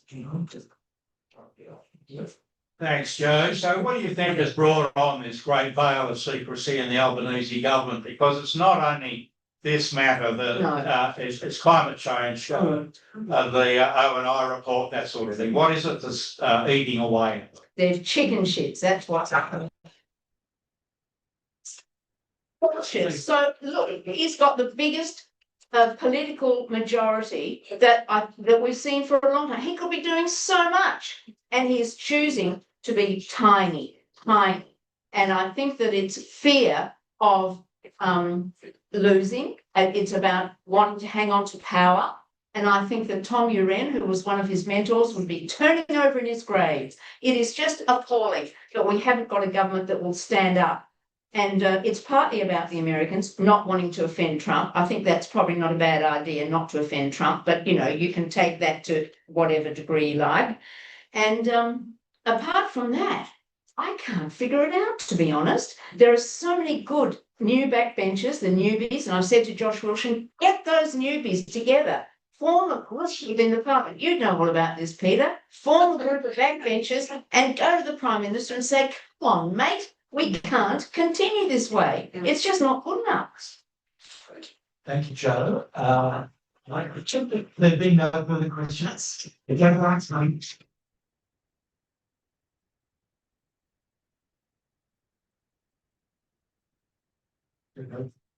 Adrian Lamont.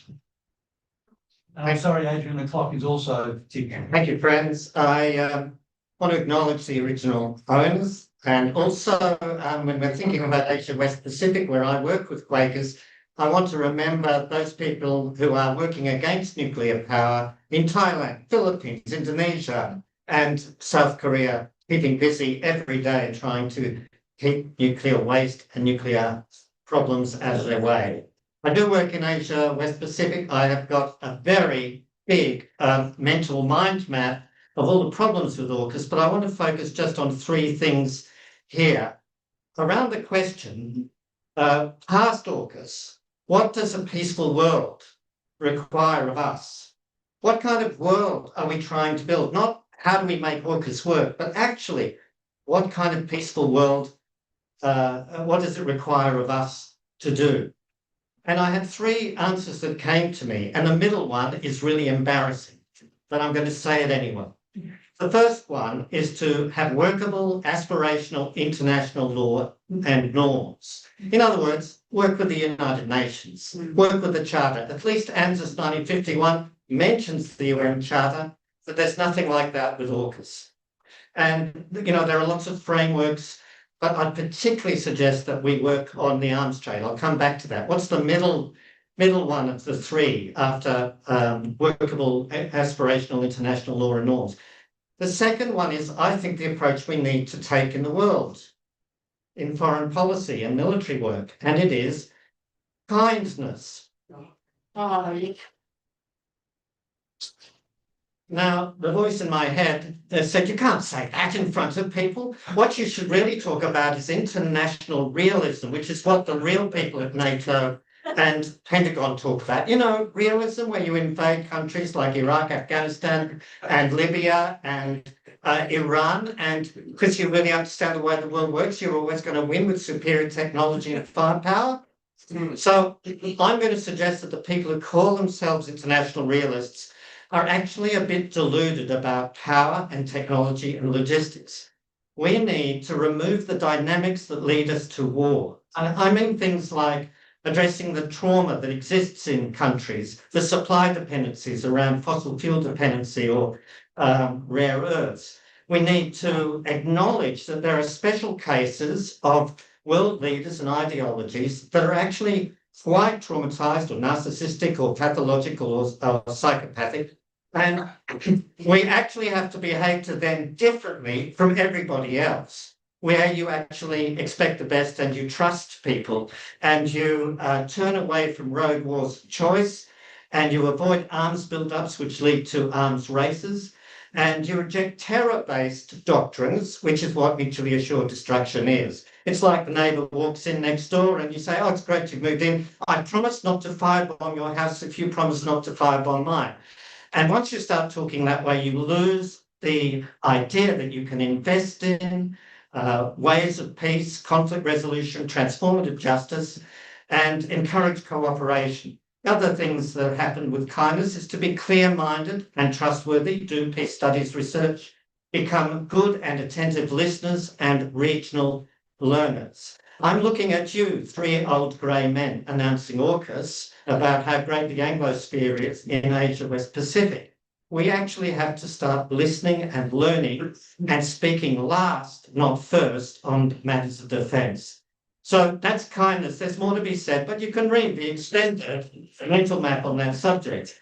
The third is to work with privilege, the privilege that we all have in being in one of the richest countries in the world and applying it to worthwhile ends.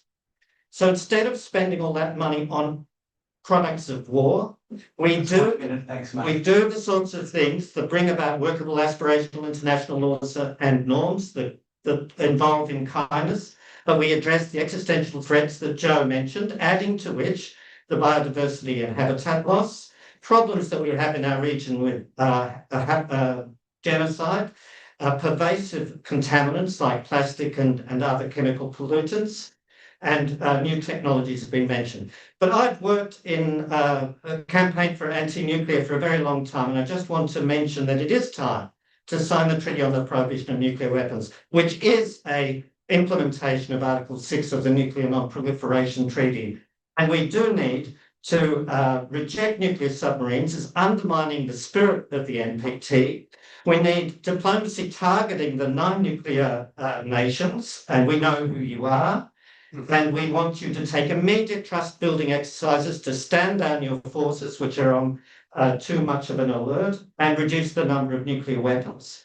We want to redress the damage that's been done to Indigenous and veterans by nuclear testing and waste. We want to remediate the uranium mines. We want to fund the transition away from nuclear power in our region, because every one of those nuclear reactors is a conventional weapon target and radiological weapon used against the countries that are attacked by non-nuclear means. And we've seen it happen already. We also need to reject hypersonic missiles as destabilising the doctrine of nuclear deterrence by their own proponents. And we ought to support the Ocean of Peace Declaration that the Pacific Islands have announced in 2025, which calls us to decolonise relationships. In effect, it calls us to decolonise relationships, decarbonise economies, demilitarise relationships, and I think denuclearise the epoch, to which I might add democratise decision-making. Thank you.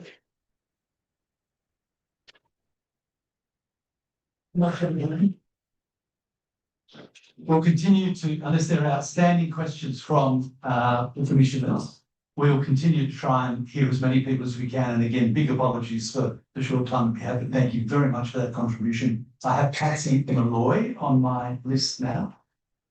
If Patsy is in the room, here she comes. Thanks very much, Patsy. Sorry. And following Patsy is, give me 1 second here, Latoya, I'm not going to be able to pronounce her surname, Vogt, V-O-O-G-T. So thanks, Patsy. That's all right, no worries. Mana Kadich Nija Mort Waja Nunga Buja. I acknowledge this strong Nunga land. Nyana Kadich Kadijin Nunga Mort Kora Kora. I acknowledge the knowledge of Nunga families from long ago. Nyana Kadich Kadijin Nunu Kani Yei. I acknowledge the knowledge of everyone here today.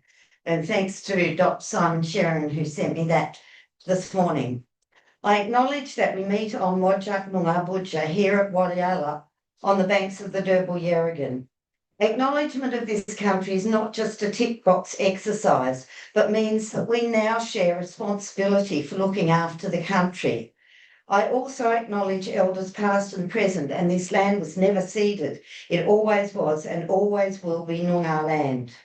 I acknowledge all First Nations people present and would like to thank the inquiry for coming here to listen to us, who are living closest to where the AUKUS project is at present, planning to position itself. I've learned a new Noongar word yesterday. It's kortijin, which means knowing and feeling. I speak for myself and take responsibility for my words and actions to the best of my ability. And I acknowledge my current privilege, especially as a woman, to live in a country where speaking my truth will not result in me being hurt or killed for speaking up. most women in the world are not afforded this privilege. I have faith that many of the people you'll hear from in Western Australia have answered and addressed the questions that you have. So I'm just going to kind of continue on. Peace, in my opinion, is maintained through community cohesion and values that are about building a better, more equitable society and facing together the real threats to stability. The burden of nuclear waste resulting from AUKUS will fall to future generations.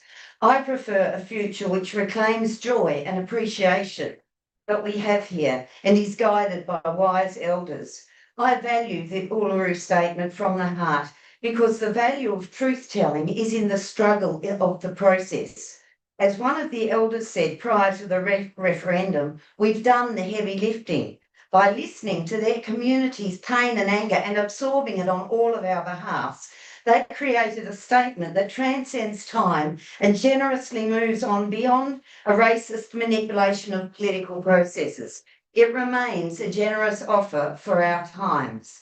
I have a quote from the author Arundhati Roy. Once weapons were manufactured to fight wars. Now wars are manufactured to sell weapons. Yeah. When conflict becomes a product, peace has no market and people have no value. I would now invite the inquiry to join me in a minute's silence. And I'm not sure if I can read this bit, but I'll try because it breaks me up. I'd like a minute's silence for those who died by nuclear weapons at... Do you want to read it? Sure. Just have you. I've got my time already. Okay. 1 minute silence for those who have died by nuclear weapons at Hiroshima and Nagasaki, those who have died from nuclear accidents, including the 9 nuclear subs which now lie at the bottom of the ocean, and those involved in the cleanup of 3 Mile Island, Chernobyl and Fukushima, and those who can never return to their homes.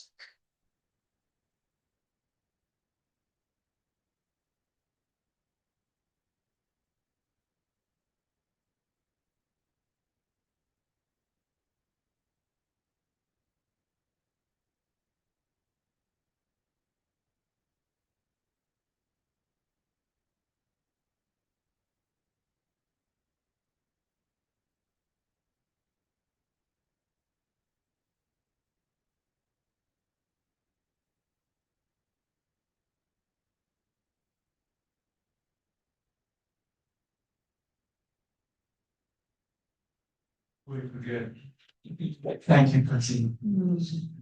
I have some questions for the inquiry. Can you ask the West Australian EPA if they've ever licensed any company to deep well inject chemicals under Kwinana, and whether deepening the entry for nuclear subs will cause the potential release into Cockburn Sound of Agent Orange that was left over from the American-Vietnam War? Is the committee aware of plans to build a data centre in Maddington, which is advertising computer space to companies for AUKUS? And I think that's stage 3 of AUKUS. Is the inquiry aware of a nuclear waste dump in Southern Cross, Western Australia? If so, what has been deposited there? How is it transported? And what are its future plans? And if it's got plutonium, it will need to be looked after for 25,000 years at a minimum. That's a half-life.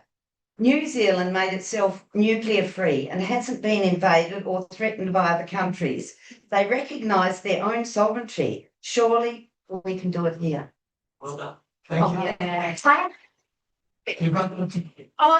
Can I just really, it's not much.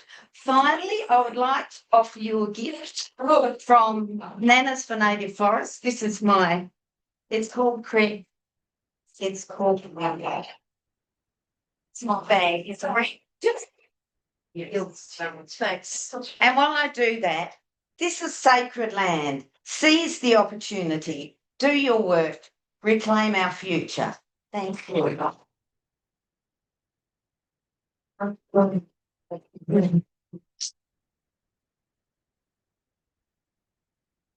And I'd now like to ask Latoya Boot to come and speak to the please. The side, please.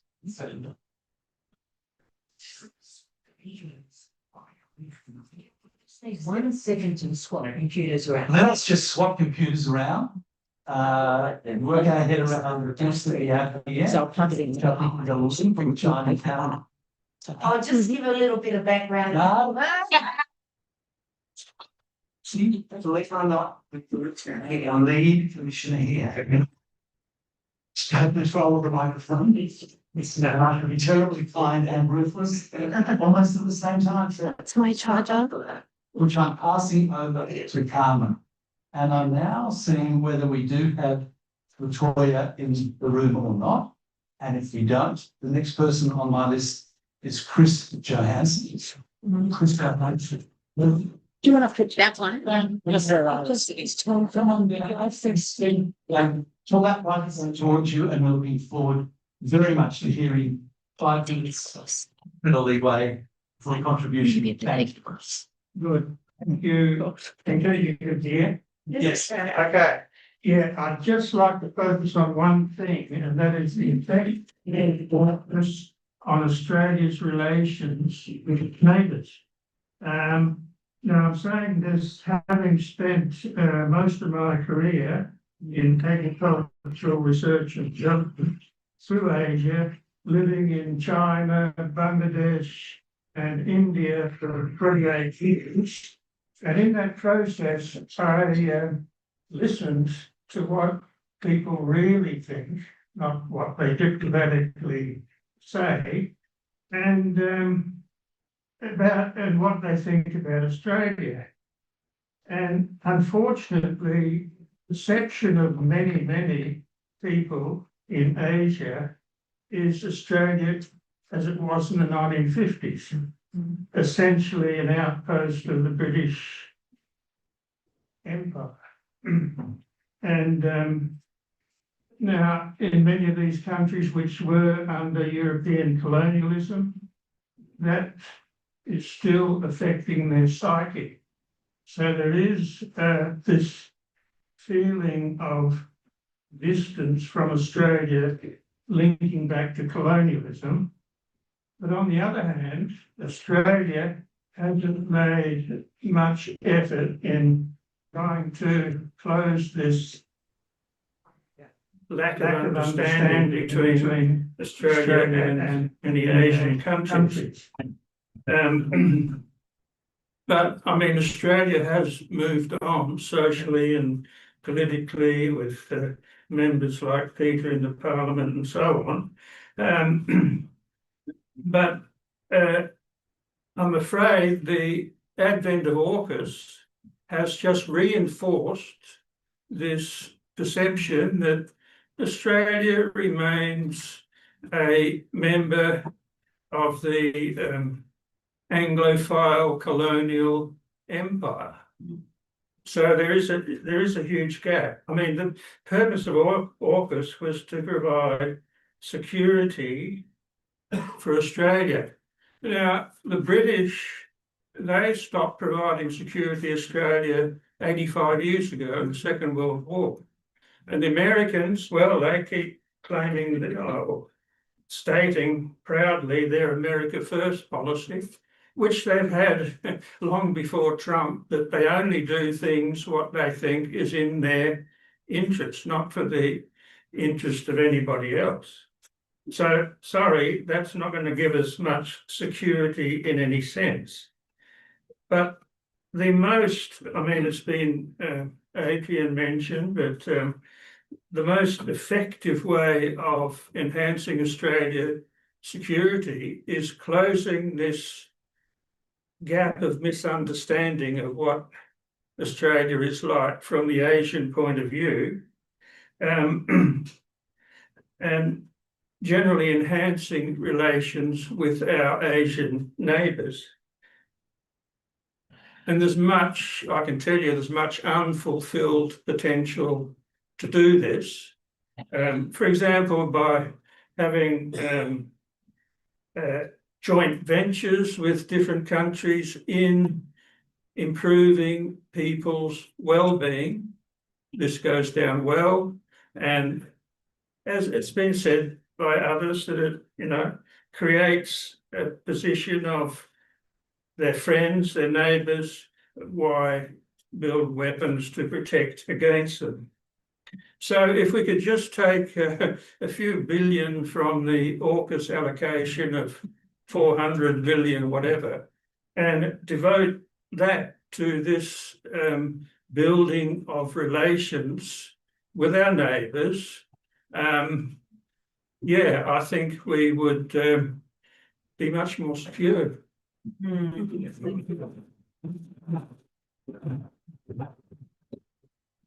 Thank you very much, Chris. Unless commissioners want to add additional questions, and remember that we do receive all the submissions in written form on the website, and we will also, and we've got a team, some of which are here helping us today, and thank you very much to our team today. We'll be going through and collating those submissions and identifying common themes, questions that were asked, and other relevant matters for us to think about when we try and get our report done. And I'm a bit loath to put a date on it, but let's just say by the end of the year, but hopefully earlier.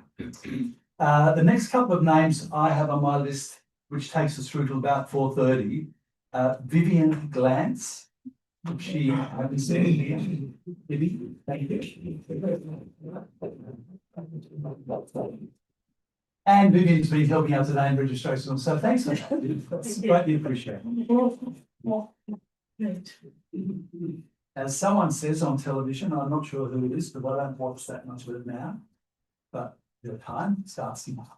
Thank you. Good afternoon, everyone. I'm here as a concerned citizen, and I don't claim to have any specific expertise, but for full disclosure, I am a member of Independent and Peaceful Australia Network and of the Greens Party in Western Australia. I'd like to focus my statement on the United States National Security Strategy, or NSS, released by the White House in 2025, alongside the Australian government's 2026 National Defence Strategy, the NDS, and the 2026 Integrated Investment Programme that they have.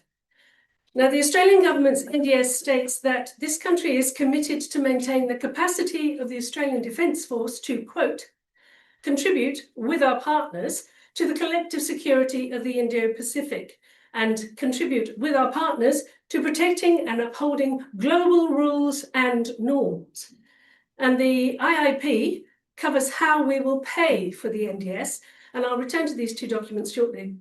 Now, going back to the United States NSS, or National Security Strategy, this states that it is, and I quote, a roadmap to ensure that America remains the greatest and most successful nation in human history and the home of freedom on earth. Oh. And it goes on, I quote, it will make America safer, richer, freer, greater, and more powerful than ever before. So one would assume that Australia's role through AUKUS would play a significant role in America's strategy. After all, it's costing us hundreds of billions of dollars as a participation fee. However, if you search the NSS for the word AUKUS, it comes up as not found. Or if you search for the NSS for the word Australia, it appears only 3 times. On page 21, referring to us as a member of the Quad. Then on 22, where we must be encouraged to help rebalance China's economy towards household consumption, not international. And on page 24, where we will be encouraged to increase defence spending. Now, our $368 billion contribution doesn't even rate a particularly decent mention. And perhaps our government has a misinformed view of how important the USA thinks we are to the security of this region. Now, going back to Australia's Integrated Investment Programme, on page 109, after all the glossy pictures and the hard sell of weapons and strategies, in Appendix A, it provides a summary budget. It lists the totals of 2 categories, the approved planned investment, that's stuff that has had money approved for it, and the unapproved investments. Now, as far as I can make out, the $368 billion for AUKUS is included in this, but it's by no means clear. The total of these 2 investment categories is a range of between 425 to 560 billion through to 236. That's only 10 years away. And that means we would be spending on average 56 billion per year on this increased militarism. Now, apart from this huge expense for Australian taxpayers, we've never been told why our government is unconcerned about the startling and dangerous aims of the USA's America First isolationist race-based stance, as outlined in the NSS. This new worldview sets out to abandon multilateral organizations that have strived to maintain global peace since World War II. The actions of institutions such as the United Nations are described as sovereignty-sapping incursions of intrusive transnational organizations. As far as I know, our government claims it still supports the UN. We should remember too that Australia is one of 189 countries that are party to the Nuclear Non-Proliferation Treaty, another important UN-initiated action. Now, the NSS also explicitly calls for allies to increase their defence expenditure so that they can, quote, assume primary responsibility for their regions. Yet Australia is actually moving its responsibility in the opposite direction with its deeper integration through AUKUS. This contradiction exposes how Australia's current policy serves the interests of the USA, mainly, I assume, for the forward deployment of their assets in the region, for the economic containment of China, rather than for our genuine regional security. Now, the NSS strategy document clarifies that the only interest the United States has in engaging with other countries is to further its own economic interests, which it is prepared to ensure through its military might. The USA appears to not have no allegiance to peace or cooperation beyond this limited and coercive frame. Australia must not support a strategy that states that the outsized influence of larger, richer, and stronger nations is a timeless truth of international relations, or one that will organise a burden-sharing network with our government, that's the United States government, as convener and supporter. Aren't we lucky? Now, if Australia does not review its alliance with the United States, especially through AUKUS, we will be seen to be supporting the dangerous and violent New World Order as outlined in the NSS. The Australian government must stop AUKUS and re-evaluate our country's relationship with the United States as a matter of urgency and develop an independent defence capability. Thank you.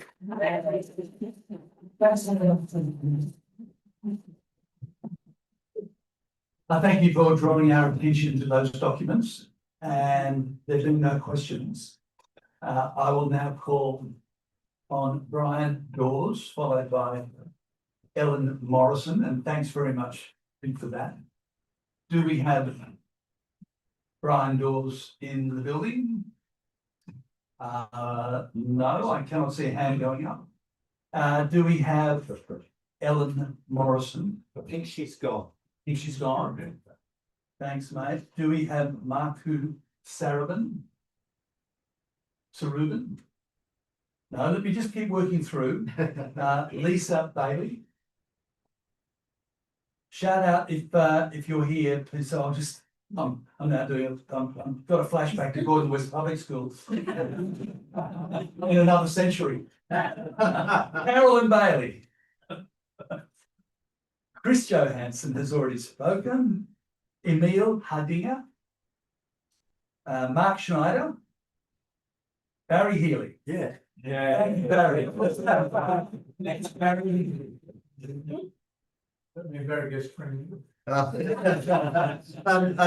question, is this being videoed, by the way? It's being Live stream. Live stream, but not video. That's a pity. Thank you, commissioners. And I want to acknowledge that we're on the stolen land of the Whadjuk Noongar people. Always was, always will be Aboriginal land.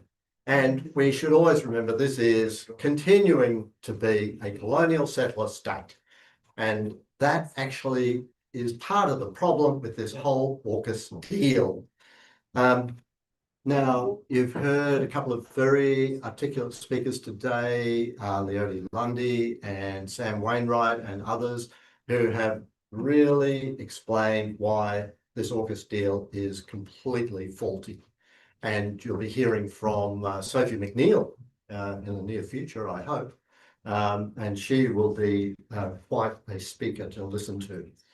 Now, I won't cover the same material that those people have been covering. I want to touch on just a couple of things. One is when the AUKUS deal was announced, Vice Admiral Noonan of the Royal Australian Navy made a videotaped announcement to all ranks in the Navy about the new AUKUS arrangement.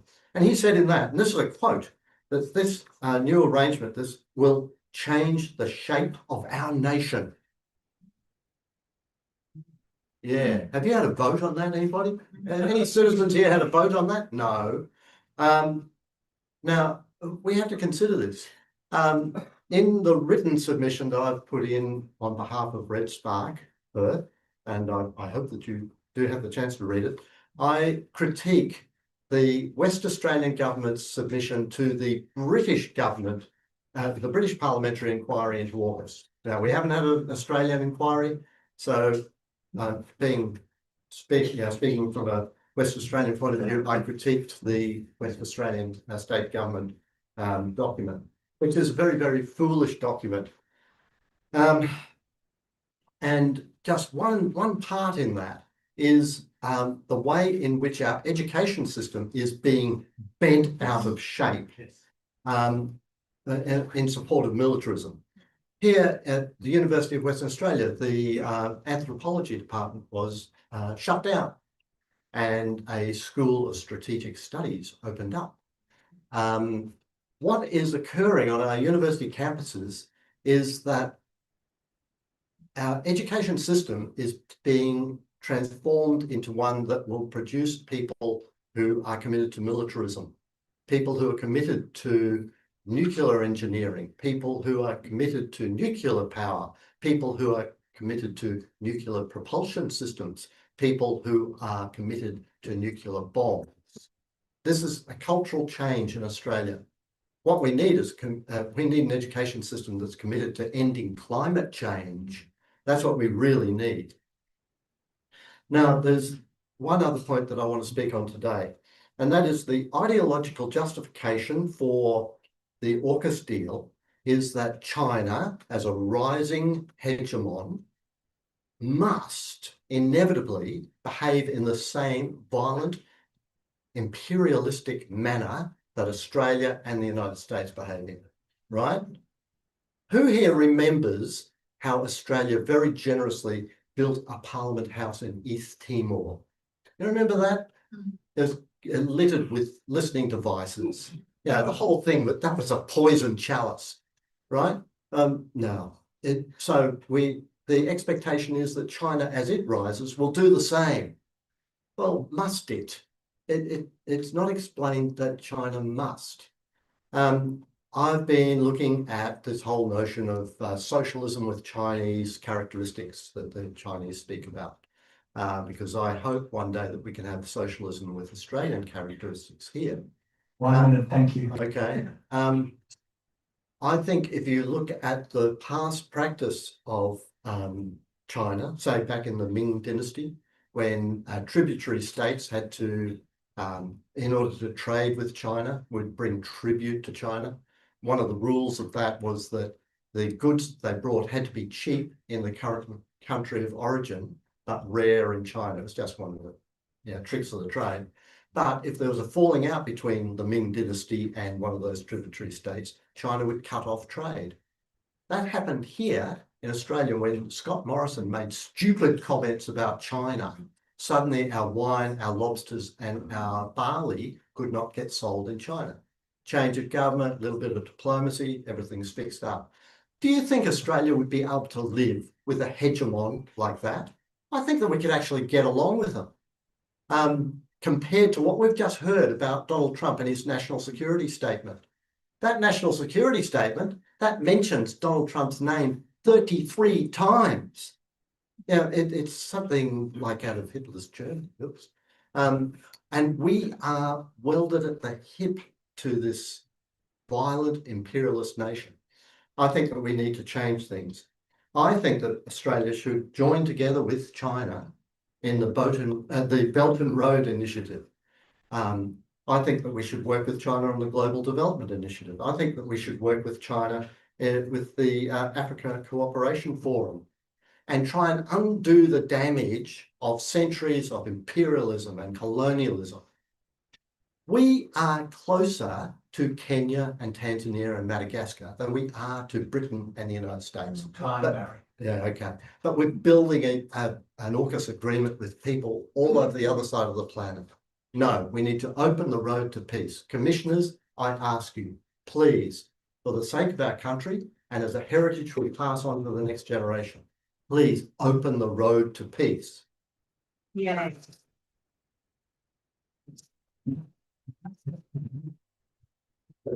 Thank you for that, Barrie. I'd like to see whether Jan Teagle Peters is here. Yes, if I could ask you, Jan, I'll take the advantage that you are here to come up and speak for this 5 minute segment. And then after that, we're going to break briefly for afternoon tea, and then we'll come back. No, I beg your pardon, then we'll just keep on going. I think Mia Pepper will be the next one. So thanks, Jan. I didn't get any notification. Yes, I beg your pardon. You don't have to now. I'd like to say something. No, please. I'm with almost every speaker in terms of what they've said. Peace is what matters. Peace is what matters. And a world in which we can live well, everybody, not just that country or this one. For the last maybe 20 years, I've worked with Aboriginal people in Darwin, in the Pilbara. I've taught Indigenous studies. I, a white woman, has taught Indigenous studies. And what I know from Aboriginal people is that the past creates the present, creates the future, and that this is a cycle that continues.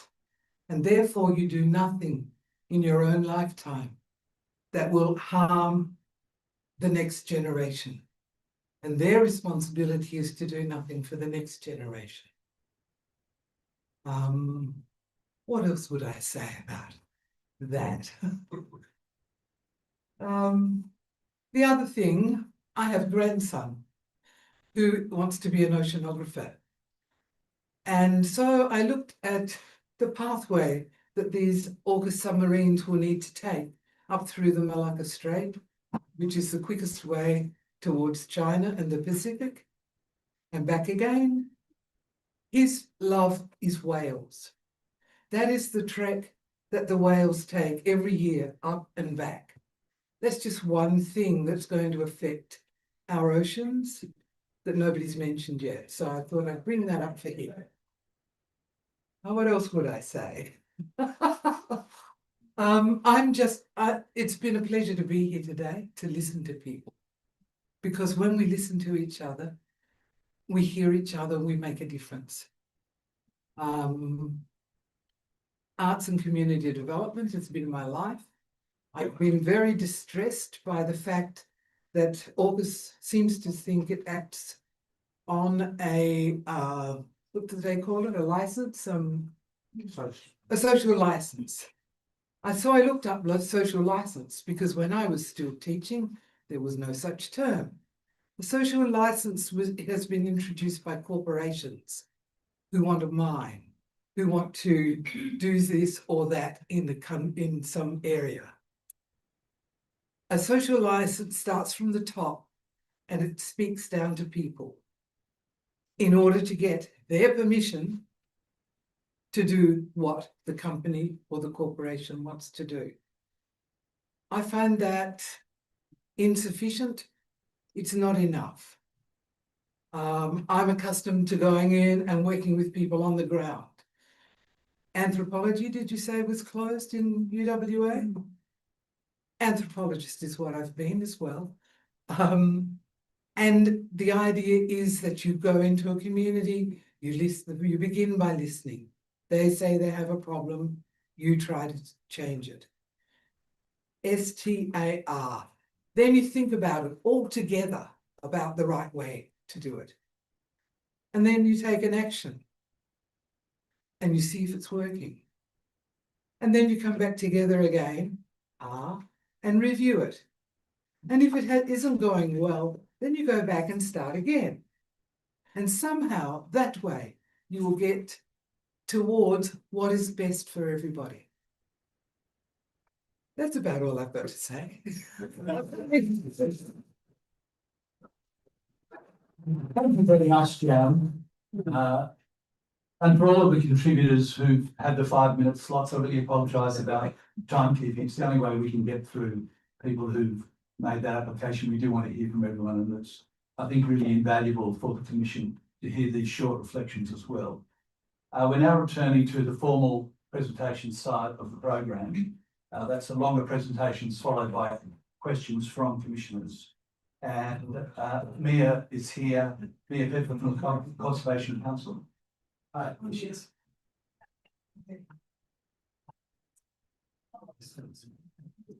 Come on up, and the floor is yours. Hi, thanks so much for having me here to present. I'm here on behalf of the Conservation Council of WA, and just like to acknowledge that we're here on stolen lands of the Whadjuk people and pay respects, and noting that we're talking about country and land sea country that is culturally really significant, and that cultural connection is deeply tied to the environmental values that are under threat. So the Conservation Council of WA, we're the state's peak environment group, and we represent about 85 member groups. We've heard some of the submissions today watching online and over the last couple of weeks. And so I wanted to just really focus in on some of the environmental risks associated with AUKUS and the Defence Precinct proposed in Coburn Sound, Derbyshire. This area is one of the most intensively used coastal environments with significant environmental and cultural values that are deeply connected.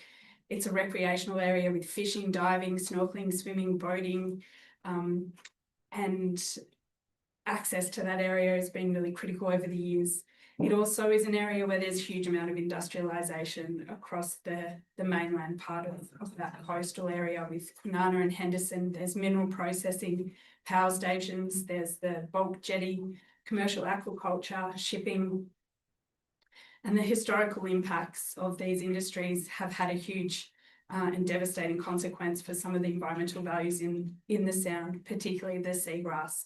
In the 1960s and 80s, there was a total collapse of the seagrass meadows with a loss of about 80% of their historical extent, and that is yet to recover. There are metal and hydrocarbon contamination in the sediment in Derbyshire, and that now poses a huge risk for future proposals that could disturb some of that contaminant. In addition to the AUKUS-related development at HMAS Stirling on Meandeep, Garden Island, there's the Defence Precinct on mainland at Kwinana within the Henderson area, and there's now also new developments proposed which add additional pressures. There's the Kwinana Bulk Jetty relocation project, there's the Westport Container Terminal, there's the H2 Perth, Woodside's new gas to hydrogen proposal. There's Alcoa's decommissioning works at the aluminium refinery and decommissioning works of Synergy's power station. All these have a really huge and compounding impact on the natural environment, which, as I said earlier, is severely degraded from that history of industrialisation along the coastal area and now poses unique threats to the environment. I wanted to paint a bit more of a picture about the environment that we're talking about. The marine environment, there's diverse assemblages of species and ecosystems, including EPBC listed seahorse and bottlenose dolphin, and many, many more vulnerable and migratory species that are all outlined in our submission. It's a spawning and nursery ground for the pink snapper and whitebait. It's foraging grounds for the little penguin, which is a genetically distinct population of little penguins that live at Garden Island. There's only about 100 of those left, and are in an area which will be impacted by the developments of the port at Garden Island. There's significant benthic communities and habitats, critical seagrass meadows, which are now facing significant further decline. There's limited flushing in the Sound because of the geology of that area, and one of probably our biggest environmental concern is the dredging that's proposed there, both close to the port to allow for the submarines to dock there, but also in conjunction with the shipping lanes for Westport and Kwinana Bulk Jetty. There are a number of proposals, and the timing of that and the overlap of those could be could spell the end of the seagrass meadows and a number of species that rely on that area. And I think it's probably worth pointing out that for what we do know is proposed with Westport and Kwinana Bulk Jetty, that's a sort of known quantity, and what we're hearing from many of the agencies that we're engaging with is it's very hard to get an understanding from Defence what the full scope of their proposals are. So when we're talking about cumulative impacts on the environment, there's very few known quantities about the scale and the scope of what's actually being proposed in terms of environmental impact. For the terrestrial environment at Miadip, there's over 115 bird species. There's endangered and genetically distinct population of little penguins. Sorry, I already said that. There's breeding habitat for the bridal tern, rainbow bee-eater, fairy tern, osprey. There's mammals there, the Tamar wallaby, which is a priority 4 species. There's the Perth slider, which is listed on the IUCN as an endangered species, carpet pythons and tiger snakes. And there are 6 listed threatened ecological communities. This area is also in proximity to the Shoalwater Island Marine Park and the Commonwealth waters of the Southwest Marine Region, which supports a range of marine environmental values. It's an important fishery area, including for the Western rock lobster. So from a cultural and recreational perspective, you know, this area attracts so many people to diving and snorkeling, fishing. And it's because of all of those environmental values that it has such a close place in many people's heart. The scope of the threat, we're talking about what kind of impacts there could be on those species. There's operational noise and light, which can reduce foraging efficiency, nesting disturbance. The increase in water turbidity from the dredging, that can again impact the ability for species to forage, and it can impact impacts the light and the ability for the seagrass meadows to replenish. There's increased shipping, producing increased risk of invasive species, the introduction of subsequent habitat impact, vessel strikes, there's habitat loss, producing greater susceptibility to predation. There's also pollution events, and that digging up the contaminants that are lying in the sediment now can have a huge impact in being bioaccumulated into many of the species that live there. And then the other sort of major concern from the Conservation Council is the radioactive waste storage proposal at Garden Island, but also I think what we were also really unclear of the scale and the scope of what radioactive wastes would have been produced at the Defence Precinct if that was to become an onshore dry dock for nuclear powered submarines for maintenance. And that I think is a grade of radioactive wastes that could be much higher and involve much more serious long-term planning and thinking about how we would get that out of a really heavily populated and industrial area and what kind of risks that pose to the community. In terms of the process that we've seen so far, we have very little confidence about how seriously the public will be engaged and how seriously the radioactive elements or the nuclear elements of this project are being assessed in environmental terms. The AUKUS licensing for the controlled industrial facility at Garden Island was limited. The documentation was limited. It didn't undergo environmental assessment, and the public involvement was pretty limited through that AUKUS licensing process. And we're yet to see what it means when they're actually accepting waste. So that was just for the siting of the facility and the construction of the facility. So I don't believe that there's yet a license for actually hosting waste. There was an environmental referral to the federal government for the upgrades to HMAS Stirling for the ports and for some of the construction at the site. That was assessed on referral with additional information. So the public got very limited opportunity to engage and respond to that. And importantly, the nuclear components of this proposal were not included in that assessment. So and we sought advice on this, and as far as we can tell, there is nothing in the EPBC Act that ensures that the nuclear components of this project will be assessed at any point in the process. CCWA then referred this project to the WA EPA, arguing that it would have impact on state waters and state environmental significant factors, and that was rejected, claiming that it was outside of the state's jurisdiction because it was in Commonwealth land and the project constrained to the Commonwealth controlled parts of the water. So there has not been a state environmental assessment. We were unhappy with the scope of the federal environmental assessment.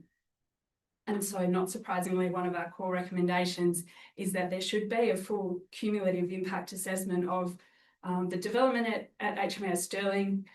It should include some of the proposals around Henderson so that we can understand the scope and scale of those proposals and the impacts, and that be considered in conjunction with all of the other developments that are currently being put forward, because the cumulative impacts over an extended period of time perhaps could be managed better, but when they're all happening at the same time, that really spells disaster for some of the ecosystems that I've spoken about, particularly the seagrass meadows. Thank you. Thank you.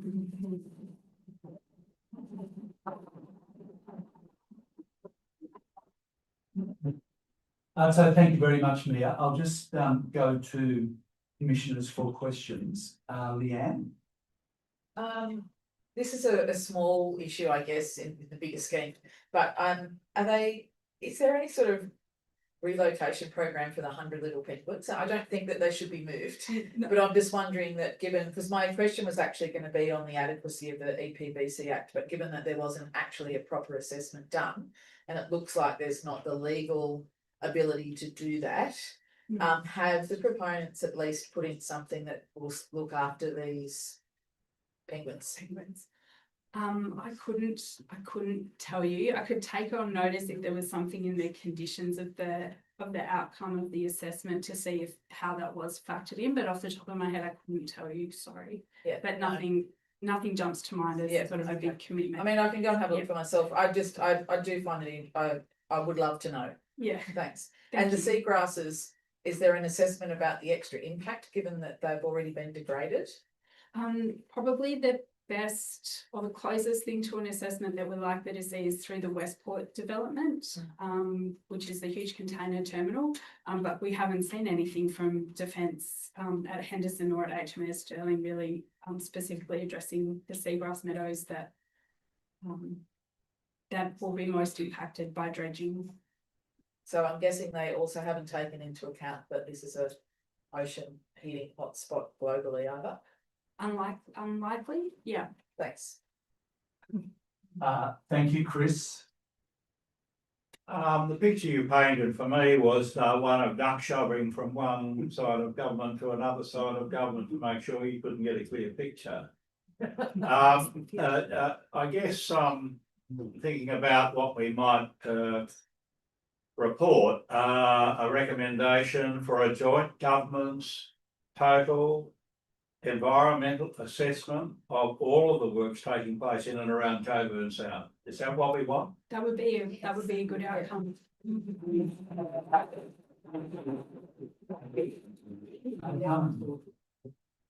Thanks, Mia, very much, and for drawing out the consequences here of failure to properly anticipate the cumulative impacts. And I guess my question is not so much some technical questions of who should be reviewing this. You and I both know that local EPA is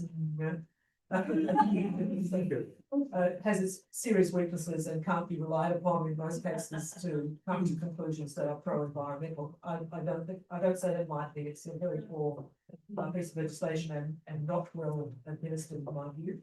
So I'm not sure we can hope for much from that source. But there are presumably other allies who you can work with in this space, particularly if you look at the seagrass meadows and the recreational benefits that people take from the sound. I don't know if you've tried to work with the fishing community and the tourism community to get some better responses from government about protecting the natural environment. I mean, there are a few, yes, that's all good advice, and we've got an Environment Matters series coming up soon in August where we hope to bring a lot of people and a lot of different voices together about the broader environmental impacts in the area. Kelly Duckworth, who's here from CCWA, sits on the Coburn Sound Management Committee. And so we're sort of tied in with that unusual sort of alliance, which includes wreckfishers and a whole range of other groups. And I think everyone's pretty conscious of the degraded state that the sound is in, the importance of the sound, both for like culturally and environmentally, but also for all those recreational users. And there's now a review of the state environment policy for the area. So we're hoping that through that process, we can get some stronger commitments for protection.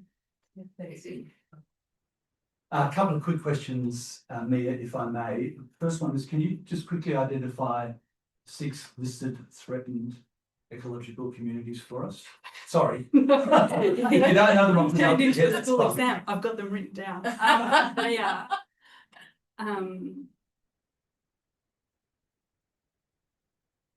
Oh, sorry. That's now, right. Now it's a little bit hard to.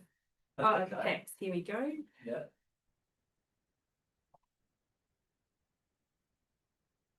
There's the sedgelands in Holocene dune swales. Sorry, just speak up a little bit for us. Sedgelands in Holocene dune swales of the Swan Coastal Plain. Yeah. There's the thrombolite microbial community of coastal freshwater lakes of the Swan Coastal Plain. There's stromatolite, like microbolite, community of coastal freshwater lakes, Lake Richmond. There's Tuart woodlands and forests of the Swan Coastal Plain. I'm going to not say the Latin name. Melaleuca forests of woodlands of the Swan Coastal Plain, and another type of Melaleuca shrublands of limestone ridges. Most of those are critically endangered. Right, thank you. And that's in addition to the other suite of threatened and endangered species that you mentioned. Yeah, their entire communities. And I'd make the point, just because I've got a microphone and I can, that in WA there is no recovery plans for any threatened ecological communities. Well, that was actually part of my next question. Could you just give the commissioners a quick sense of who the minister was that approved the initial tranche of consideration that saw nuclear matters not considered, if I understood that properly? Was that a referral? That would have been Tanya Pritzker. That would have been Tanya Pritzker. And that's a referral that came, I'm sorry to dive into a bit of detail here, you'll probably find some of this out from the submission itself, but just taking advantage of the moment. The proponent, who was the proponent? Was it the Australian Submarine Agency? Is Leonie here? She would know. Yeah, So right. So the ASA was the proponent, and it was referred to under the EPBC Act. yes, the original EPBC Act. Yes, not the amended Act, the original Act. Right. I believe, and this is in a submission somewhere. Sorry, it's not one of mine, but I believe that there was some amendment to remove specifically nuclear propulsion from the Act, but I would have to take that on notice and find that, but I think that's probably important. No, for my many sins, I'm very familiar with this Act. Oh, okay. Yes, yeah. So which is why I'm making the inquiry about when the original proposal went to government and when it came back, why it didn't actually have a look at issues of nuclear safety generally, because that's provided for in the EPBC legislation. Yeah, of course. Yeah, that's what we had thought. Yes. Yes, that it would be considered as a under the nuclear trigger. All right, thank you very much. There have been no further questions. Thanks very much.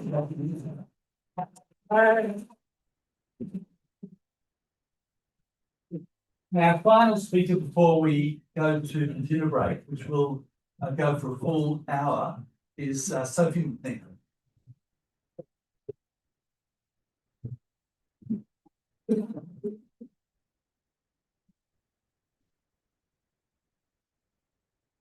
And whilst Sophie is preparing herself, perhaps just to encourage those of you who were on the list to speak, and maybe I can just quickly read out that list for you. So on the list that I have yet to speak for the 5-minute sessions, James Taylor, Joanne Sharp, Alison Bazana, Ellen Morrison, Jonathan Easton, no, that's definitely not right, Ruth Ellis, James Duffield, and Susan Hartley.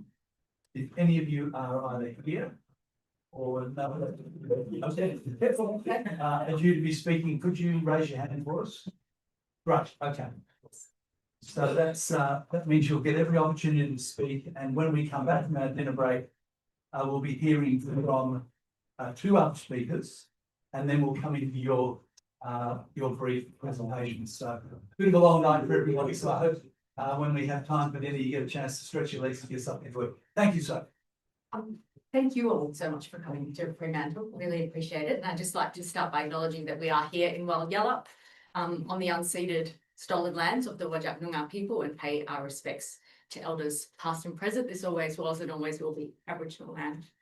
My name is Sophie McNeil. I'm a Greens MLC in the WA Upper House, and I'm our spokesperson for peace and non-violence. So obviously, when you're in Sydney, you'll speak to my federal colleague, David Shoebridge, who can give you the perspective from a foreign affairs and a defence security angle. But me here today, it's a state perspective, and it's also from a local. So if this terrible project goes ahead, these nuclear submarines will be based just 13 minutes from my front door. And I'm going to spend my time this afternoon painting a picture of what AUKUS will mean for us on a community level here in West Australia, because if it does proceed, it will fundamentally change our beautiful little quiet part of the world here in Southwest WA. And federal and state Labor have really signed up Western Australia to a future that is intrinsically tied to the US military, to the US Department of War, and to the whims of Washington and whatever they choose to do. It places a target on our backs.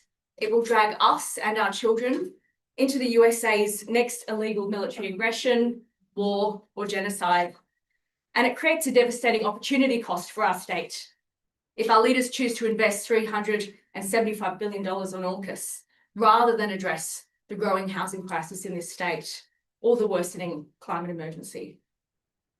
And as part of AUKUS, WA Labor is aggressively pursuing a policy to make the defence sector the second largest industry here in Western Australia after resources. And it is a significant shift of which Labor has decided to pursue with zero consultation with our community.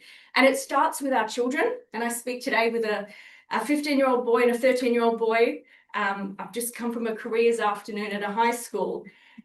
And WA Labor is priming our children to service their vision of Western Australia as a defence manufacturing hub.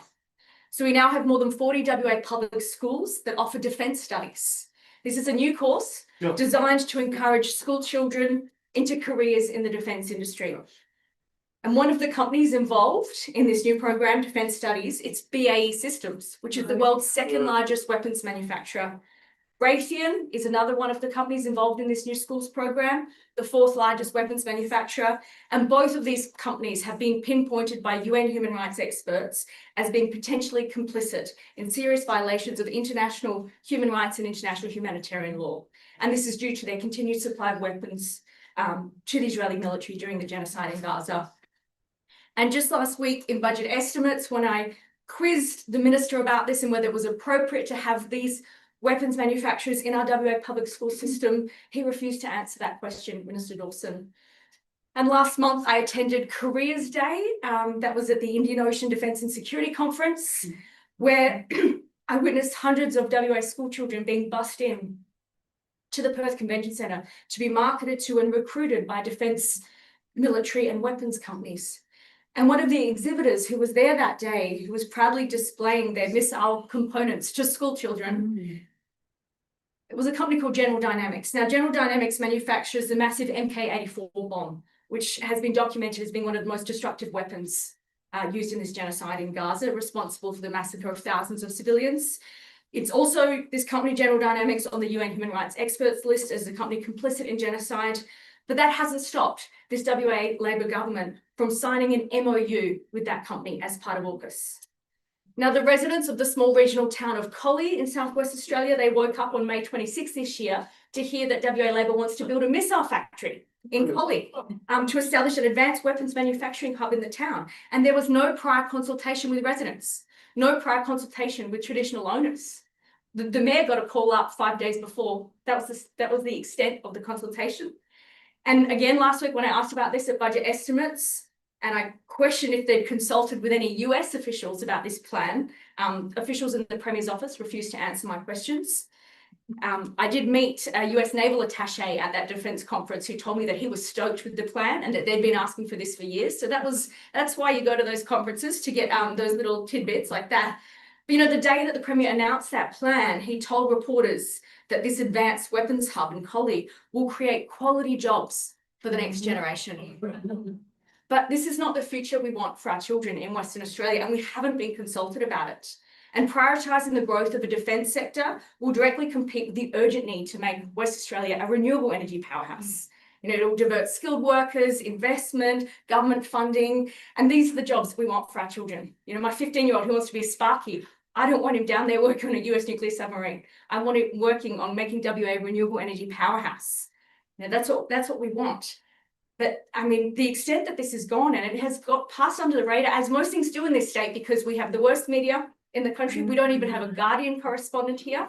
You know, we don't have many NGOs or civil society organisations. The ones we do have work their butts off, as you've just heard from me and Pepper.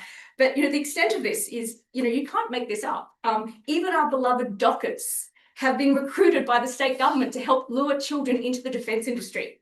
A new MOU signed in April this year by the Fremantle Dockers and the WA State Government will kickstart a new partnership that aims to raise awareness of the opportunities within WA's growing defence industry. And I quote from Minister Papalia, the Dockers' extensive community footprint across regional and metropolitan WA, including grassroots programs and school outreach, offers a powerful platform to highlight the scale and importance of WA's defence industry.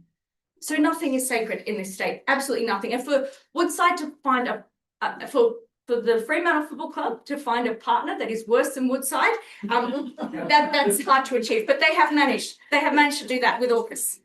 So AUKUS will see more than 700 US American service personnel and their families stationed here in the South Perth around Fremantle, with the first wave scheduled to begin to arrive early next year. And it will mean that our southern suburbs here around Fremantle will host the second largest US military presence after Darwin. And right now, West Australia is in the middle of the worst housing crisis that we have ever seen. So in the last 5 years, the average rent in WA has gone up by more than 60%. 60% in 5 years. The average house price in Perth has doubled. It's now more than $1 million for a house in Perth. A friend of mine just paid $850,000 for a three-bedroom house in a bad part of Rockingham. You know, and that's what AUKUS is going to contribute to. And right now in Rockingham, near the Stirling Navy base, the federal government is attempting to double the size of their property portfolio for AUKUS service personnel. So the Defence Housing Australia Amendment Bill, which was rammed through federal parliament last year, it will enable public funds to be used to build housing for foreign military personnel in Australia as part of AUKUS. And federal Labor has already committed more than $100 million of our money to housing US and UK troops under AUKUS in Perth. Meanwhile, on Memorial Drive and Safety Bay in Rockingham, and I know Sam referred to this earlier, I heard it on the webcast, dozens of pensioners sleep in tents on the side of the road, unable to afford a home. This housing crisis we have here in our state. And rather than be transparent about their plans for our community and what AUKUS will mean, we've had the Cook and the Albanese governments deliberately drip feed tiny bits of information to our community about what exactly AUKUS entails. And it's because they know that there is no social license of this project. It's non-existent. You know, they're hoping the community won't add it all up until it's too late. And we've gone from, just a few more subs at Stirling, which was kind of the initial, what they were letting us know about, to then the federal government revealing last September that they've invited the US to transform Henderson into a nuclear submarine maintenance hub. I mean, that is huge. That is a big shift to what we originally promised. Clearly, that was a key US demand from their AUKUS review, to which the Albanese government dutifully obeyed. And if it proceeds, it will see our stunning Coburn Sound, which you've heard about the challenges from Mia, become one of just 5 facilities worldwide where that kind of deep cycle maintenance takes place. And the other 4 facilities, they're all in the US. And we really want that future for our Coburn Sound, the 5th US deep cycle maintenance site in the whole world, just a few kilometres from residents' homes. That's how close it is. I've measured on Google Maps, about 5 k's. Now, the increased industrialisation of the Sound, as you heard from CCWA, is going to have catastrophic impacts on this delicate ecosystem. Coburn Sound is where our families go fishing, boating. It's where you catch crabs, where you catch whiting. It's the busiest boat ramp in WA. It's our playground, and it's home to some of the most stunning snorkeling in the metropolitan region. And it's the only place in the West Coast bioregion where pink snapper spawn. And right now, demersal fish in this state are very controversial. You can't catch a pink snapper. You can't catch a jewfish because the stocks are so low, because we have had an overfishing crisis in this state. And yet, we're going to allow the US military, unimpeded access to this place that'll have devastating impacts to our way of life here in the south of Perth. While we also temporarily store the US nuclear waste. And I think the other thing that's really important for our community that we have seen for the last few months is that US military installations are targets. That's what the horror in Iran has showed us. They are targets. And this target is going to be sitting 5 k's from people's homes, this US nuclear maintenance deep cycle facility. And when we asked in Parliament about briefings that the state government had received about an increased risk to the Rockingham community in the wake of the state government support for AUKUS, they refused to answer, and they called us alarmist, despite what we've seen happen in the last few months in the Middle East and how clear it is that US military installations are targets. Meanwhile, WA's Jarrah forests are also under threat from AUKUS, so specifically under AUKUS Pillar 2, which seeks to integrate military trade in critical minerals for the US military.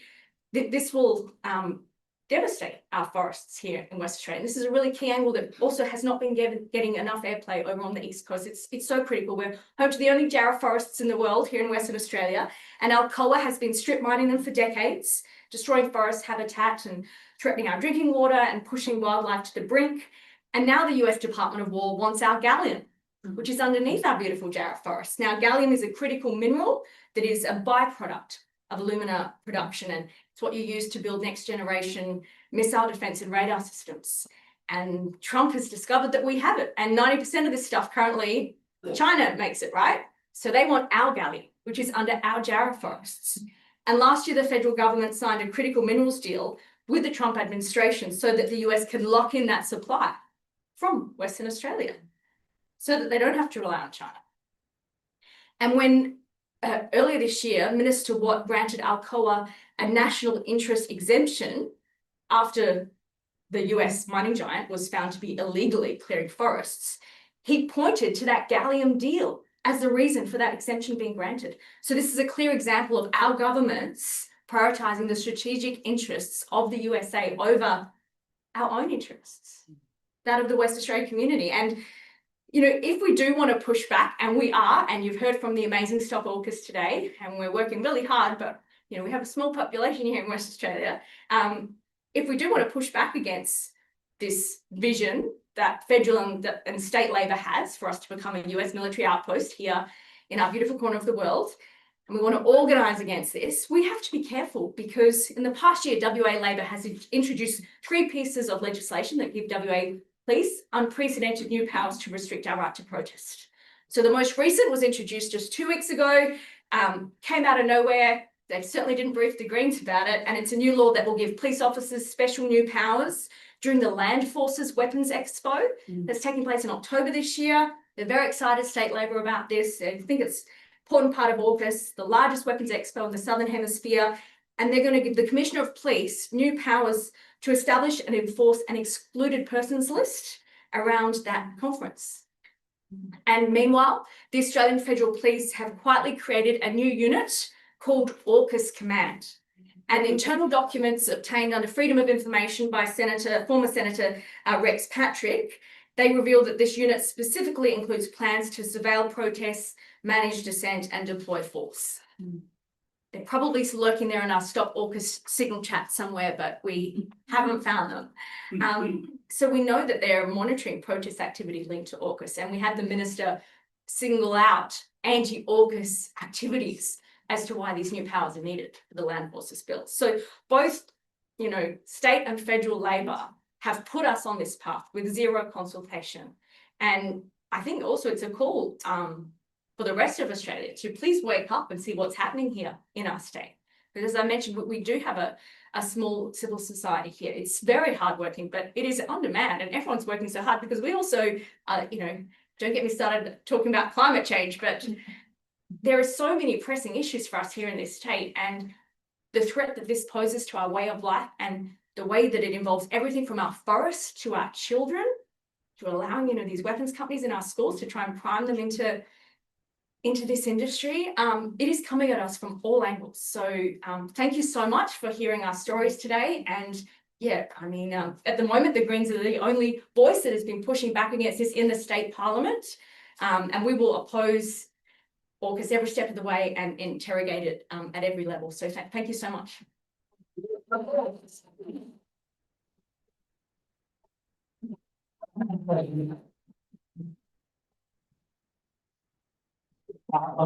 I'll now go to commissioners for any questions that they might have or clarifications. So Leanne. I'm wondering if Carmen or someone else, that's a lot of information to take in. It's also quite overwhelming, to be honest. Someone else has got a question ready. Okay, I'll go. Did I understand you correctly in saying the housing being built for the Americans coming into the area has been paid for by the Australian government? Yes, there is a special federal fund, it's not state funding, and there was a bill that passed through Parliament, I think it was last July. My colleague David Shoebridge did a lot of work on this, and what was quite shocking about it is that there wasn't a financial statement attached to that bill, so we weren't sure how much it was going to cost. It felt like a blank check. What we do know is 100 million has been allocated so far.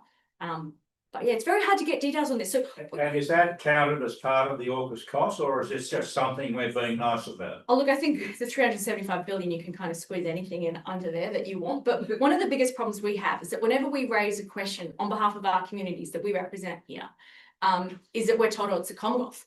But then the state government is all in on AUKUS, and they're putting, you know, their own state revenue into the program and developing so many state level policies and programs to support it. But yet every time we have a question or want to clarify details or want to talk about anything, oh no, it's all Commonwealth, right? So there's just, and state Labor just, you know, absolutely rolls out the red carpet. So there is, apart from, it feels like, apart from us in Parliament advocating for this, and the community groups and the amazing work that a very hardworking, undermanned civil society can do, that there is no level of scrutiny or protection for us, because state Labor just does whatever Canberra tells them to. So perhaps if there was, you know, a difference in political parties between the state or the federal government, there might be that degree of scrutiny or oversight, but there is nothing here, nothing. And every time we try and get details or ask questions, they handball it to each other. Defence and Commonwealth tell us nothing, state government tells us to them.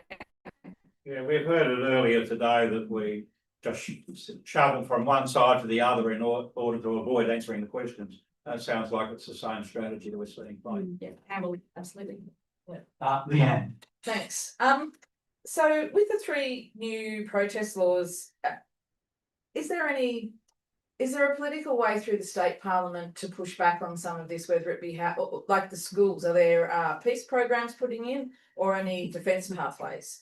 We have climate change programs at the moment. You might have seen today, WA has the highest number of programs taught by fossil fuel companies in all of Australia. So no, there's no peace kind of official program, as far as I'm aware, that the government's funding. I've actually tried to get them to fund one, Leanne, and they have refused. One that the Red Cross runs. So no, there is zero oversight on this. I'm trying to find out what they actually teach. And again, you know, because it's a federally funded program, but it's in WA public schools, no one has any details because the state government tells us to talk to the feds. And And the 3 new anti-protest laws that you mentioned, they sound quite restrictive, and I know that similar protest laws have been successfully argued in courts in other states. Is that a possibility in WA? It is a possibility. I mean, as you know, High Court challenges are very, very expensive. We're trying to fundraise for one now in Queensland over their terrible new laws there to restrict protest against genocide. We've got the public order bill coming back, probably come back in August after we've had our winter break in Parliament. That got sent off to a committee. It came back. It was a total mess. They made no clear recommendations. They couldn't come to a consensus about it. But what was very clear from the parliamentary committee's investigation into that law is that they didn't listen to the human rights experts that gave evidence that said clearly this will restrict your right to protest. Because what the public order bill does, so we've got the post and boast laws, which if I go and take a video of Joe Valentine sitting outside BAE Systems, which is 13 minutes from my front door, and she's chained herself to the gate, and I share that video and I say, I love Joe Valentine, she's a hero, we all need to stop AUKUS, then I can be, the charge I'm facing is up to 3 years jail for posting and boasting under the new post and boast laws. They haven't passed yet. The Greens are trying to get amendments up because at the moment it includes laws such as trespassing or disorderly conduct, which are very common charges you get when you're peacefully protesting against terrible things, as the wonderful Joe Valentine has done over the many years here. So that's the first law, post and boast law, and I can follow up with the legislation and send you some of our memorandums on it. Then we have the public order bill, which is the one that gives police unprecedented new powers to refuse permits for protests if they think that safety will be compromised in any way. It forces them to consider safety as a paramount consideration, something which they haven't had to previously put into any permit approval process. And then the third one is this land forces bill. And then the other thing that happened just last week, the week before, was the unprecedented new AI surveillance rollout in West Australia, the first state in Australia, and it's actually a world first. The WA Police have this van, which I confirmed during budget estimates last week. They will have it at the Land Forces Conference. So they are using a new AI system to scan people's faces. And that will be, we'll see that at Land Forces. So we can also send you my colleague, Brad Pettit, who works on our justice portfolio. He's got that bill under his portfolio, but we can send you all of these bills we're very concerned about. And one last one, just on the housing. Where's the workforce? Because my understanding is you've got a low unemployment rate in WA like the rest of Australia. So we're actually in a bit of a skills shortage rather than needing more jobs. So there's no plans for the state government to put in extra housing for the people, the current Western Australian residents that are houseless. And look, they have, we just had a state budget and they have finally invested more in public housing, like absolutely not near the level that the Greens have been calling for years or what's needed. We're finally seeing a little bit of movement there, but yet the skills, the competition for skilled labour in this state is huge. And so you will finally, after years of lobbying and work by the Conservation Council, we've had the WA Labor Party say that they want to be a renewable energy superpower. But they're not really doing much about it, right? So they put, there's the funds and the programs and the money is going into defence as the second largest sector after resources. But what about this plan to be a renewable energy superpower? I mean, we just do not have enough skilled workers in this state to do both. And where were we ever consulted about becoming a defence superpower over a renewable energy superpower? They didn't take this to the election. Zero consultation. It's just come out of nowhere as part of AUKUS. Thanks. Thanks very much, Sophie, and thank you, Commissioners, for questions. A couple of quick final questions from me before we break for a meal this evening. Just quickly come back to the opportunities for students to be vectored into the education system with a perspective or course subjects or encouragement for defence matters and otherwise. Is this within the existing curriculum or are they standalone programs that are being proposed? It's a unit currently taught in year 11 and 12, defence studies, in more than 40 schools in Western Australia. And it's a new federally funded program and it's a pathway for AUKUS. Like that's the purpose of it. There's, they don't hide it. It's all about trying to get the workers they need for AUKUS. I appreciate that. But it's a federally funded program, so They're taught, in WA Public the Schools. Commonwealth is remitting the funds to the state to enable the program.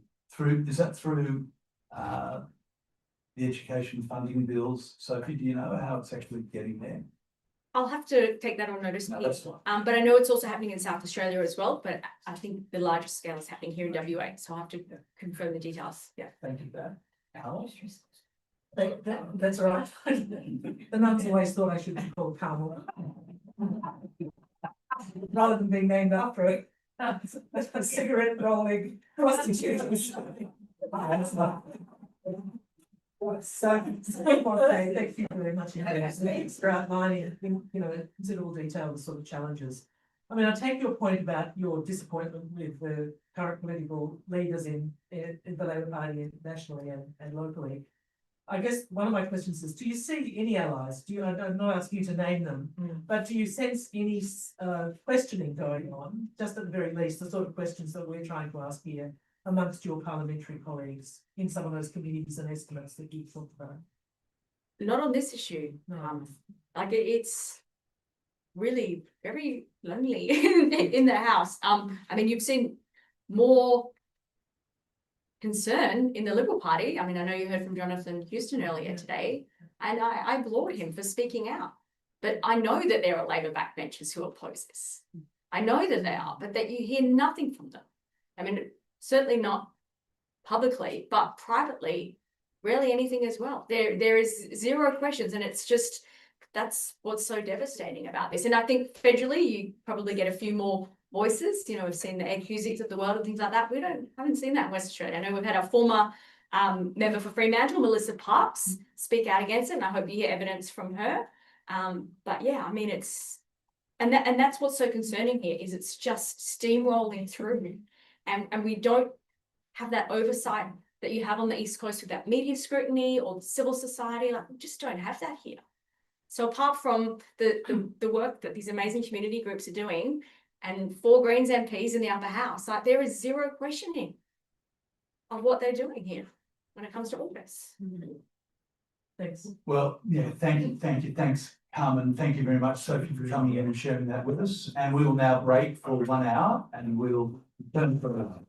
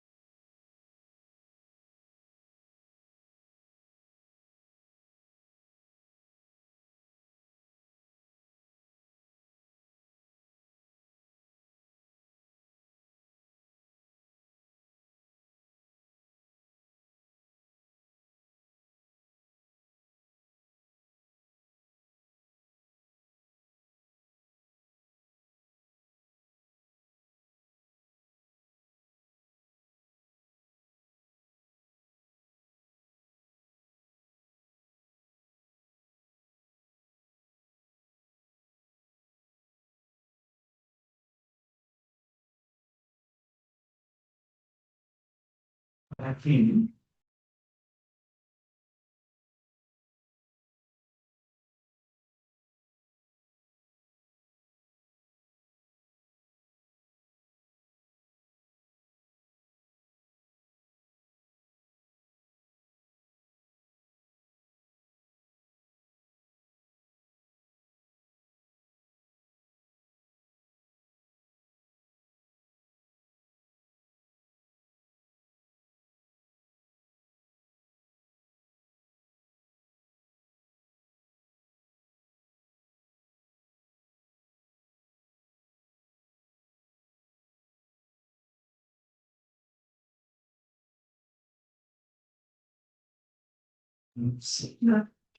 And the trick to it is to pull the microphone a little bit towards you. So, relationship hostility. Yes, something like that. Yeah. I repeat it. Yeah. That's absolutely fine. You guys still have 5 minutes to the end. You sure? It's easy to show. What's on this?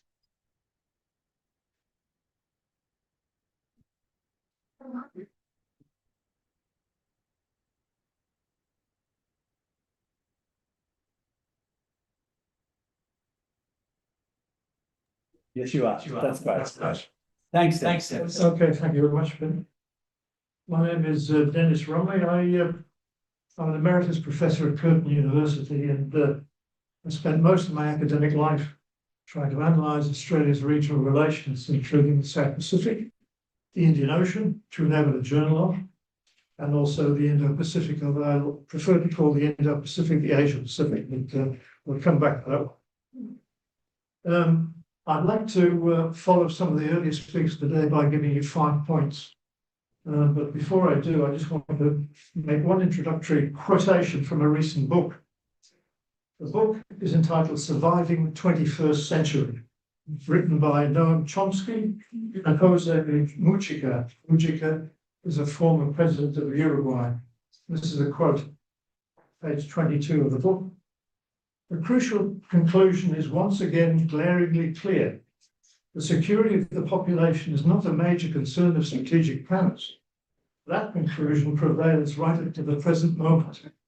When investigating foreign affairs and government decisions, we routinely discover that peaceful solutions exist, but are dismissed, even though they might avert disaster. End of quote.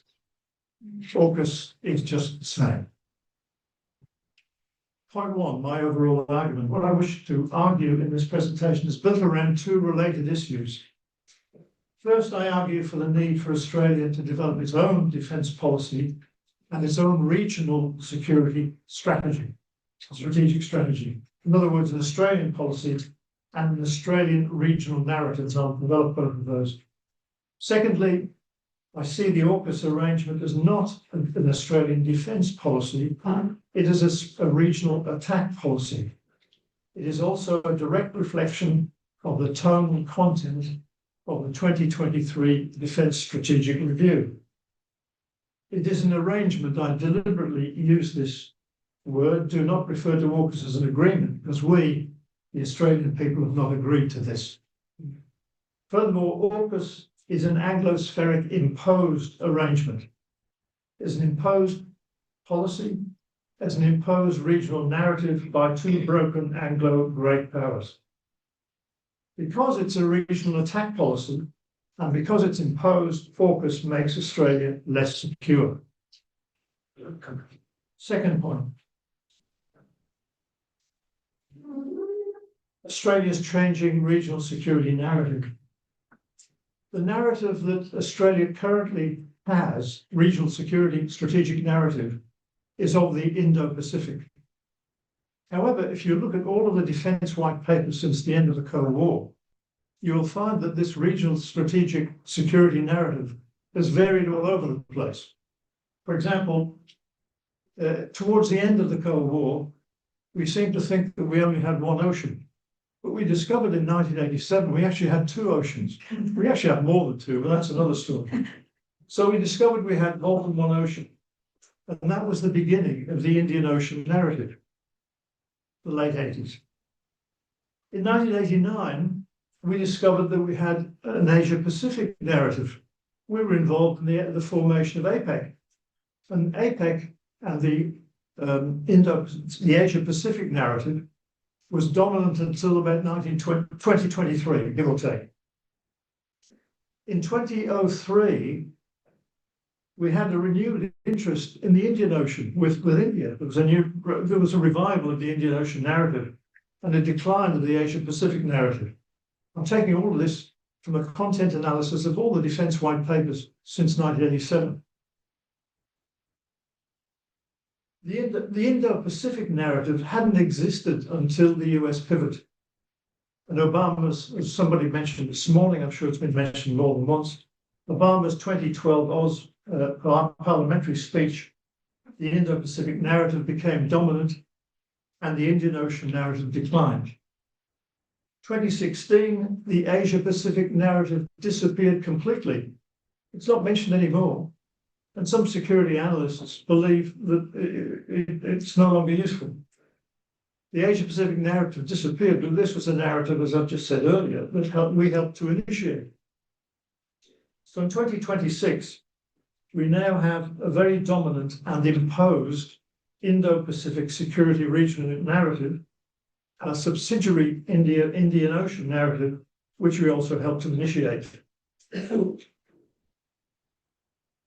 One other point that I should make under this second point is in the Defence Strategic Review, the current Defence Minister, Richard Marles, quotes, this is a quote from him, Australia's region, the Indo-Pacific. So we're now firmly, this is our region. However, we're not even sure what this Indo-Pacific region actually is. If you have a look at the map that's in the DSR, it doesn't correspond to the US Indo-Pacific region, the US Indo-PACOM. It differs. Many of our neighbours don't like or don't use the Indo-Pacific concept. Most Asian states generally feel a sense of discomfort with the concept. Canada doesn't even include the US and the Western Indian Ocean. The South Pacific Island states have a regional disquiet over the concept, and so on. So the concept is highly contested. Our nearest neighbours barely use it, and if they use it differently. Also, we have, if we look at the rest of the middle powers in the Asia-Pacific region, which I'm going to call it now, we have a sense of strategic dependency compared with all of the other regional middle powers in the Asia-Pacific region. And finally, excuse me, I need this. Since Federation, and if you look at this carefully, since Federation, Australia's strategic regional role has been allocated by each of the two Anglo great powers. And there's been no independent Australian narrative ever since Federation. And I can quote 8 of these. I could do that in question time rather than use any more of my 3.5 minutes, which are left. Point 3, the various meanings of AUKUS. In strategic terms, I take it to mean the Anglosphere versus the Far East. It reinforces a new Cold War paradigm. It is a conflictual rather than a cooperative paradigm. In literal terms, AUKUS has many connotations. You start to think about the word. The word orca comes to mind, the attack killer whale. If you look at the word AUKUS, O-R-C-U-S, those who are blessed with the classical education, certainly not me, then you'll be aware that the word AUKUS is understood in Roman mythology as the god of the underworld, a punisher of broken oaths, and the equivalent of the Greek Hades. It's perfect for the AUKUS debate, isn't it? The AUKUS debate also has raised the prospect of various expansions of the original triumvirate. This has resulted in what I would call an acronymic attack. If you start adding Japan, you get JAWKUS. If you call it an Anglospheric AUKUS, it's CAUCUS. And if it's an Anglosphere, it could be ANS-CAUCUS. And if it's an extended one, it could be JAX-CAUCUS. And if it's a Pacific Anglosphere, it could be JANS-CAUCUS. And if you want to add France, it becomes a swear word. Boris Johnson, of course, had this idea in October 24 to include France in there to make it such. Point 3. Point 4, some pros and cons of AUKUS. The pros, of course, are from the proponents, and I'm not going to cover all of them, but let me just include a few positives from those who propose it. Forward basing for the United States, partners with the US in regional conflict, US strategic submarine defence against China, forward defence for Australia, global role for the UK, employment in the nuclear industry, access to nuclear technology, nuclear submarines for Australia, submarine base in Western Australia, and many more. If you look at some of the negatives, submarines controlled by the United States, a point made various times today. Extreme uncertainty of partner involvement, should I say partners' involvement. Thirdly, China is Australia's largest trading partner. And I'm tempted to use that beautiful quote from Troy Bramston, which if I'm tempted to, I will. Australia becomes a nuclear target. Remoteness of the security threat to the United Kingdom. I thought their problems were internal. Lack of skilled workforce. Disposal of nuclear waste problematic. Future technological obsolescence, which is going to be inevitable, as one or two speakers have already pointed out. Prohibitive unsustainable cost. Point 5. Linda Reynolds, in one of the few things I agreed with her this morning, talked about the need for a plan B. And I honestly feel that the next step after this wonderful occasion is to try and go to the next plan B. It's already been suggested that Gareth Evans and Bob Carr and maybe even Paul Keating might chair a government-funded plan B strategy. But I wanted to make some points that I would try and include towards an Australian regional security narrative. And I think Hugh White's quarterly essay is especially relevant in this regard. But let me make a few points about what I might begin to include in a new plan B away from AUKUS. I think the first and most obvious one to me is the need for a full and open national security debate with no inhibiting silences. We've had many inhibiting silences right throughout this debate, as we are all well aware. Secondly, as Hugh White put it, the Australian government is, quote, frightened of the hard new world we face. Seems to be frightened just about everything. Thirdly, critically evaluate all existing security arrangements. ANZUS, which has been touched on this morning, Pine Gap, which is in silence in the DSR 2023, no, Pine Gap's not even mentioned, AUKUS, etc. All of the existing security arrangements need to be critically evaluated. Design, as Hugh White put it, design a post-American Australian future. Fifthly, central importance of near neighbours. The near neighbours were barely consulted in the 2023 Defence Security Review.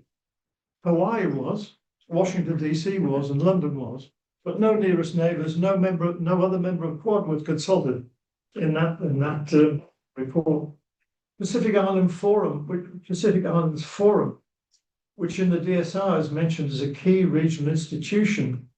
I think we need to end the paternalistic Pacific Islands narrative policy, which you hear from time to time in the media. Seventh, an innovative, wide-ranging new approach, I think, is needed to Australia-China relationships. And dare I say, even this, begin negotiations on a new China-Australia peace and security accord. Come for them. Develop a new multi-alignment strategy, which is what India is doing. Reinvigorate, evaluate Australian diplomacy. Jim Molan once said that diplomacy is the best form of defence. I couldn't agree more. Where's it gone? Rediscover Australia's seemingly lost honest broker role. Where did that go? Eradicate the deputy sheriff narrative. Facilitate, as Kevin Rudd's put it, facilitate managed strategic competition between China and the United States. And finally, use the $368 billion AUKUS budget to enact a wide range of measures to make Australian families more secure in Australia. Thank you.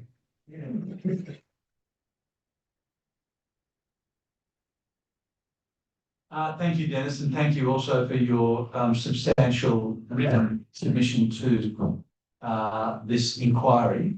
I'll open it up for questions, and I might come across to you if I can. Thank you very much indeed, Dennis. And as Peter says, thank you too for the written submission. And I might say that all of us are reading material that comes to us. So if you haven't yet made a submission, please feel free to do so, because it gives us an opportunity to think carefully in a way that perhaps is not always so easy to do on these occasions. And in my case, given it's getting near to the end of the day, I hope that I'm coherent, Dennis. I know Dennis's work from his superb academic career and his very careful, thoughtful analysis of our position in the world. So I appreciate the fact that you've outlined the details of a Plan B for us, and they're specific and they are on the face of it achievable.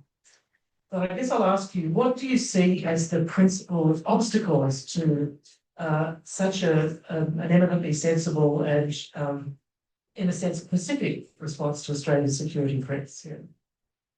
I think there are several, but I think the main one, the main point I would make in that regard is simply the lack of political will and the ability and the continued ability of the government and the media to maintain silences and lack of silences.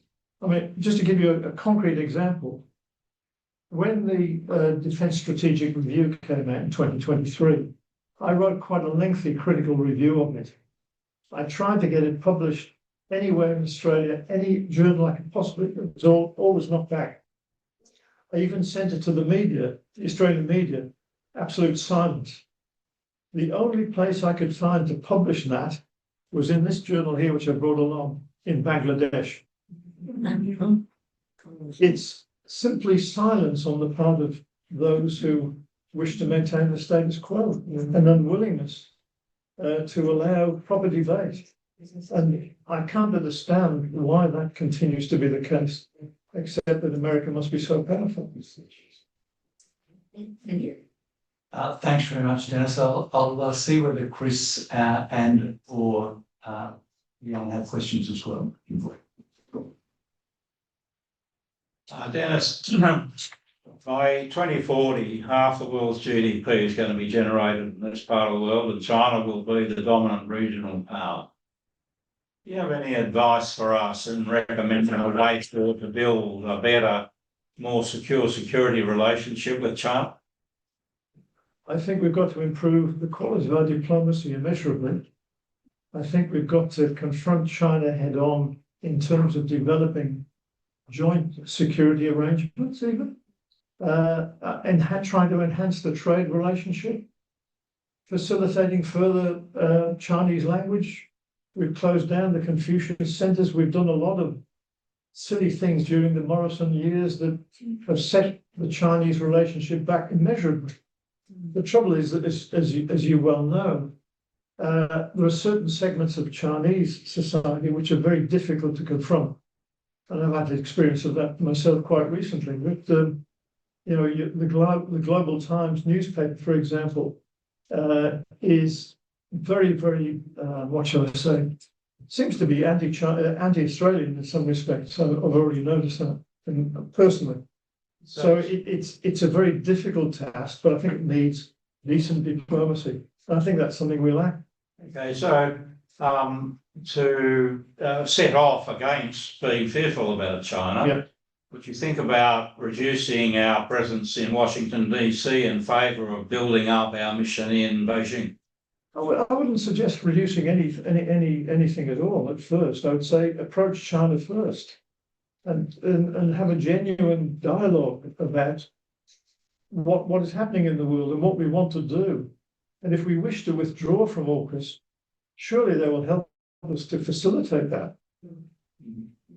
Thank you. Thanks. A quick follow-up. Yes, no, yeah, you're next. Thanks.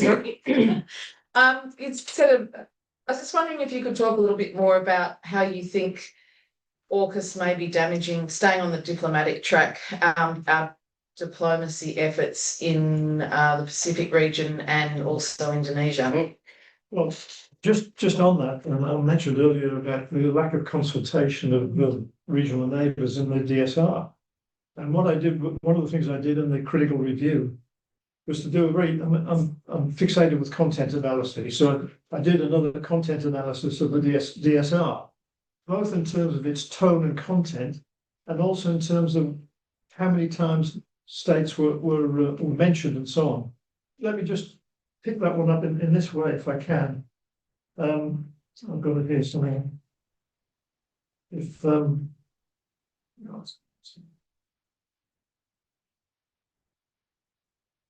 yeah, just in terms of the tone of the report. If you look at the tone of the report, I mentioned that a bit like AUKUS as well, it has a hawkish policy orientation. The words war, military threat and conflict were used 115 times. The words cooperation, partnership and peace were used 37 times. So we're already on a war footing, it seems to me. But in terms of regional neighbours, mentions of states. Let me just talk about secondly the consultation. When I wrote the submission to the DSR, I was expecting to get a copy of the report, and I didn't. So I wrote to them and said, "Look, can we get copies of the report?" And eventually, I got a copy of the report. But I've got no idea who actually submitted submissions to the report. But the introduction to the report talks about the consultation that took place. And this is what it says in the report, that the consultation really should be aware that we received advice and assistance from, quote, the Consul General Honolulu, staff at the Australian Embassy in Washington, DC, and staff at the Australian High Commission in London for their assistance with consultations in Hawaii, Washington, DC, and London. No advice was taken from our nearest neighbours, Singapore or Indonesia. No advice was taken from the Pacific Quad partners. No advice was taken from Pacific Island states. No consultation was occurred. So they're horrified. And not only that, as I said earlier, none of them use the term Indo-Pacific anyway. And the Indo-Pacific is a military region, right, as we know. And that is our region, according to the Defence Minister, quote unquote. Thanks. Thanks very much for both the presentation and also the questions that you've answered, Dennis, and we appreciate that very much. Thank you.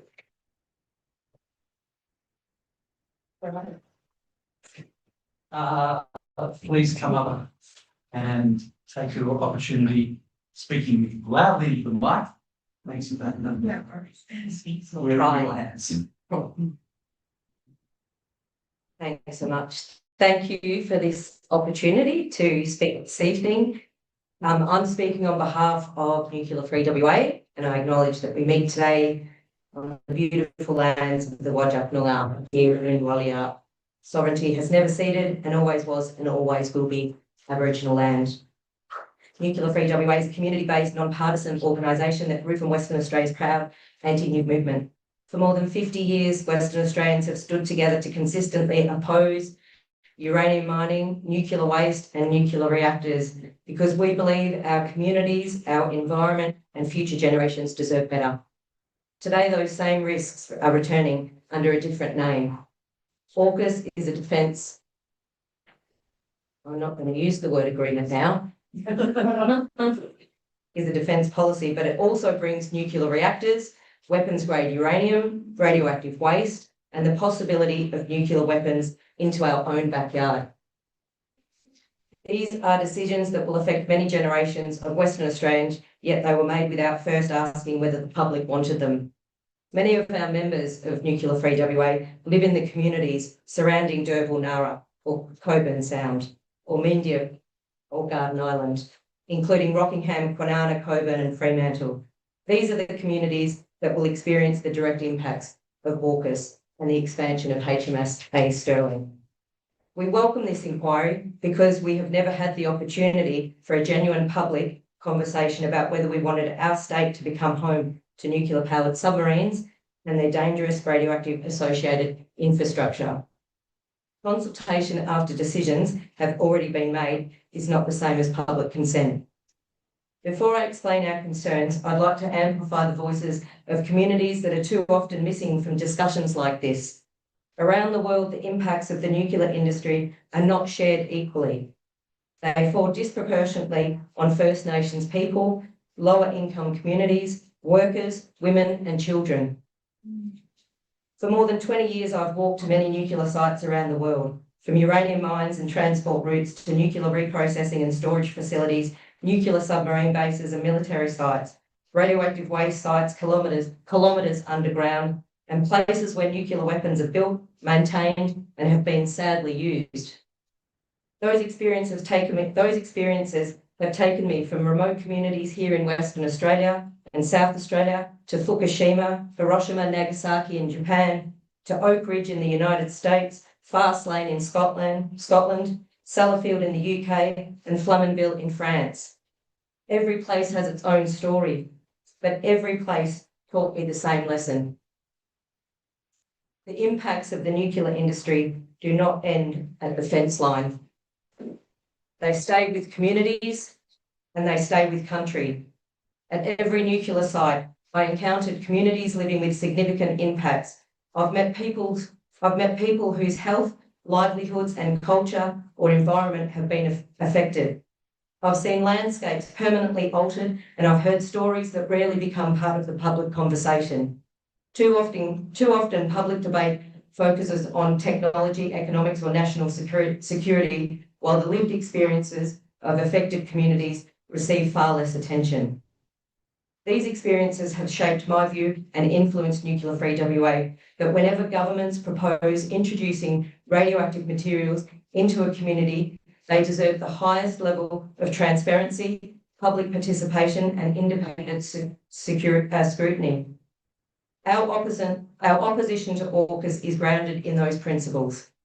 First, we are deeply concerned about the environmental impacts.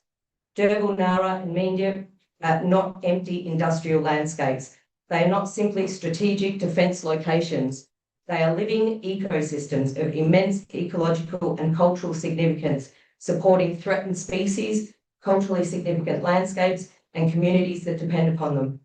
The little penguin colony on Garden Island is genetically distinct from neighbouring populations. The sound supports internationally important marine habitats, fisheries and recreational values. Yet the proposed expansion of naval infrastructure, dredging, increased shipping and radioactive waste storage all add cumulative pressures to an environment that is already under stress. Our second concern is radioactive waste. The Australian government describes the proposed waste facility as storing only low-level radioactive waste, often comparing it with waste from hospitals or universities. That comparison is misleading. Reactor-derived radioactive waste is fundamentally different in its origin, management requirements, and long-term responsibility. More importantly, the facility is described as temporary, yet Australia has spent more than 40 years attempting to establish a permanent radioactive waste repository without success. There is currently no permanent destination for this waste. Without one, temporary storage risks becoming permanent by default, leaving future generations with responsibilities they never agreed to inherit. We are also concerned about weapons-grade uranium and nuclear weapons proliferation that many have talked about over the last today and in Melbourne. The Virginia-class submarines Australia intends to purchase are fueled by highly enriched uranium to approximately 93%. This is weapons-grade material. At the same time, Australia maintains a policy of neither confirming nor denying whether visiting foreign submarines carry nuclear weapons.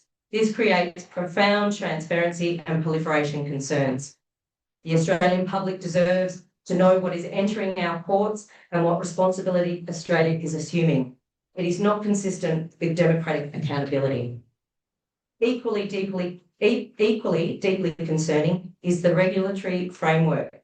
The new Naval Nuclear Safety Framework, Australian Naval Nuclear Power Safety, places oversight within the defence portfolio itself.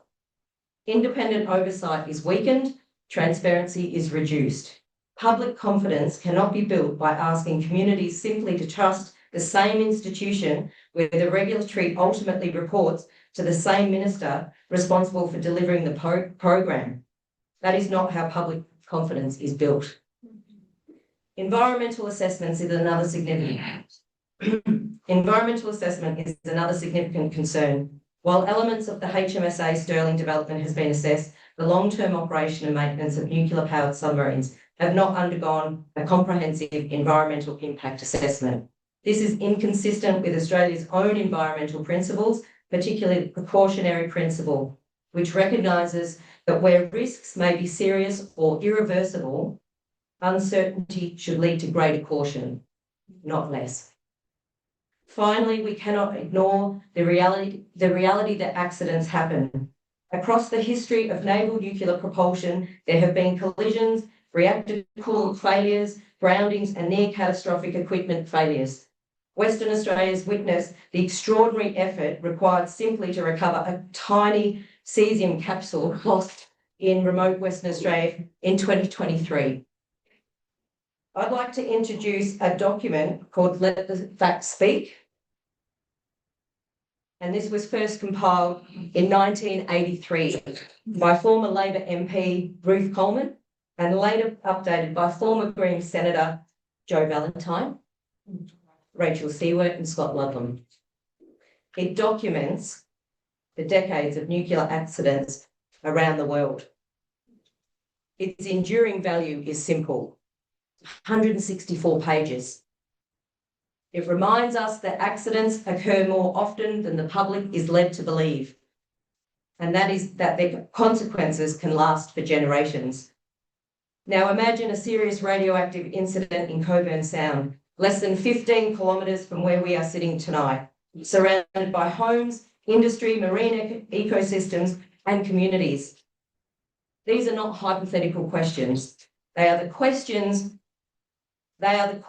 responsible governments should answer before, not after introducing these risks. Hosting nuclear-powered submarines also changes Australia's strategic position. Facilities that support nuclear-powered fleets inevitably become assets of military significance. That increases risks not only to infrastructure, but to the communities that live alongside it. And to finish, I want to finish where I began. For more than 50 years, Western Australians have rejected the nuclear industry because we understand a simple truth. The impacts of the nuclear industry do not end at the fence line. They are carried by communities, they are carried by country, and they are carried by future generations.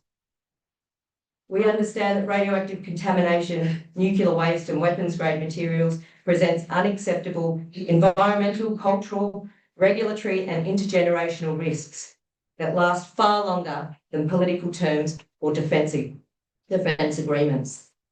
AUKUS asks Western Australians to accept radioactive waste without a permanent solution, weapons-grade uranium without full transparency, and nuclear risks without independent oversight or comprehensive environmental assessment. Those are not risks we should simply inherit. They are risks that must be first justified. If governments want to introduce an industry whose consequences may last for centuries, then they must meet the highest standard of public accountability. In our view, nuclear-free WA, they have not done so. The communities around Nurra deserve better. Western Australians deserve better. And our future generations deserve better. Thank you. And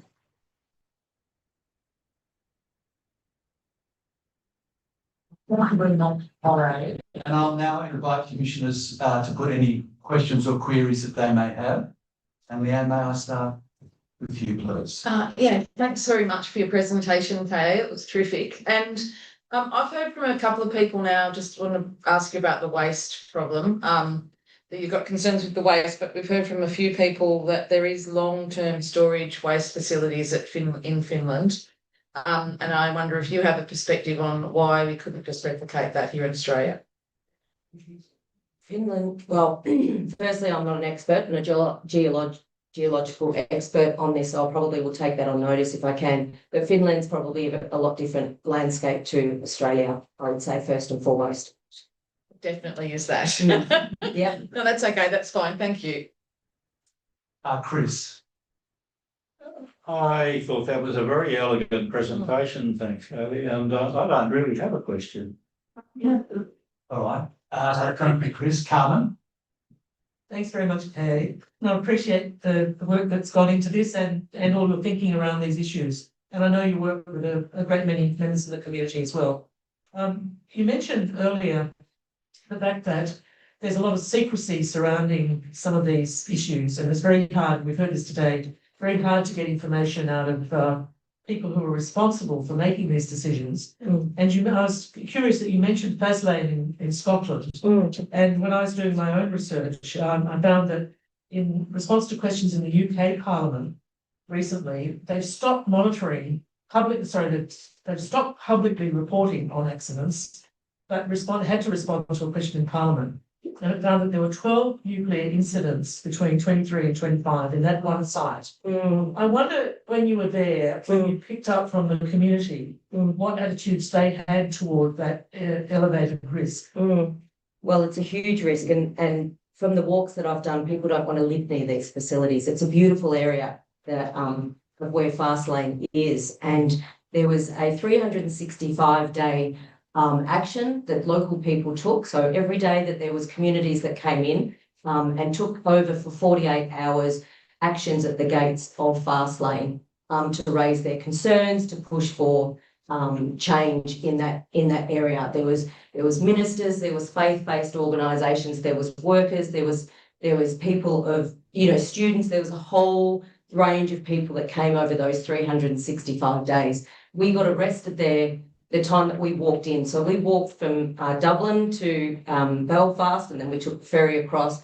and walked up to Fastlane. And there's a beautiful peace camp at Fastlane, and it has been there for many, many decades. And there's probably people in this room, I think, that might have even been to Fastlane Peace Camp, but the community don't want it. There's a sense of the risks that I outlined to people living near these nuclear submarines, that there's the accidents that can happen. That is actually some of the accidents that you mentioned are in this book, and I'd like you to take a copy of this if you'd like. But yeah, people, there's opposition everywhere you go, whether it's a nuclear submarine base, but people don't want it in their towns. Thanks, Kay. Thanks very much, Kay. We appreciate that submission very much. Thanks. Heidi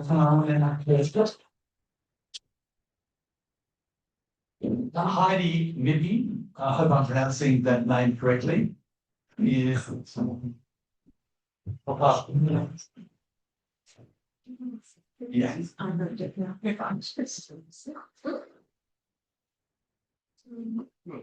Thank you. I do not have a beautiful presentation like everyone else has prepared. Kind of last minute asked to be involved in today. And I wondered about the contribution, or my contribution, because I've watched other presentations to the hearings, and there's a lot of very technical presentations being given, and I'm coming with a different voice. So I just want to acknowledge that as both the Whadjuk and Binjarabnyunga, I'm here to talk my own sense of responsibility. Also my children and my very first granddaughter that's here now, 4 weeks old. So it's really I stand on the shoulders of giants, and I'm really here today to talk and carry on the responsibility of caring for country, which includes our sea country. So I've been following this journey for a while. I live in Rockingham. All four of my daughters, the oldest is 21, youngest is 12. This little one is 4 weeks old, have all had their first swim in the water at the front of Garden Island or down at the foreshore. It's a place we call home. It's our traditional lands. It's a beautiful, beautiful country. We live on the beach. I walk the beach most mornings, except in winter. It's far too cold for even for Nyungas. And when I walk on the beach, what I really love is that sometimes in certain seasons, the penguins will actually swim along when I'm walking. People pay money to go to Penguin Island, and we don't need to do that. We can keep the penguins safe and stay off the island, but we can also just walk on the beach and be familiar with our surroundings.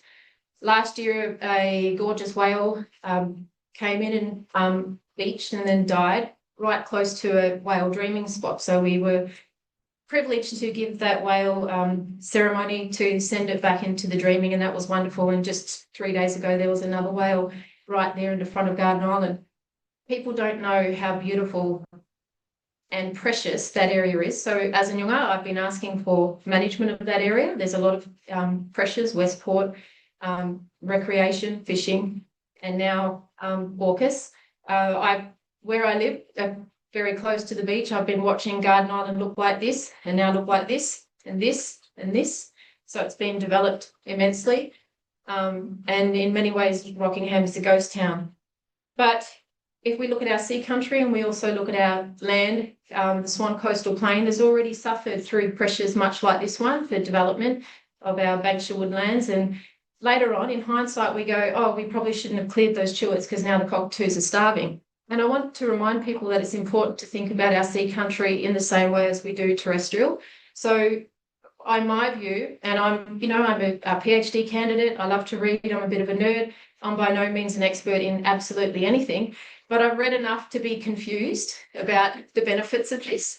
I don't feel that we have enough information. My concerns has largely been around the impacts on the ecosystem, but also on the waste, which I have heard some solutions to that, but I'm still not convinced. Like if we're not certain, then why would we take that risk? And I think we've taken too many risks on our traditional lands to and seen the effects of that to be foolish to do that again, especially at such a big cost. So really what I wanted to talk about was when I go along to all of the things that we do in our community, KA, the Penguins, AUKUS, CCWA, whatever it is that we do, I see very few Nyungas. They're not there. It's not because we don't want to be there. I've raised this at Yankunytjatjara, which is the traditional owner group for the area of which this project largely impacts, at AGM 2 years ago, and people really didn't know what it was. Here we are 2 years later, and we still haven't been respected the rights of FPIC, free, prior, and informed consent, for the impacts, not just for my generation, for everyone in this room and the next generations. And like I say, I'm standing here today to make sure that my daughter and my granddaughter don't inherit the issues which we've already seen with conservation and how the state of the environment is today. So I'd like to see that there is more information given, that it is not biased delivery. I love science. I work with scientists every day.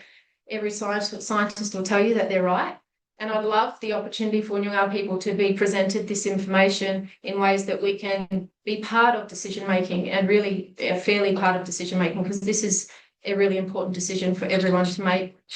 So that's all the amount of time I wanted to give to you is about providing voice to Nyunga, providing the voice to Nyunga country, the spirit of country and the spirit of our sea country, and also making sure that we think about the future generations in all of these decisions. Thank you.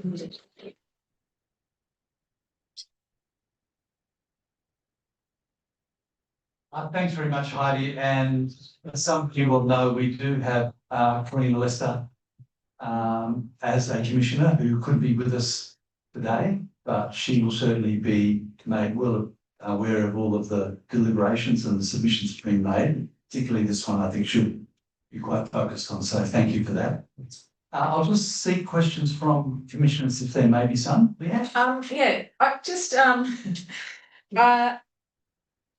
if you've got a minute, I'd love to hear a little bit more about what sort of process you'd like for, if say we got a plan B and there was another commission or something government sponsored, what would consultation with Nyunga look like to fully satisfy prior and informed consent? And congratulations on your grandbaby, and I'd love to know her name. Do you want me to get back to the mic? Yes, yeah, that'd be great. Thanks. All right. Thank you. My beautiful granddaughter's name is Aliara. You should probably hear her name and now start waking up to hear that.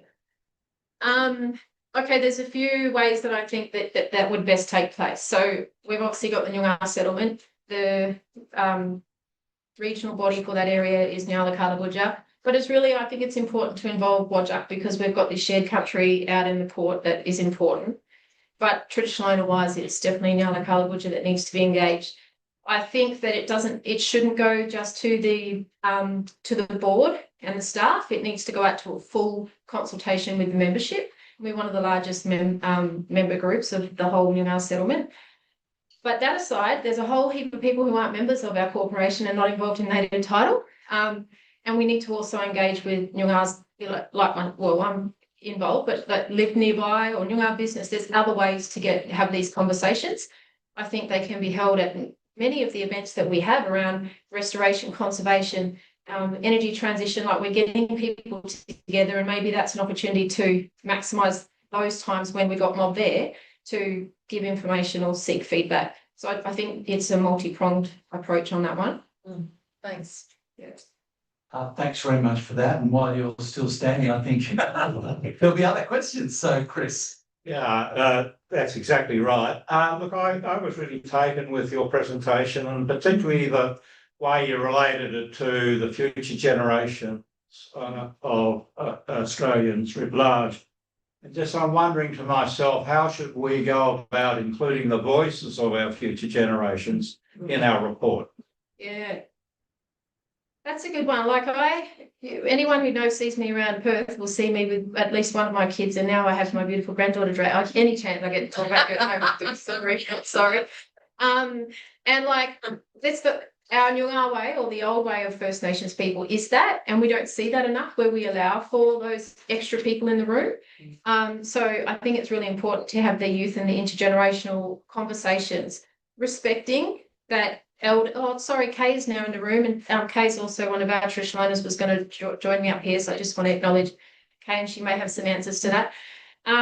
Respecting that there's cultural authority and the way decisions are made, but our younger generation, and I think this goes with everyone, not just Nyungars, they're the smart ones now. They're the ones who are thinking with new eyes, and they've got new solutions, and we should absolutely be giving them the talking stick and the power to make decisions as well about things that impact on their future.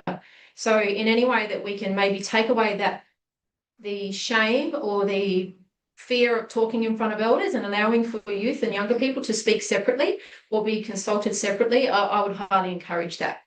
Okay. Do you think that would attach to a special effort on our part to go and talk to the younger generations? I mean, a few in an audience like this is not what I've got in my mind, but yeah, look, some stuff on country down that way would be beautiful, but I'm not suggesting that you need to do that yourself. I think there are people like myself and Kay and others in the community who would have, it's our responsibility also, and we would, I think, support to pull these things together, and it gives the younger generation the comfort and the confidence to be engaged, even if they don't even have to know anything, they just need to listen, because spirit talks, as wacky as that might sound to many of you, in many ways, and something will come through with them to be able to provide. Okay, thank you. Carmen, the additional. Look, I won't take more of your time except to say thank you very much for the presentation, and a reminder that we need to look at the various kind of forces within Noongar communities and respect them all, not to simply select somebody. I think it's tempting for white fellas to say, oh, that's a Noongar person, we've already consulted with them, so tick the box. Oh yeah. And that's I'm sure you would agree that's a mistake. So definitely it's very important to be reminded of that. Yeah, absolutely. Thank you. So thanks very much. Just before you go, so can I just be clear, or can we just be clear that there hasn't been any overall comprehensive consultation process to First Nations people or mob here about AUKUS itself or any aspects of the proposal? I could tell you definitely no. Okay, thanks very much. Thanks. Now we're going to come back to the smaller, short 5-minute presentations for those that came in and wanted to be heard, and we really look forward to hearing from you. I'm going to pick up on the list from before we broke for something just to see whether any of those people are still here and are ready to speak. And I believe I'm going to find out whether and apologies if I've already called out a name before and someone has spoken. Ellen Morrison, Marku Sullivan, Lisa Bailey, Carolyn back. Okay, in which case, I'll then move to James Taylor, Joan Sharp, Alison Bazana, Ellen Morrison, Ruth Ellis. Yeah. Ruth, would you like to come up?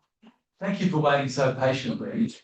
And it's a long way. That's right.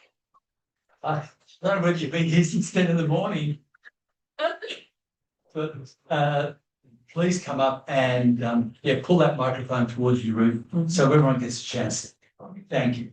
Okay, thank you for the opportunity. My name's Ruth Ellis. I've been a Fremantle resident since 1980. My dad has worked in North Fremantle since 1969.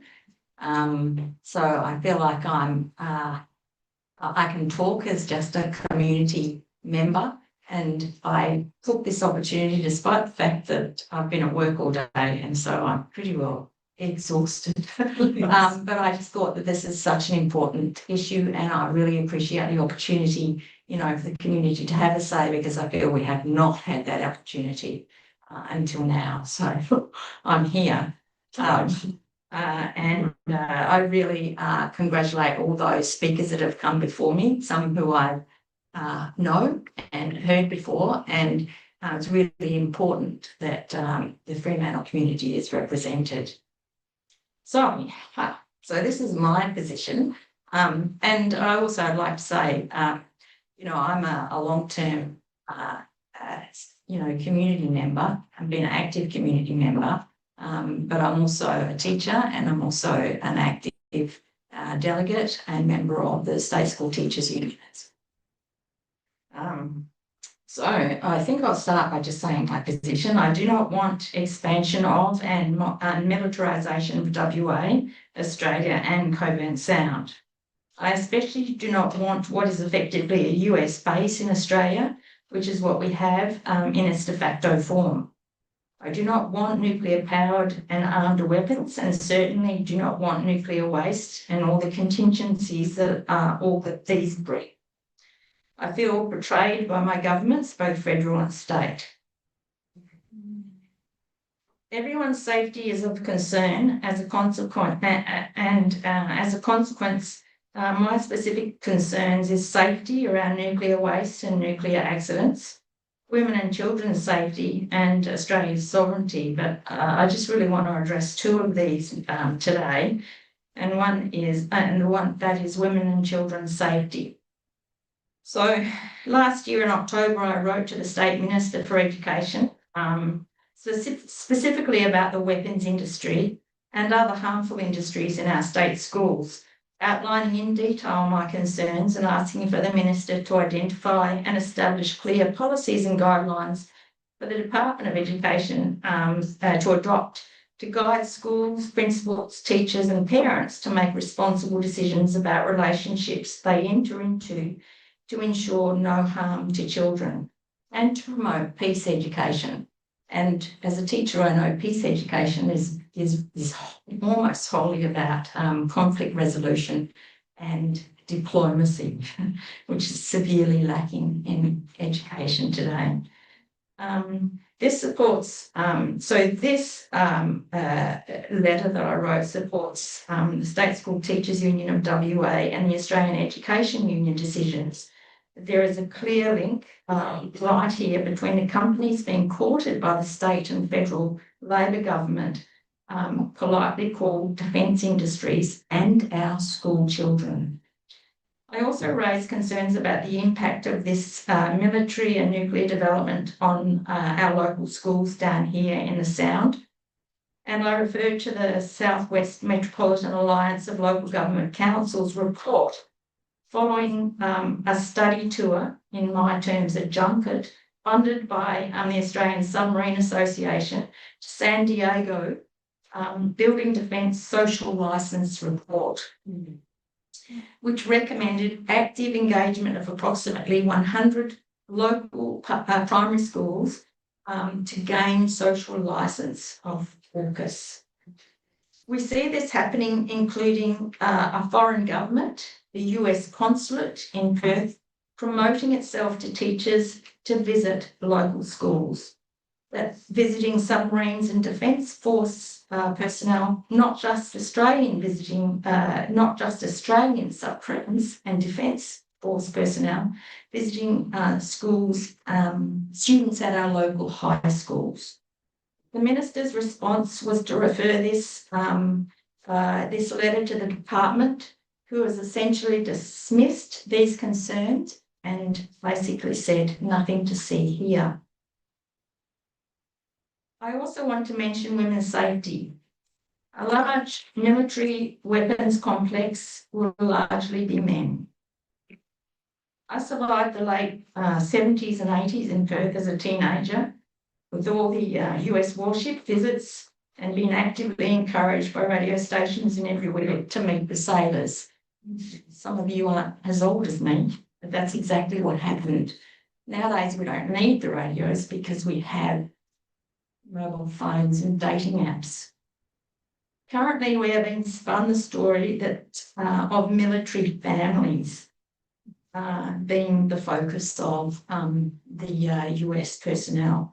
I want to say the experience for women includes heightened risks with AUKUS. I recall the ABC Laura Lavelle reporting on the Australian inquiry into sexual violence in defence. We live with sexist and apparently misogynist mining industry here in WA, where women are victims of sexual violence.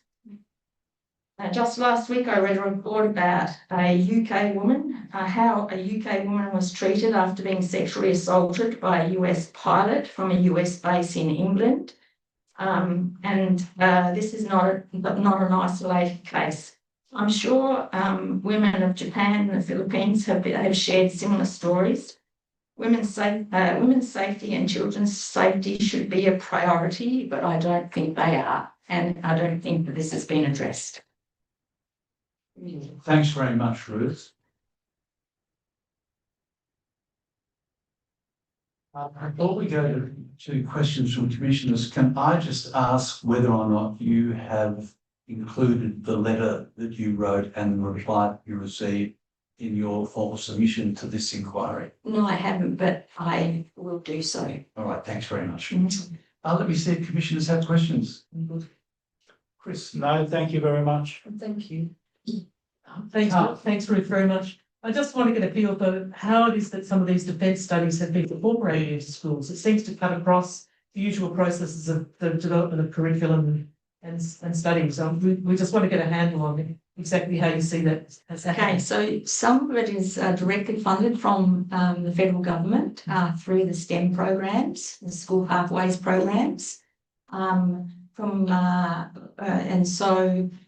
It seems to be, and they've funded a site in the department for the vet teachers and teachers to promote, and the word is defence industries, and there's not one word that says military or mentions war,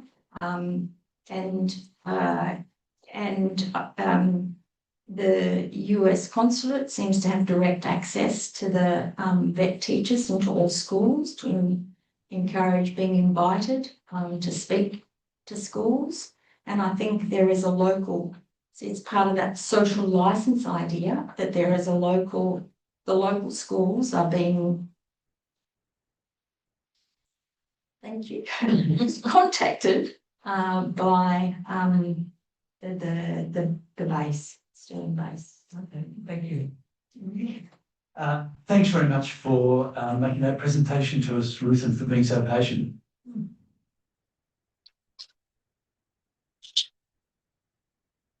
So I'll continue to work my way through the list. James Duffield. Susan Hartley. Jan Tegan. Oh, I beg your pardon, Susan. Sorry, Susan, I didn't see you on your way. It's all right. I could put it next to your name.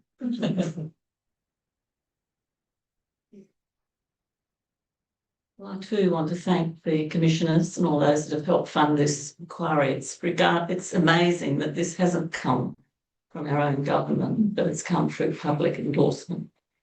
I just wanted to speak very personally because I think there's been a lot of far better informed people than me giving a lot of the backgrounding for the military political material. We had a hut on Garden Island for something like 30 years from 1951 until we had to remove it, which was in 1981. So I swam in the clear sound. I saw the little fish. I saw the healthy sea grass. I walked the island barefoot. We all did, from one end to the other regularly. So we knew it intimately. When it was decided by the Liberal government, I think it was Minister Killen, to turn it into a naval base, we were absolutely, our hearts were ripped asunder, to tell you the truth. This was the kind of island that it was. A very beautiful place where everyone gathered, they enjoyed community life, family life, they fished. We felt like original hunter-gatherers, and even when I walked the country, I recognised Indigenous people there because I used to say, I'm walking like an Aboriginal person, just with bare feet on tiny little tracks, and we knew the island so well we could work out where we were and get home after hours and hours out on that beautiful country. So I could add a whole lot more. I remember Madam Bandaranaike asking, if she was the Prime Minister of Sri Lanka, that the Indian Ocean be turned into a zone of peace. This was a time of heightened militarisation during the Star Wars debacle, and Diego Garcia was a major place, and it was all becoming highly militarised. At that time, we had hope that that could happen. We had two very large Indian Ocean zone festivals in Perth, where we recognised all the littoral states. They came to Perth, enjoyed their company, their music, their theatre, and it gave us that sense of connection to Africa and to all of those littoral states. It was a wonderfully optimistic time. And then we had the Nuclear Disarmament Party, which actually was an incredible surge of public commitment to not going through the nuclear cycle of any sort. We had something like 18,000 people because I was in the membership office joining. We couldn't keep up with the numbers that wanted to join the Nuclear Disarmament Party. And as Peter would know, he only lost by a small margin. We did get Joe Valentine in. So that was the mood of that time. And I'm really saddened to say that we've kind of sunk back into some complacency. And I'm just really hoping this is the start of a new revival of concern and commitment to changing things, because it's all going to come from us talking to others, to our families, to our communities, to get that activism. I also am aware, I'm probably one of the few in this room that have actually read the Fox uranium report through twice, once in the early 70s and again more recently. And Justice Fox pointed out that with the whole nuclear cycle, you lose a great deal of your civil liberties, and that's what you've got to be prepared for because of the risk of terrorism or state collapse. You've got to manage this very dangerous material for a very, very long time. And it's an enormous impost, not only in cost, but in civil liberties. Brian Toohey has written about the loss of civil liberties in Australia in some of his books and his personal writings. And Australia, believe it or not, has actually got worse civil liberties and legal supports than the United States, which is saying something. So I think there's a lot of things that all tie into this, and it's not a simple thing to unravel. But I do believe that with our activism and telling all of our friends and getting our young people engaged, that we can turn this around. I mean, I have to stay eternally optimistic, otherwise I just don't sleep at night. But anyway, I want to thank you very much for coming. And I want to leave you with that absolutely beautiful picture. I think it's gorgeous. Because for me, that is peace. Yeah. Thanks very much.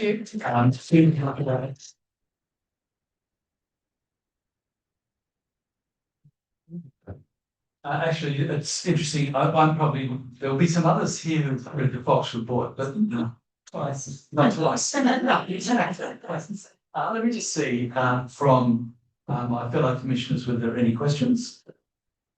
No, just thank you for the presentation and the photo. Are you in the photo? Well, no, but my brother is his. I am in another photo. That's your brother. He's cleaning the bottom of our boat, but I'm in this photo. Right. And you're welcome to have it if you like, I can do another print. But it does give you a feel for what that island was like, very much. So I don't know how you can possibly incorporate that into your report. Well, you just watch. Thank you. Front page. Thanks for that, Susan. Susan, yeah. I was in Garden Island in 1984, 3 years after your hut disappeared on Garden Island. But my overriding memory was one of quokkas and snakes. Yes. I guess it was like that then, was it? Very much so, but we all lived happily. I don't remember a single person getting bit by a snake. I've got, oh, sorry. So I've got two more on my list here. Jan Teagle Capitas, or Capitas. She wasn't here earlier, and Hester Bax. Hester, please take this opportunity to come down. Capitas, yes, Yeah, you can speak early. you did. Yeah. I did Easter. And then that's going to conclude us for the night. So Thanks very much for organising this event, and thanks to everyone else speaking. I think I've learned more in the past few hours about AUKUS than I have from the Australian media over the last few years. So that's been incredibly enlightening. So I'm a strategist by trade, and I have sort of been following AUKUS recently because of things that came to my attention, and it's occurred to me that AUKUS is a defence strategy, and it's, as far as strategies go, it's a terrible strategy, because if you think about what a defence strategy is supposed to do, it's supposed to protect all of us, every human, every plant, every animal that lives in our country, and also all of our other by proxy, good defence also defends all of our neighbours and other humans across the planet. So I just want to, I'm applying a tiny bit of a business lens, because that's what I do for work, and I think it's good to look at this really objectively as well. So Australia applies a consistent framework for assessing security risk. Any kind of risk policy, any kind of security policy has to be consistent, and it has to be objective. I'm here to ask why that framework isn't being applied to the USA. So there's a consistency test. We sanction countries who do three things: those who destabilise sovereign nations, those who undermine international law, and those who act outside of multilateral frameworks. We've done this with Russia, we've done this with Iran. USA, under the current regime, has done all three of these things. South Africa has a case with the IDF about Israel committing genocide in Gaza. Australia has recognised Palestine as a state last year. We've also sanctioned Israeli settlers. But we are deepening our military partnership with Israel's arms supplier and diplomatic shield. We've sanctioned 18 out of the 40 individuals sanctioned by our allies associated with Israel, but we have no arms embargo. We have sanctioned more Brits than Israelis. And we have in essence supported the genocide in Israel. And I think you would all agree that that's not aligned to Australian values in any way. My second point is that we've already been drawn into the USA's unlawful actions without authorisation, and I think you all know what day I'm talking about this year. So on the 4th of March in 2026, a US Navy sub torpedoed an Iranian frigate, killing 148 people. There were 3 Australian Navy personnel on board, and I feel deeply sorry for those 3 people to be made complicit in that. Albo confirmed that it did in fact occur, but he said that Australia did not participate in any offensive action. No one questioned that. There was no scrutiny. Everyone's like, oh yeah, Albo was right. But according to the law of naval warfare, personnel on board of a vessel engaged in an act of war are complicit. So Australia is complicit. And that attack and the following, all of the attacks on Iran this year were illegal and unlawful. Why were we there? because of the structural logic of AUKUS. The Australian Strategy Policy Institute called this embarrassing. 61% of Australians wanted no part in that Iranian war. I'm very suspicious of how low that number is. I think it's much higher. What prevents this from happening again? What safeguards do we have in place to make sure that we're not brought into conflict at greater scale, which we have not chosen to enter, which also compromises our integrity as a peaceful nation on the world stage? Third point, this one's very, very scary, almost as scary as some of the other things that people have revealed today that I had no idea about. So under AUKUS Pillar 2, we are integrating some of our most important assets with the US. It's all very sneaky, it's all very secretive. We are integrating our cybersecurity, we are integrating our AI, absolutely terrifying when you dig deeper into that, and we are integrating our intelligence. Think about the AGO visit when all the streets were blocked up in Sydney earlier this year. What was quietly going on is that there was an introduction to our intelligence agencies, which has barely ever occurred before by any nation, let alone a non-direct ally. USA has this year, or maybe it was late last year, demanded that Australians provide our biometric database as a condition for visa-free travel. This is worse than I thought. So it's our fingerprints, it's our face, it's our DNA, and it's also 5 years of our social media history. Our face, our DNA, and our fingerprints cannot be changed. We can change our passwords, we can change things related to our phones. We can't change those three things. They are ours. There's a deadline of the 31st of December, and I have been digging. There is no evidence that the community will be negotiated. There is no evidence that due diligence will be undertaken. The DHA has not confirmed whether any negotiation is underway, but University of Canberra's Tess Rooney has said there's no proportionality requirements, no transparency mechanisms, and no individual safeguards. We would never accept this from Russia or China. Inconsistency has been applied to our most intimate national data. Let's talk about Five Eyes. Five Eyes was our intelligence partnership designed around old assumptions. When we signed Five Eyes, we assumed that everyone else who signed that party was a democratic nation with humanist values who cared about world peace. ASPI analysts have said that the current US alliance is transactional. It's based on unredacted political considerations and not shared principles. Our intelligence partnership was built on shared values, but our partners' values have changed. And we are deepening our dependency instead of reassessing it. That is not a defence strategy. It's basically throwing our defences away. We've changed our primary alliances before. We can do this. In 1942, when Singapore fell, we realised that Britain couldn't guarantee our security.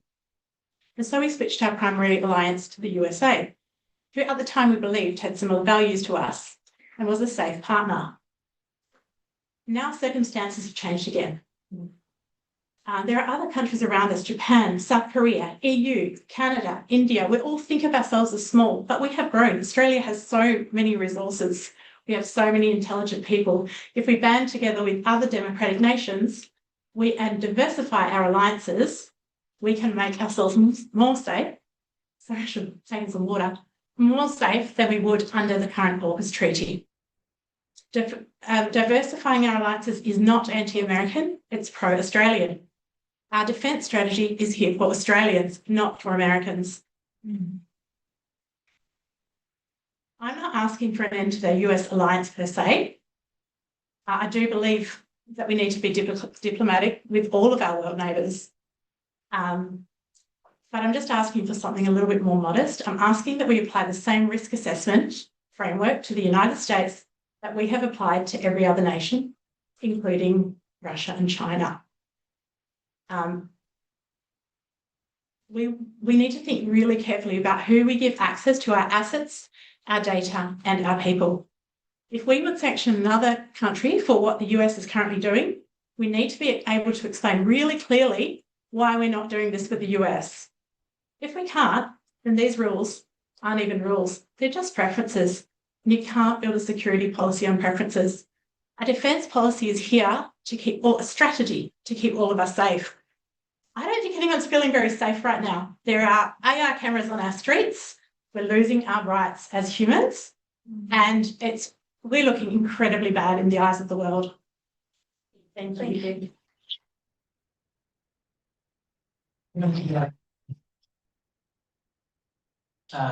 Thank you very much for being the concluding presenter to us for this public inquiry commission. Oh, I beg your pardon. I haven't got to show my list, mate, but it'll come to me.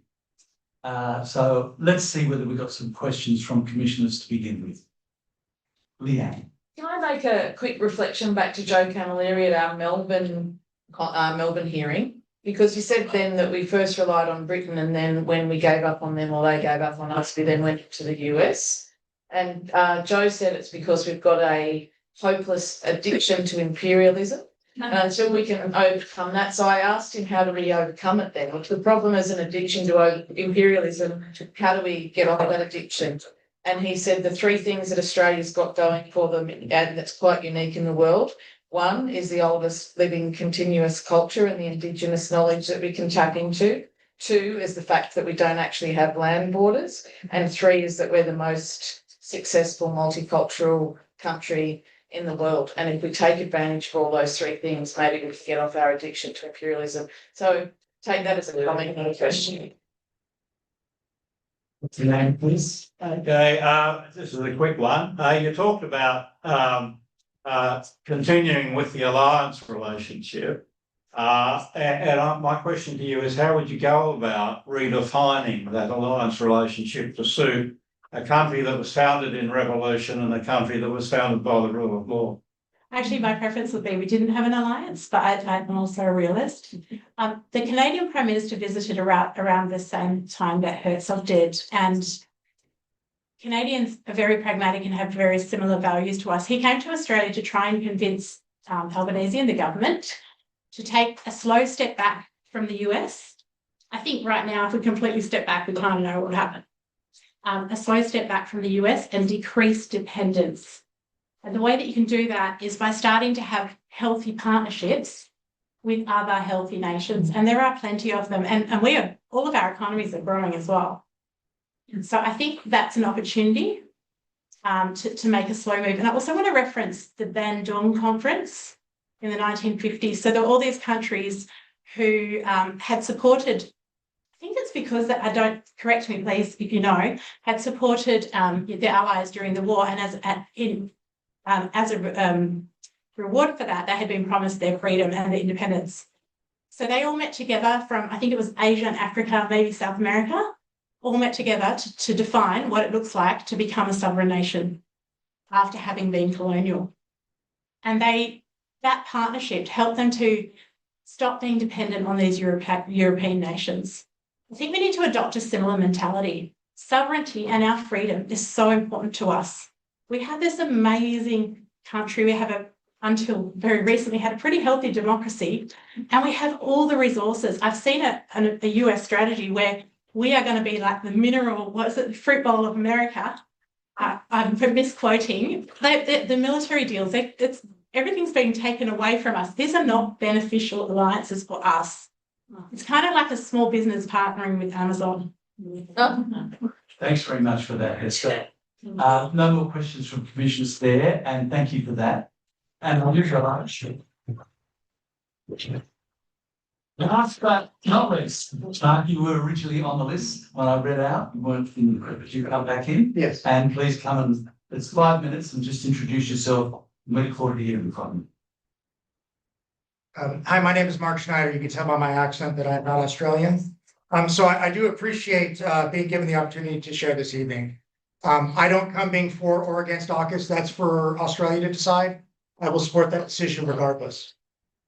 All right. But what I am here is to provide facts surrounding AUKUS from the US Congress's perspective that they posted publicly, and facts around nuclear technologies and the export of US nuclear technologies. Embarrassment of all Australians for or against AUKUS should be expected by the end of my statements. What qualifies me to talk about this? I have operated 8 nuclear reactors of 5 unique designs, and I have conducted maintenance and oversight of 3 additional designs of reactors, 4 submarine reactor designs, 3 aircraft carrier reactor designs, and a commercial nuclear reactor design. Complexity, from the most complex to the simple. The commercial reactor I operated was the most complex. The 8 HEW reactors on board ex-USS Enterprise were the next, followed by the 2 A4W reactors on each of the Nimitz-class aircraft carriers, the 2 A1B reactors on board the Gerald R. Ford class aircraft carriers, the S5W reactor that operated from the 1950s until this decade. There were 100 of them total that were operated by the US and Royal Navies, the S6G reactor, the S8G reactor, and the simplest is the S9G reactor, which will be installed on every Virginia-class submarine, to include the 3 slated to be transferred to Australia. Last year, the United States Congress conducted its own inquiry into AUKUS and identified 3 issues that could preclude the transfer of Virginia-class submarines to Australia. 2 of them are for the United States to fix. The 3rd is for Australia. The first one is the maintenance backlog of nuclear submarines in the United States. The U.S. has appointed a vice admiral as their submarine czar. If you know anything about the United States, when they start appointing high-ranking admirals to break red tape, they do it. Feel free to Google Willis Lee of World War II and see what he did to get the fleet ready before and then during World War II. The next is they have promoted the position at Norfolk Naval Shipyard from a captain that's an engineer to a rear admiral that is a nuclear-trained naval aviator to help push through that backlog.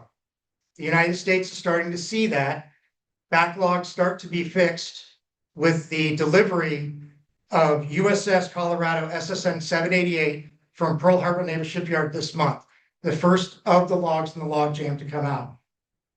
The second item that the Congress identified was the delays in submarine construction. Again, the appointment of the submarine czar will help fix that. The second is that Austal USA, an Australian company now based in the United States, with their facility in the Gulf states of the United States, have been contracted to provide modules for submarines under construction at Newport News Shipbuilding and at Electric Boat Shipyard. And then South Korea is entering the nuclear submarine game, and they have a shipyard in Philadelphia, Pennsylvania. The third item, the one that Australia needs to fix, is that Congress has concerns about Australia's ability to safely operate US nuclear technologies. For context, a commercial nuclear reactor is 20 to 40 times the size of a submarine reactor, and that band is so wide because commercial reactors come in various sizes. I'm sure everyone in this room will agree the Fukushima Daiichi and Chernobyl accidents, and I use that word accident as an engineer in this, they were accidents, show implications of a failure to manage the risk of these technologies appropriately. No one thinks those were good. For a military accident comparison, again, I use that word accident, the USS Thresher and USS Scorpion sit at the bottom of the Atlantic Ocean, where the fuel from their S5W reactors remain inside the corrosion-resistant zirconium-clad fuel cells. Samples obtained show no detected leakage from the fuel. Feel free to fact-check me. You can search for the Naval Reactors reports on the National Nuclear Security Administration website. If you don't trust those numbers, commission a study to go take water samples in those areas. I don't believe that anyone in this room or listening to this would consider that Mexico and China have higher safety standards than Australia. The US Congress disagrees with that, as US exported commercial nuclear technologies to Mexico and China, but have concerns over Australia's ability to operate the simplest reactor design currently in operation by the United States Navy. Thank you for your time. It's an unexpected contribution for this inquiry, but we welcome it and see whether any of our commissioners Questions, Leanne? If I wanted to look into where the US Congress had expressed concerns over our ability to operate, where I can just Google it, but have you? Yeah, the US Naval Institute has a report on that they have put on. US Naval Institute, I can, if you give me your details, I can share that with you. And is it, It's publicly available. yeah, okay, great, thanks. Chris? Yeah, thanks, Mark. Between 2004 and 2010, I was working with EGNG to try nuclear powered submarines for Australia. We were spectacularly unsuccessful. Anyway, thank you for that story about what happens in the United States. The concerns that have been expressed by the Congress, so what can we do to try and allay some of those fears? Well, I think that is going to fall on the Australian Submarine Agency and the Australian Naval Nuclear Power Safety Regulator to answer, and the Royal Australian Navy. And I think that that's the concern that's coming out is just that they are not getting up to speed at a rate that the Congress feels is acceptable. So just very briefly, and it may be given the hour and my becoming jaded that I ask a question like this, forgive me. You expressed considerable confidence in the fact the appointment of SARS will speed up the maintenance backlog.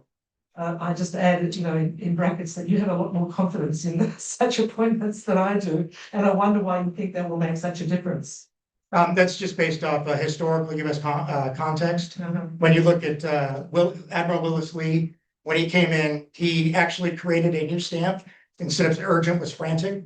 That actually got people to push things, and he's the reason why all the warships of World War II were covered in anti-aircraft guns. Maybe down to the man. Yeah, it does come down to that, yes. All right, thank you very much, ladies and gentlemen. Thank you, Mark. Thank you. Contribution. And I'm now at the point of formally concluding this public inquiry hearing, and I am formally concluding it. We can chat. We'll chat a bit later on. Thank you so much, everybody. Thank you so much, everybody. Share the work of the inquiry with your friends, both by way of support and also by way of information. Our next stop will be Adelaide. We'll be having 2 hearings in Adelaide. One will be a hearing somewhat similar to the one we've had today, and the second will be mainly for Mob and First Nations people, which we'll be having there as well. I wish you a good evening. Thank you. It's